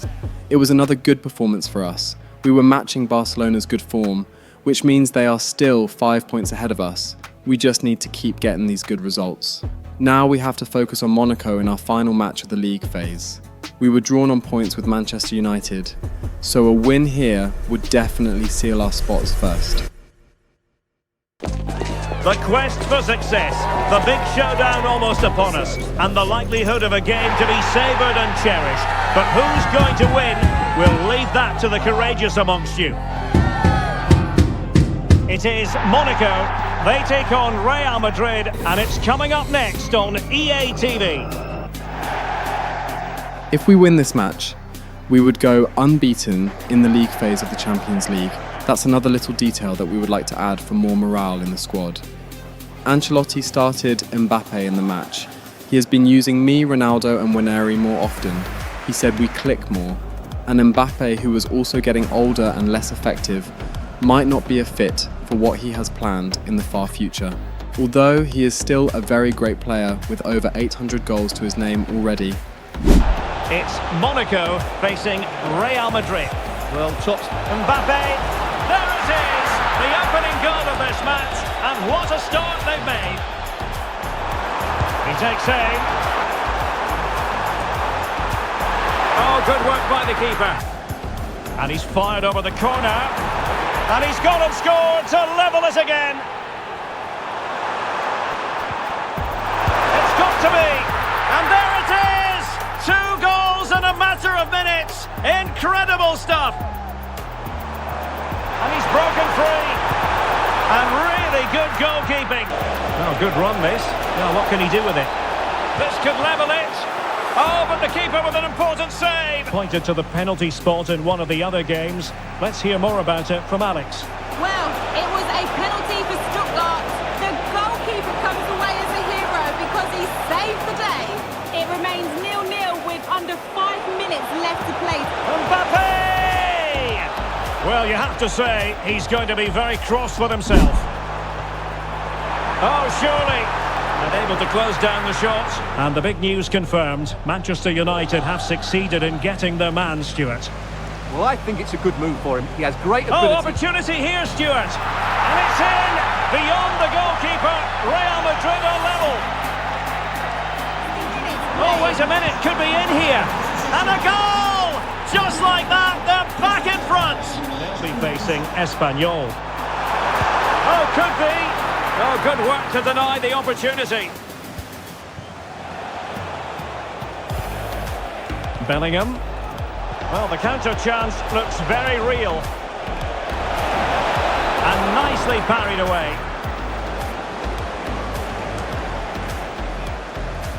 And forcing the mistake.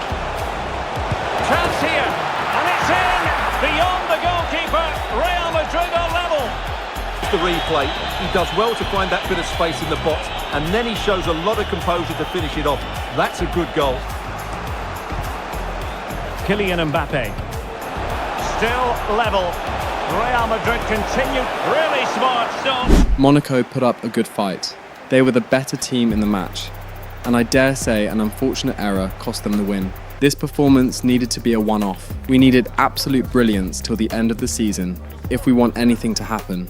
Mbappe also surprised everyone with his performance. He really put a full stop to the people that have been calling him 34 and finished. He might not have achieved as much as Ronaldo did during his time in terms of trophies and personal accolades, but he still did really well. He is just 2 goals away from being second highest goalscorer in Madrid. 2 goals away from Benzema with 352 goals in 350 games. Really good numbers, I won't lie. I was now top goalscorer in the La Liga for this season. 18 more matches to try and match Messi's record of 50. Nothing is impossible. In the Champions League, I was second highest scorer with 8 goals, right under Garnacho with 9. The match against Espanyol ended 3-0, courtesy of Mbappe, Ronaldo Jr. and I. Also another clean sheet away from home. I won February Player of the Month. It has been a very good start to the year for me, and I want to keep it that way. Maybe I can even break a couple more records in my stay here in Spain.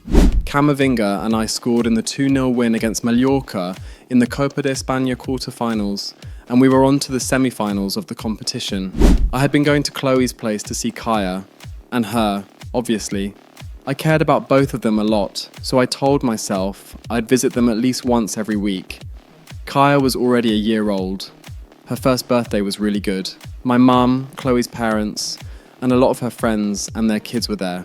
I was still of the opinion that Kaya didn't know what the hell was going on, but Chloe insisted that she was still really happy a lot of people showed up. Chloe and I talked after the party. I hadn't given up on her yet, I don't think I'm ever going to. But I've stopped asking or talking about it. I'd rather my actions speak. I'm still here. She needed to know that. Flo was still my agent though. That was a relationship I couldn't bring myself to end. We have been through so much together, and she has been there for me through literally everything, and not just football related, so I can't even think of getting a new agent.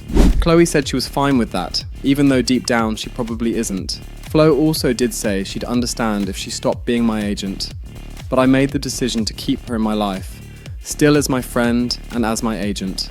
It was a tough situation for me, but I chose the option I would regret the least. Here in Spain, it's known simply as El Derby. The two Madrid rivals, Real and Atletico, about to go head-to-head, and it's anyone's guess who will prevail. Next on EA TV. It was time for Atletico Madrid, and I wasn't looking forward to playing this Devon guy. The match against them and Barcelona almost ended with a big fight between him and Haaland because he kept on trying to bully Yamal. I really don't know what he's after or what kind of clout he's looking for, and it's more annoying that he is actually a good player, but with misplaced priorities. Lamine and I both chose the high road. We don't reply his rants on Twitter and the other absolutely insane things he does during matches with us. We just let our game speak for us. Two proud Madrid clubs founded in 1902 and 1903 respectively. I'm talking about Real and Atletico, and here we are at the Bernabeu, ready for action. Nice weight on the pass.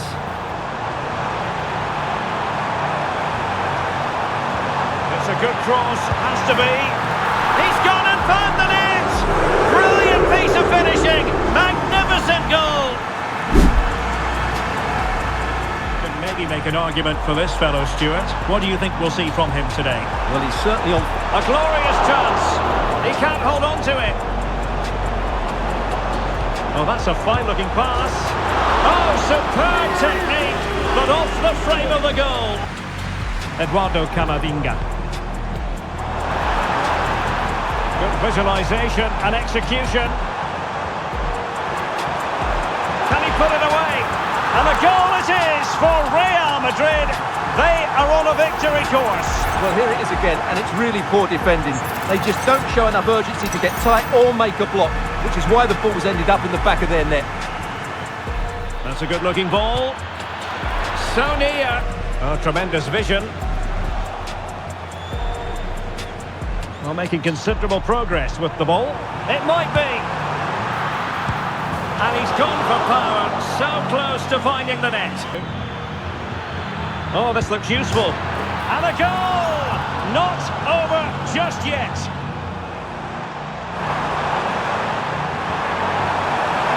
Real chance. And nicely parried away. We were the better side over the course of the first 45 minutes. Devin was really quiet throughout the match. I'm not talking in terms of performance. He didn't approach anyone or say anything at all. In the tunnel, when he passed by me, he just told me good game and went on his way. I wondered what the hell kind of mind games he was playing now. But I shrugged it off and went on my way. Chouameni. Well, they might be able to launch a counter-attack.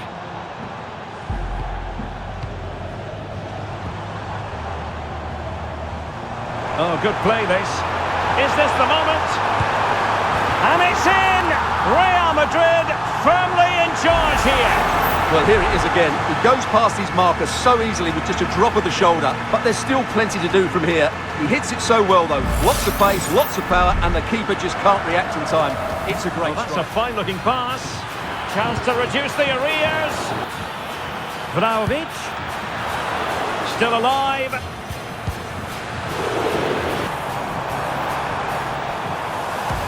Well, he could really get at the opposition. Mbappe. Opportunity. In it goes! He's made it a brace for himself. No stopping him, apparently. Trying to open up the defence. Not did his job defensively. Could he find someone at the far post? And there it is, a goal. But will it be purely a consolation at this stage of the proceedings? They haven't been at their best. Can he find the net? And the ball is loose. Oh, another goal! You just cannot keep them down, and it sets up a furious finish. Atletico Madrid know they're not going to get too many. Oh, there it is! Atletico have levelled it. A huge moment of the game. It was an unbelievable result at the Bernabeu. 10 minutes. They scored 3 goals in 10 minutes. We lost our guards so much and were absolutely punished for it. Devon Stone got the equaliser, something I really didn't want to happen. But it happened. Is this what he's like when he actually focuses on his game? Is he actually that good? I felt the thrill. After the match, I just repeated what he said to me earlier. Good game. The draw took us down to 7 points away from Barcelona. This was going to be tough. I knew it wasn't going to be easy to catch them. But the fact they're not dropping any points at all is nerve-wracking. But I can't focus on that at all. Flo and I met up with one of the representatives for Nike. It was time to renegotiate our deal, and they are very impressed with how I've been playing so far. I'm just 24 and I have nearly 300 million on my Instagram now, which largely affects the contract in a good way. We got a good deal, a very good deal, a significant annual base payment of £15 million. The contract also includes performance-based bonuses, so all in all, I would be getting over 20 million from Nike every year. And more importantly, I'm the 4th athlete in the world to ever get a lifetime contract with Nike. I was ecstatic. Flo's negotiation skills are still very impressive, and I really don't know if I'd be as successful I am today without her. We went out to celebrate as usual, we went out to dinner, and we just talked about a lot and had a really good time together. The next match against Osasuna was not a good one. Ancelotti played Mbappe over me in the match, and we drew yet another match. I feel maybe, if he had brought me on, I could have gotten a goal to make the difference. Next up was Girona, and we defeated them 3-1. Back to winning ways, and I was happy about it. In the semi-finals of the Copa de España, we were up against Oviedo for the 2nd year in a row. They're doing extremely well in the competition to get this far twice in a row. But we beat them in the first leg, courtesy of Waneri, Bellingham, and I. Next was a high-scoring 4-2 win against Real Betis away from home. We were getting back in our stride. I just hope no points are dropped this time on our part anymore. 52 goals and 17 assists this season. It was mind-blowing. These are my usual numbers at the end of the season, and in March I'm already over 50 goals. I can't wait to see what I end up with. This is the kind of occasion we all relish as football fans. Non-stop hype all week long, and now for the action. Champions League round of 16 was here. Last year we bowed out of the competition against an English side, Arsenal. This time we're up against Liverpool. We have to be at our absolute best to get past them. One of the most storied venues anywhere in the football world. It was the first leg of this UEFA Champions League round of 16 tie. It is Liverpool and they take on Real Madrid. And he's gone for power, so close to finding the net.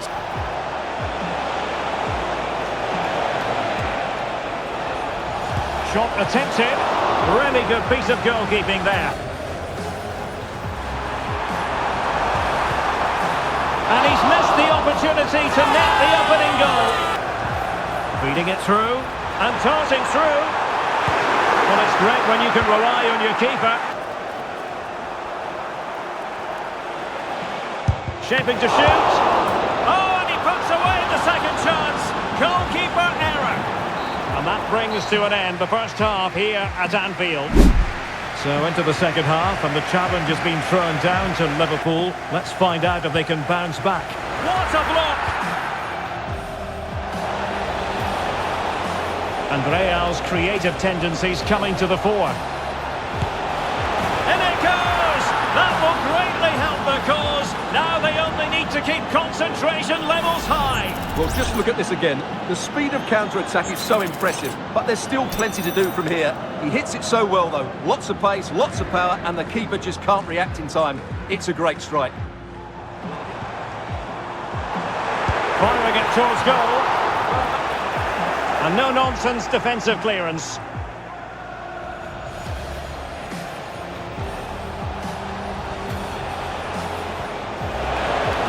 Excellent position taken up by Mbappe. He'll try his luck here. And the goalkeeper has outdone himself with that save. Nice looking move this. And the attempt just wide. So unfortunate. Eder Militao.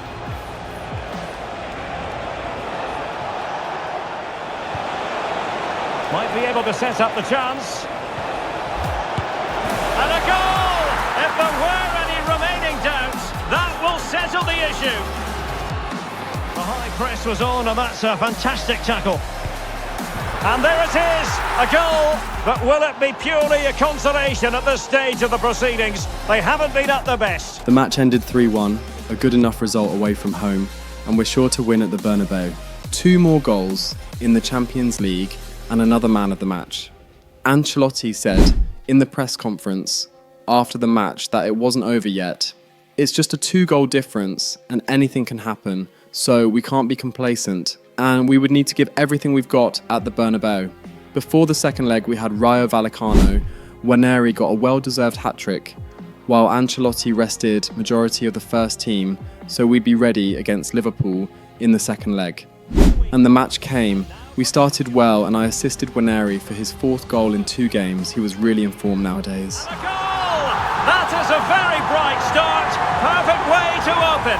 Osimhen got the equaliser in the night shortly after. And a goal here! There it is! They've done it! I had a free kick from far out. Not far out enough for me though. And everyone knows that. The keeper still could hardly keep up with the shot and it nearly creeped in. We had a good chance and my touch let me down. And the following rebounds were well defended. And not cleared away properly. Osimhen got past the defender and was in on goal. He put it away cleanly to make it 2-1 on the night and 4-3 on aggregate. We lost the match, but we won it overall. We weren't at our best, but we did well enough to make sure we won the tie as a whole. Villarreal was next, and the morale of the team was through the roof. Barcelona also finally dropped 2 points, so we're a bit closer to them now. A wet night it is in this region of Spain. We're at the Estadio de la Cerámica.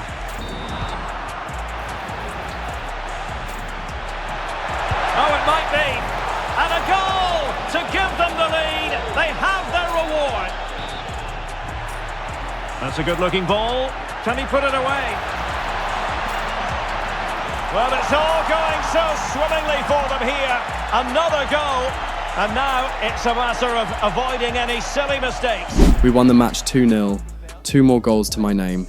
This was my best season yet, and it was only going to keep getting better. International friendlies came, and we drew the first match against Iceland 2-2.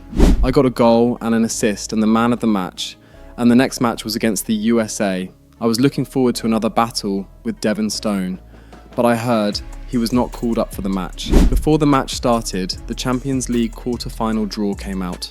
We were up against Bayern Munich, a strong contender for the UCL this season. City were up against PSG, Juventus to United, and Dortmund against Barcelona.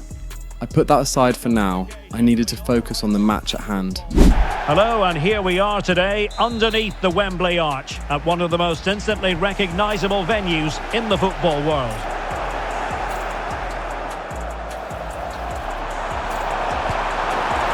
Well, really rifling that one in, and he didn't miss by much. And he takes it on. Oh, really commanding goalkeeping. Looking for a teammate. And able to close down the shot of something positive. A glorious chance. Superb stop.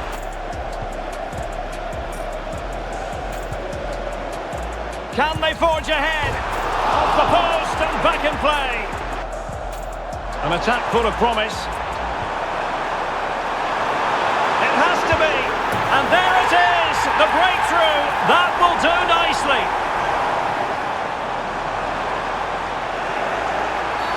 He thwarted the attack illegally.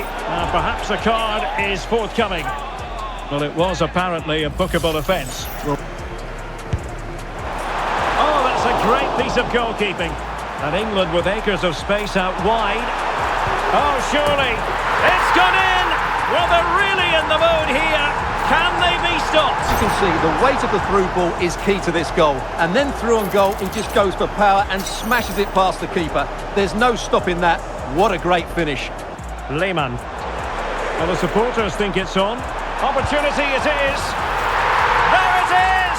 The goals keep coming. No stopping them today. Well, that's really sound goalkeeping, not letting the opposition have any scraps.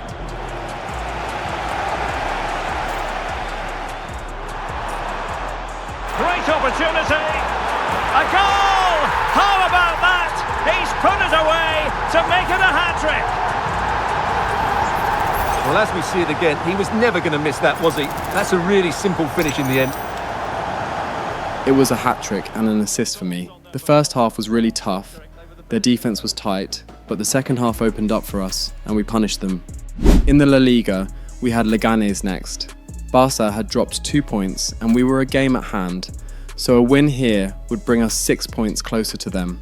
I was up 32 goals in the league. It was looking less and less like I could get the Messi record this season.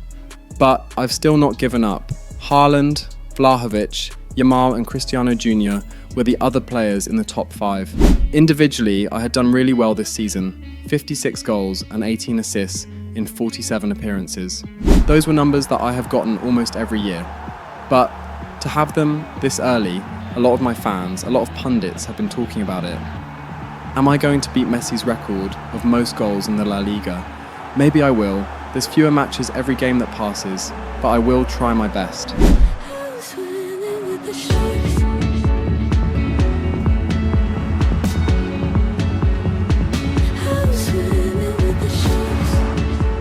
We were 8 points behind Barcelona, but we had a game at hand against Leganés, which shouldn't cause us any problems. We promptly defeated them thanks to the entertaining comeback that we pulled off. Our next match, and the first match in April, was the second leg of the Copa de España semi-finals against Oviedo. They gave us a run for our money in the first leg, and now we're in the Bernabeu. If everything goes well, we would be facing Atletico Madrid in the finals. And of course it did. The first opportunity came quick. I played a good cross to Cristiano, and his header was well saved by their keeper. Then the first goal came shortly after. A game in advance, but I think you can maybe make an argument for this fellow, Stuart. What do you think? Oh, Derek, great opportunity here. And a goal! It's a 2-goal cushion in the tie, and now we can say they're firmly in control of this. And the second came less than 5 minutes later. And a goal this time, applying the finishing touch, just what the doctor ordered. I was involved in both those goals, assisting the first and scoring the second. I could smell more coming, but we had to work for it. Maignan saved a shot well. I missed a one-on-one after dragging it wide. I tried to slot it in the bottom right, but the keeper read that well. Bellingham played the rebound, but Waneri was offside. The keeper saved Cristiano's header as well, and my curler unfortunately hit the bar. Half-time came, and we were still aggressively looking to add to our goals. At the start of the second half, Maignan came out quick to smother a shot, and after getting past 2 defenders, I assisted Waneri for the third of the match.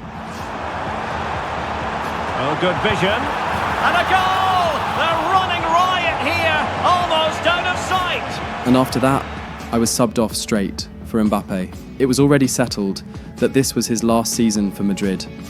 He was 34 now, and he finally decided he wanted to continue his football elsewhere. The match ended 4-0 after Camavinga's second goal of the match in the 89th minute. We were in the finals, and work definitely wasn't over.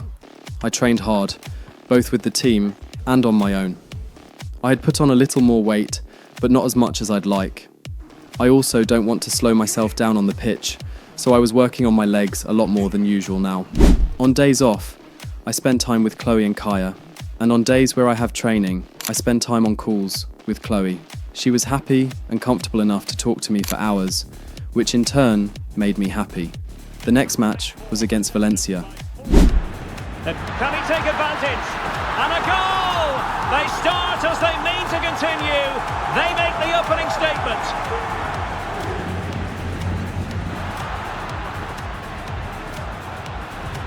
Oh, that's a really good pass.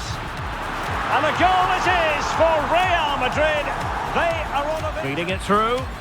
Just needs to stay calm. A goal! How about that? He's put it away to make it a hat-trick. And this time it's in. Fabulous goal. And just look at this. To finish it as a contest. In it goes. Coolly converted. The match ended 4-1. A really good hat-trick from Waneri and a penalty from me. The fans were really happy with our performance. Another game that proves how bad we want the La Liga this season. We were travelling to Germany next. This was the first time I'm up against Bayern in Madrid, and I can't wait. I'm joint second top scorer with Victor Osimhen, right after Garnacho, who's on 11 goals. This is the kind of occasion we all relish as football fans. Non-stop hype all week long, and now for the action. Ladies and gentlemen, it is Bayern versus Real Madrid in the quarter-finals of the Champions League, and this fixture always has the potential to be very entertaining. It's a much older Bayern side, but they are still going strong this season versus a Madrid side that have completely woken up since the start of this year, with starman Kai Lehmann at the helm of their success. He might also be reaching a major milestone in his career today, 400 career goals for club and country. If he scores today, he will be the youngest player to reach 400 goals at just 24 years of age. Kai Lehmann has proved to be a once-in-a-lifetime talent. Like the likes of Messi, Neymar, Ronaldo of 2 generations ago, he might even surpass them. Welcome everyone on a perfect night for football with the floodlights beaming down. I'm Derek Ray, and sharing commentary with me as usual is Stuart Robson. And we've got quarter-final first leg action from Europe's Premier Club competition, the Champions League, just moments away. It is Bayern Munich and they take on Real Madrid. And the main striker today is Harry Kane. Kane, and he takes it on, and that's fantastic goalkeeping to get across and deal with the danger. A chance perhaps, reading it well. Putting it wide from there. A chance then for the respective managers to address their charges. It is half-time here. Here's Mbappe, and passing it through. In it goes! The goal for 1-0, and that changes the dynamic. Real chance. It was inevitable. Goal number 400 for Kai Lehmann.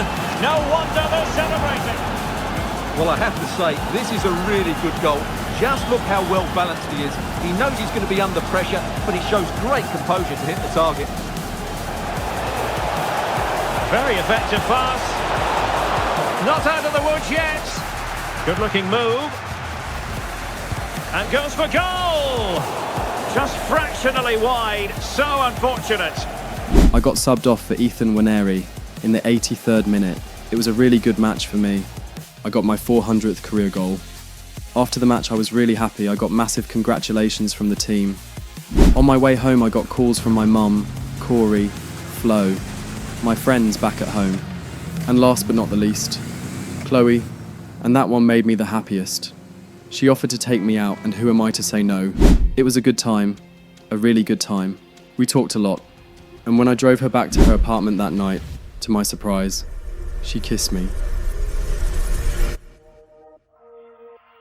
I woke up the next morning with a smile on my face after remembering last night. Chloe was such a sweetheart after all she did. I brushed my teeth, went for a run, worked out, ate, bathed, and headed out for training. Our next match was against Alaves, and we won that 2-0 at home, courtesy of Bellingham and Timber. The second leg against Bayern came, and we came out guns blazing as well. Good support to the central striker. This 4-3-3 system could work really well today. Oh, Stewart, opportunity here. An early goal. It is the ideal opening. Chance here. Just real chance. Waneri scored the only goal, but we were more organised, tactically superior, and we just played with more energy overall. And we coasted through Bayern to reach the semi-finals. Paris Saint-Germain defeated City to go through. United did extremely well against Juventus, and Barcelona's match against Dortmund was pretty much a mirror of our match against Bayern. I guess Spain was on top. We were going to be up against United in the semis, and if Barca get past PSG, this will be their third time in 3 years that they're making the finals. The finals of the Copa de España is a week away, and we have 2 matches in between.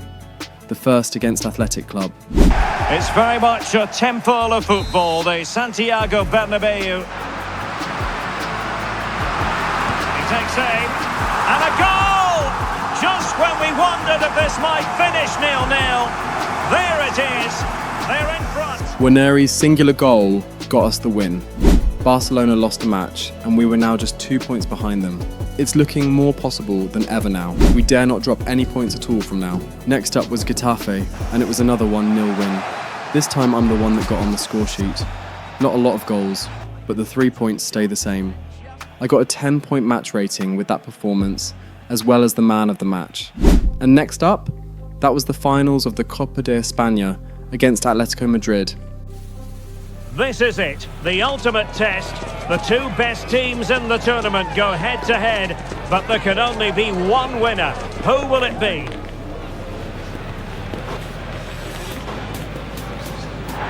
Stay tuned, we'll have all the action for you live from the Bernabeu here on EA TV. We were to avoid losing this match at all costs. Devon Stone had made a bit more traction this season. It's hard to deny he's hard-working and all, but the way he goes about doing things is weird at best. But this is another high-stakes match against our biggest Madrid rivals. The press conference before the match, I was asked many questions and I answered all of them with absolute confidence in myself. The confidence I showed on the pitch in the first half. Oh, could be an opportunity here. Can he give them the advantage? Oh, it's in! Real Madrid make the opening statement in the final, and it could be massively important. Shaping to shoot, and there it is! A 2-goal cushion now, and just look at these fans! The trophy coming their way, surely!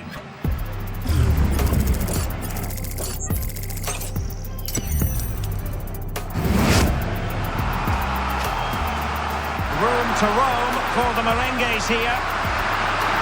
Real chance, and that's the hat-trick! Tearing apart this defence time and again. They simply can't handle him. I got a hat-trick in the first half, a little over 30 minutes. I stunned Atletico Madrid. They did not see this coming at all. Devon Stone, on the other hand, was not having it, yelling at the defence at some points even. I tried one more shot. A very daring shot, but I was unlucky. The first half ended shortly after that. Devon Stone told me that he admits I'm good, but reminded me what happened in the last match where they came back from 4-1 down. They came out with more vigour. I still tried for my fourth, but their keeper did really well. And they weren't letting up, but Maignan was holding strong. Eventually, Nico Williams was able to pull a goal back for them. Devin Stone had a good chance, but he completely screwed up the chance. And later on, he assisted Nico Williams for his second goal of the game. And it goes! Another goal! And I'll tell you what, the impossible is becoming quite possible. We were beginning to get flashbacks of the last game. From 4-1 to 4-2 to 4-3 to 4-4. That can't happen again. I tried a shot on goal from distance, but it went wide. We were able to hold on and we won. We won the Copa de España for the second year in a row. Last year was against Villarreal. This year it's against Atletico Madrid. The sweet taste of success.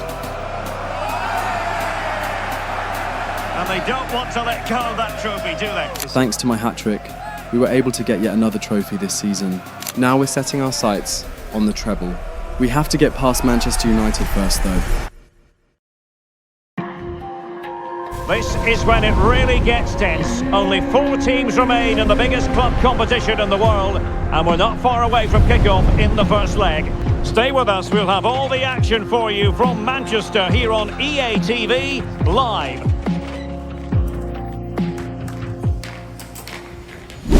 From one end to another, and Waneri was able to get the first goal of the match. The back 5, but the front 3 will certainly offer a goal threat. However, oh, they could be in here, Stuart. And a goal! The opener in the semi-final! First goal of the contest! I had a free kick opportunity in the 30th minute. It was a good hit, but I couldn't get the amount of curl I needed on it. They had a counter-attack, and top scorer Garnacho couldn't get past Maignan for their equaliser. He had another chance in the second half, but hit it wide. I won a penalty in the 71st minute, and I played it top right, and Onana had absolutely no chance. To the ears of their fans, they can sense a place in the final. We won the first leg 2-0, the same as the match up against Bayern. Now we just need to put everything to bed at the Bernabeu. Ancelotti was very happy with us. We've done really well to go unbeaten this year in all matches except the one against Liverpool. The match before the second leg was against Celta Vigo, and we won it 2-0 courtesy of Waneri's brace. I won Player of the Month for April. I had done extremely well this season, even better since the turn of the year. Building to a crescendo all week, and very shortly it will be for real. We have all the action for you live. We simply have to focus on this man. Will he add to his total of 4 goals from his last 3? This is EA TV. The Santiago Bernabeu, right here in the Spanish capital, Madrid. My name is... Chance here! Well, it was caught nicely. Lehmann. Is it going to be? Wonderful chance. And there it is, 1-0. Their efforts have been rewarded. And look at the celebrations. That's a good-looking ball. And in! Oh, yes! Exactly what they were hoping to produce. They've delivered the goal. Camavinga. Chance here. Great defending.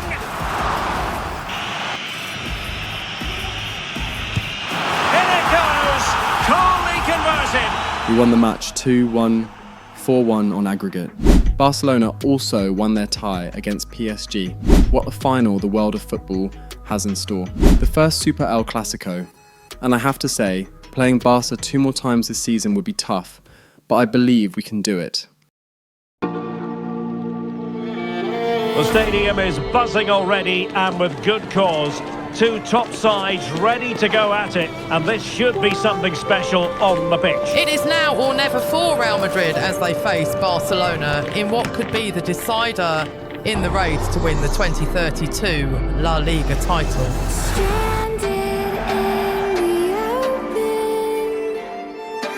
Barcelona host Real Madrid in a massive game that could decide which of these teams ends up taking the league title. The 2 teams fought out a draw last time Real Madrid played Barcelona. Both will be desperate to win the reverse fixture now, as the winner could very well go on to win the league. We were on 83 points to their 85, just a 2-point gap, a very fragile 2-point gap, one that we would be looking to completely obliterate. The visitors so much, including football. Barcelona, of course. On to Messi. He'll take this on. With 3 players in advance of 2 holding midfielders. But it's important that the wide players come in field. Oh, a save right out of the top drawer. Super stop. Real accuracy and easy for the keeper. So let's have a look at the table, and the chances there for the visitors to go top if they can win. He's in position. An early goal. It is the ideal opening. And Real Madrid are on top of the league as it stands. Incisive pass. The keeper making sure that was pushed well away from danger. Gives it a go. And couldn't quite square the game. Yuri and Timber. An attack full of promise. Mbappe! And a goal it is for Real Madrid. They are on a victory course. Could cross it in here. He cuts it back. The keeper diving magnificently to make sure he got there. Happy to take on the shot. Holland. Must score. And a goal. Not over just yet.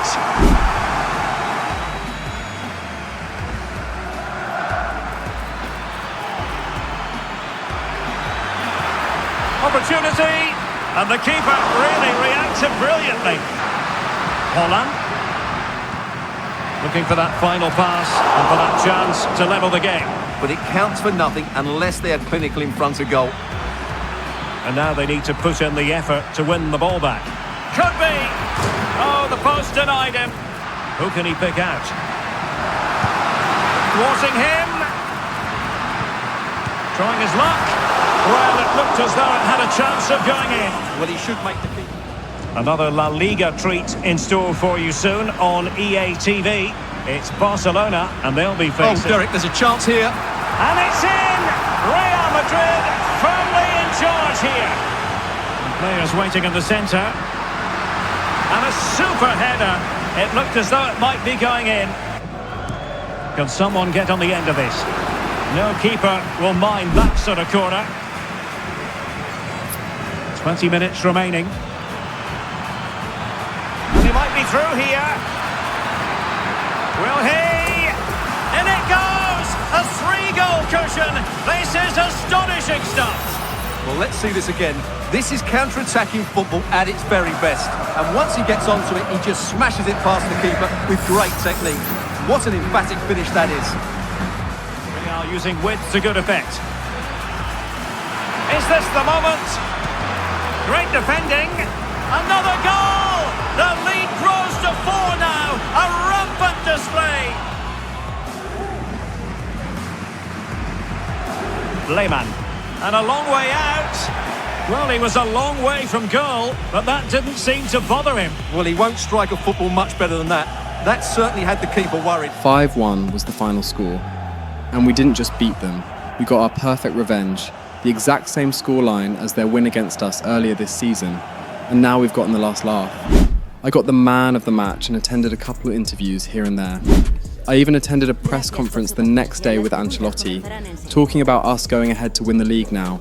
The 4 remaining teams ahead would be extremely difficult, but now it's a test of resilience for us. We can finally get Spain back from them, after holding the La Liga title for 5 years in a row now.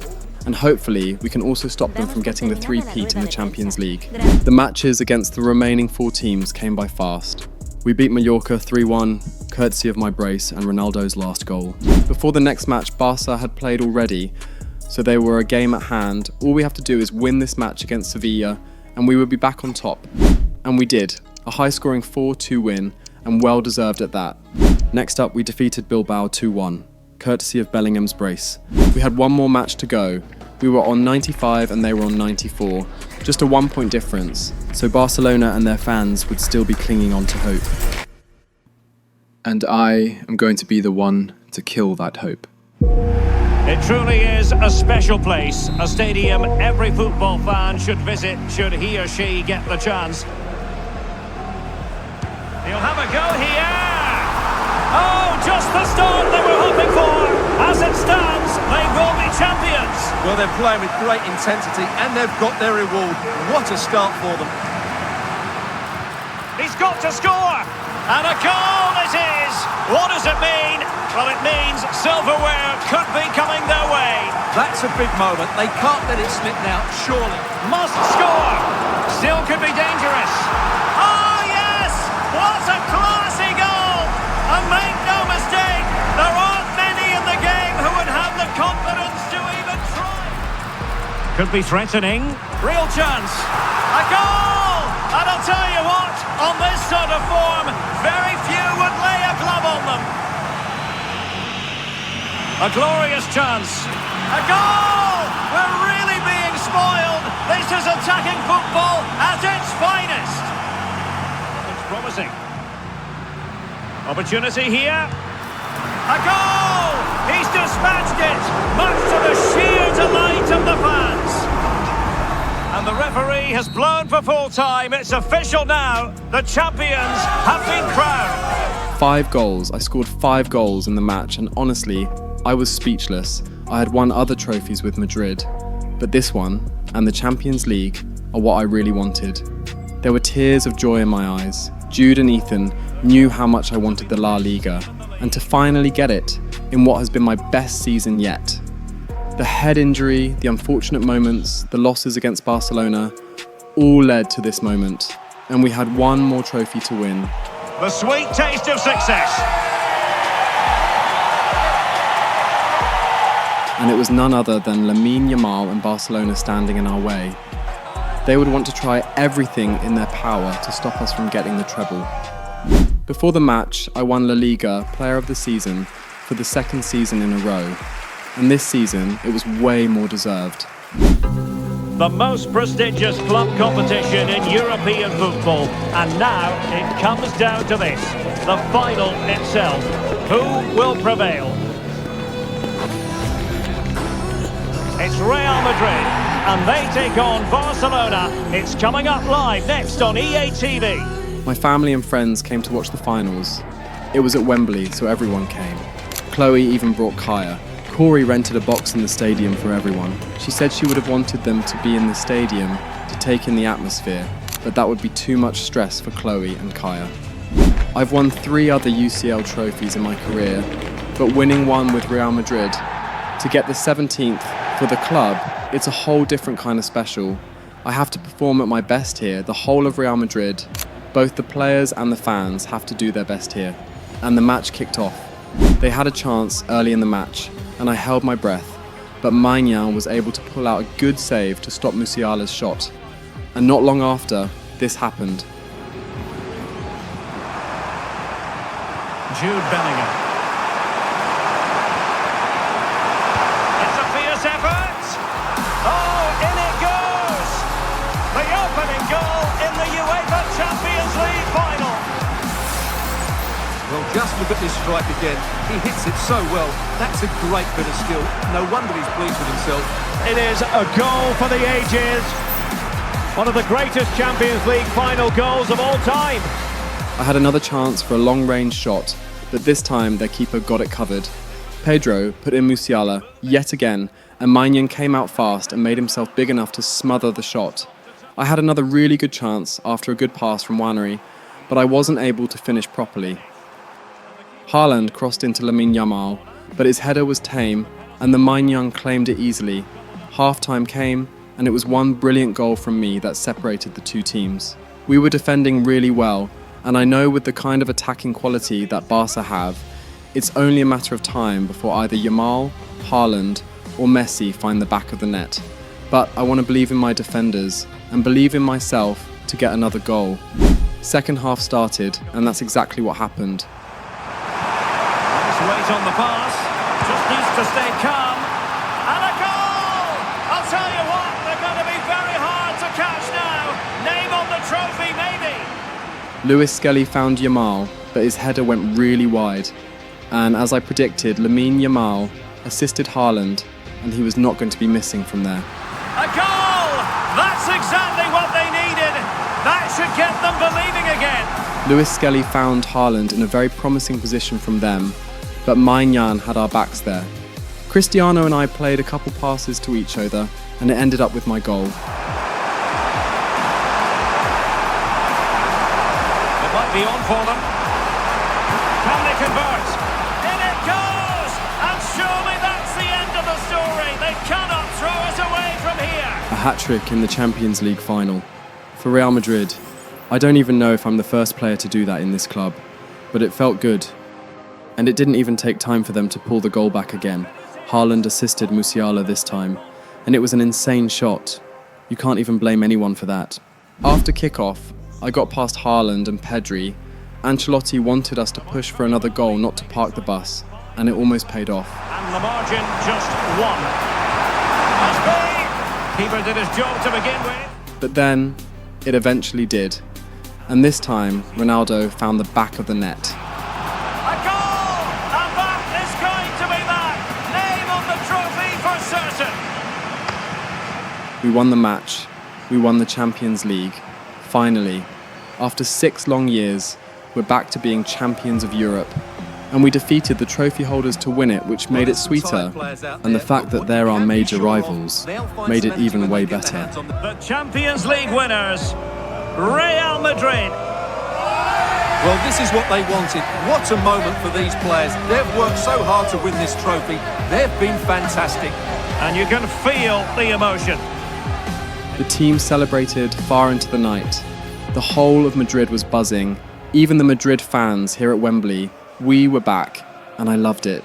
After the whole thing, we all went to celebrate.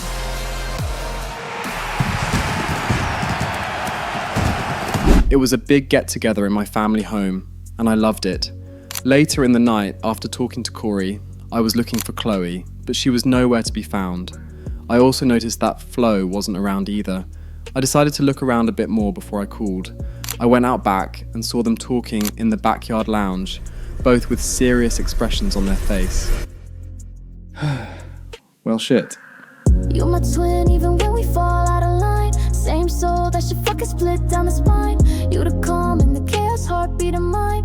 If I'm lost, nigga, I look to your eyes. You my twin, you my twin, you my twin, you my twin, you my twin, you my twin.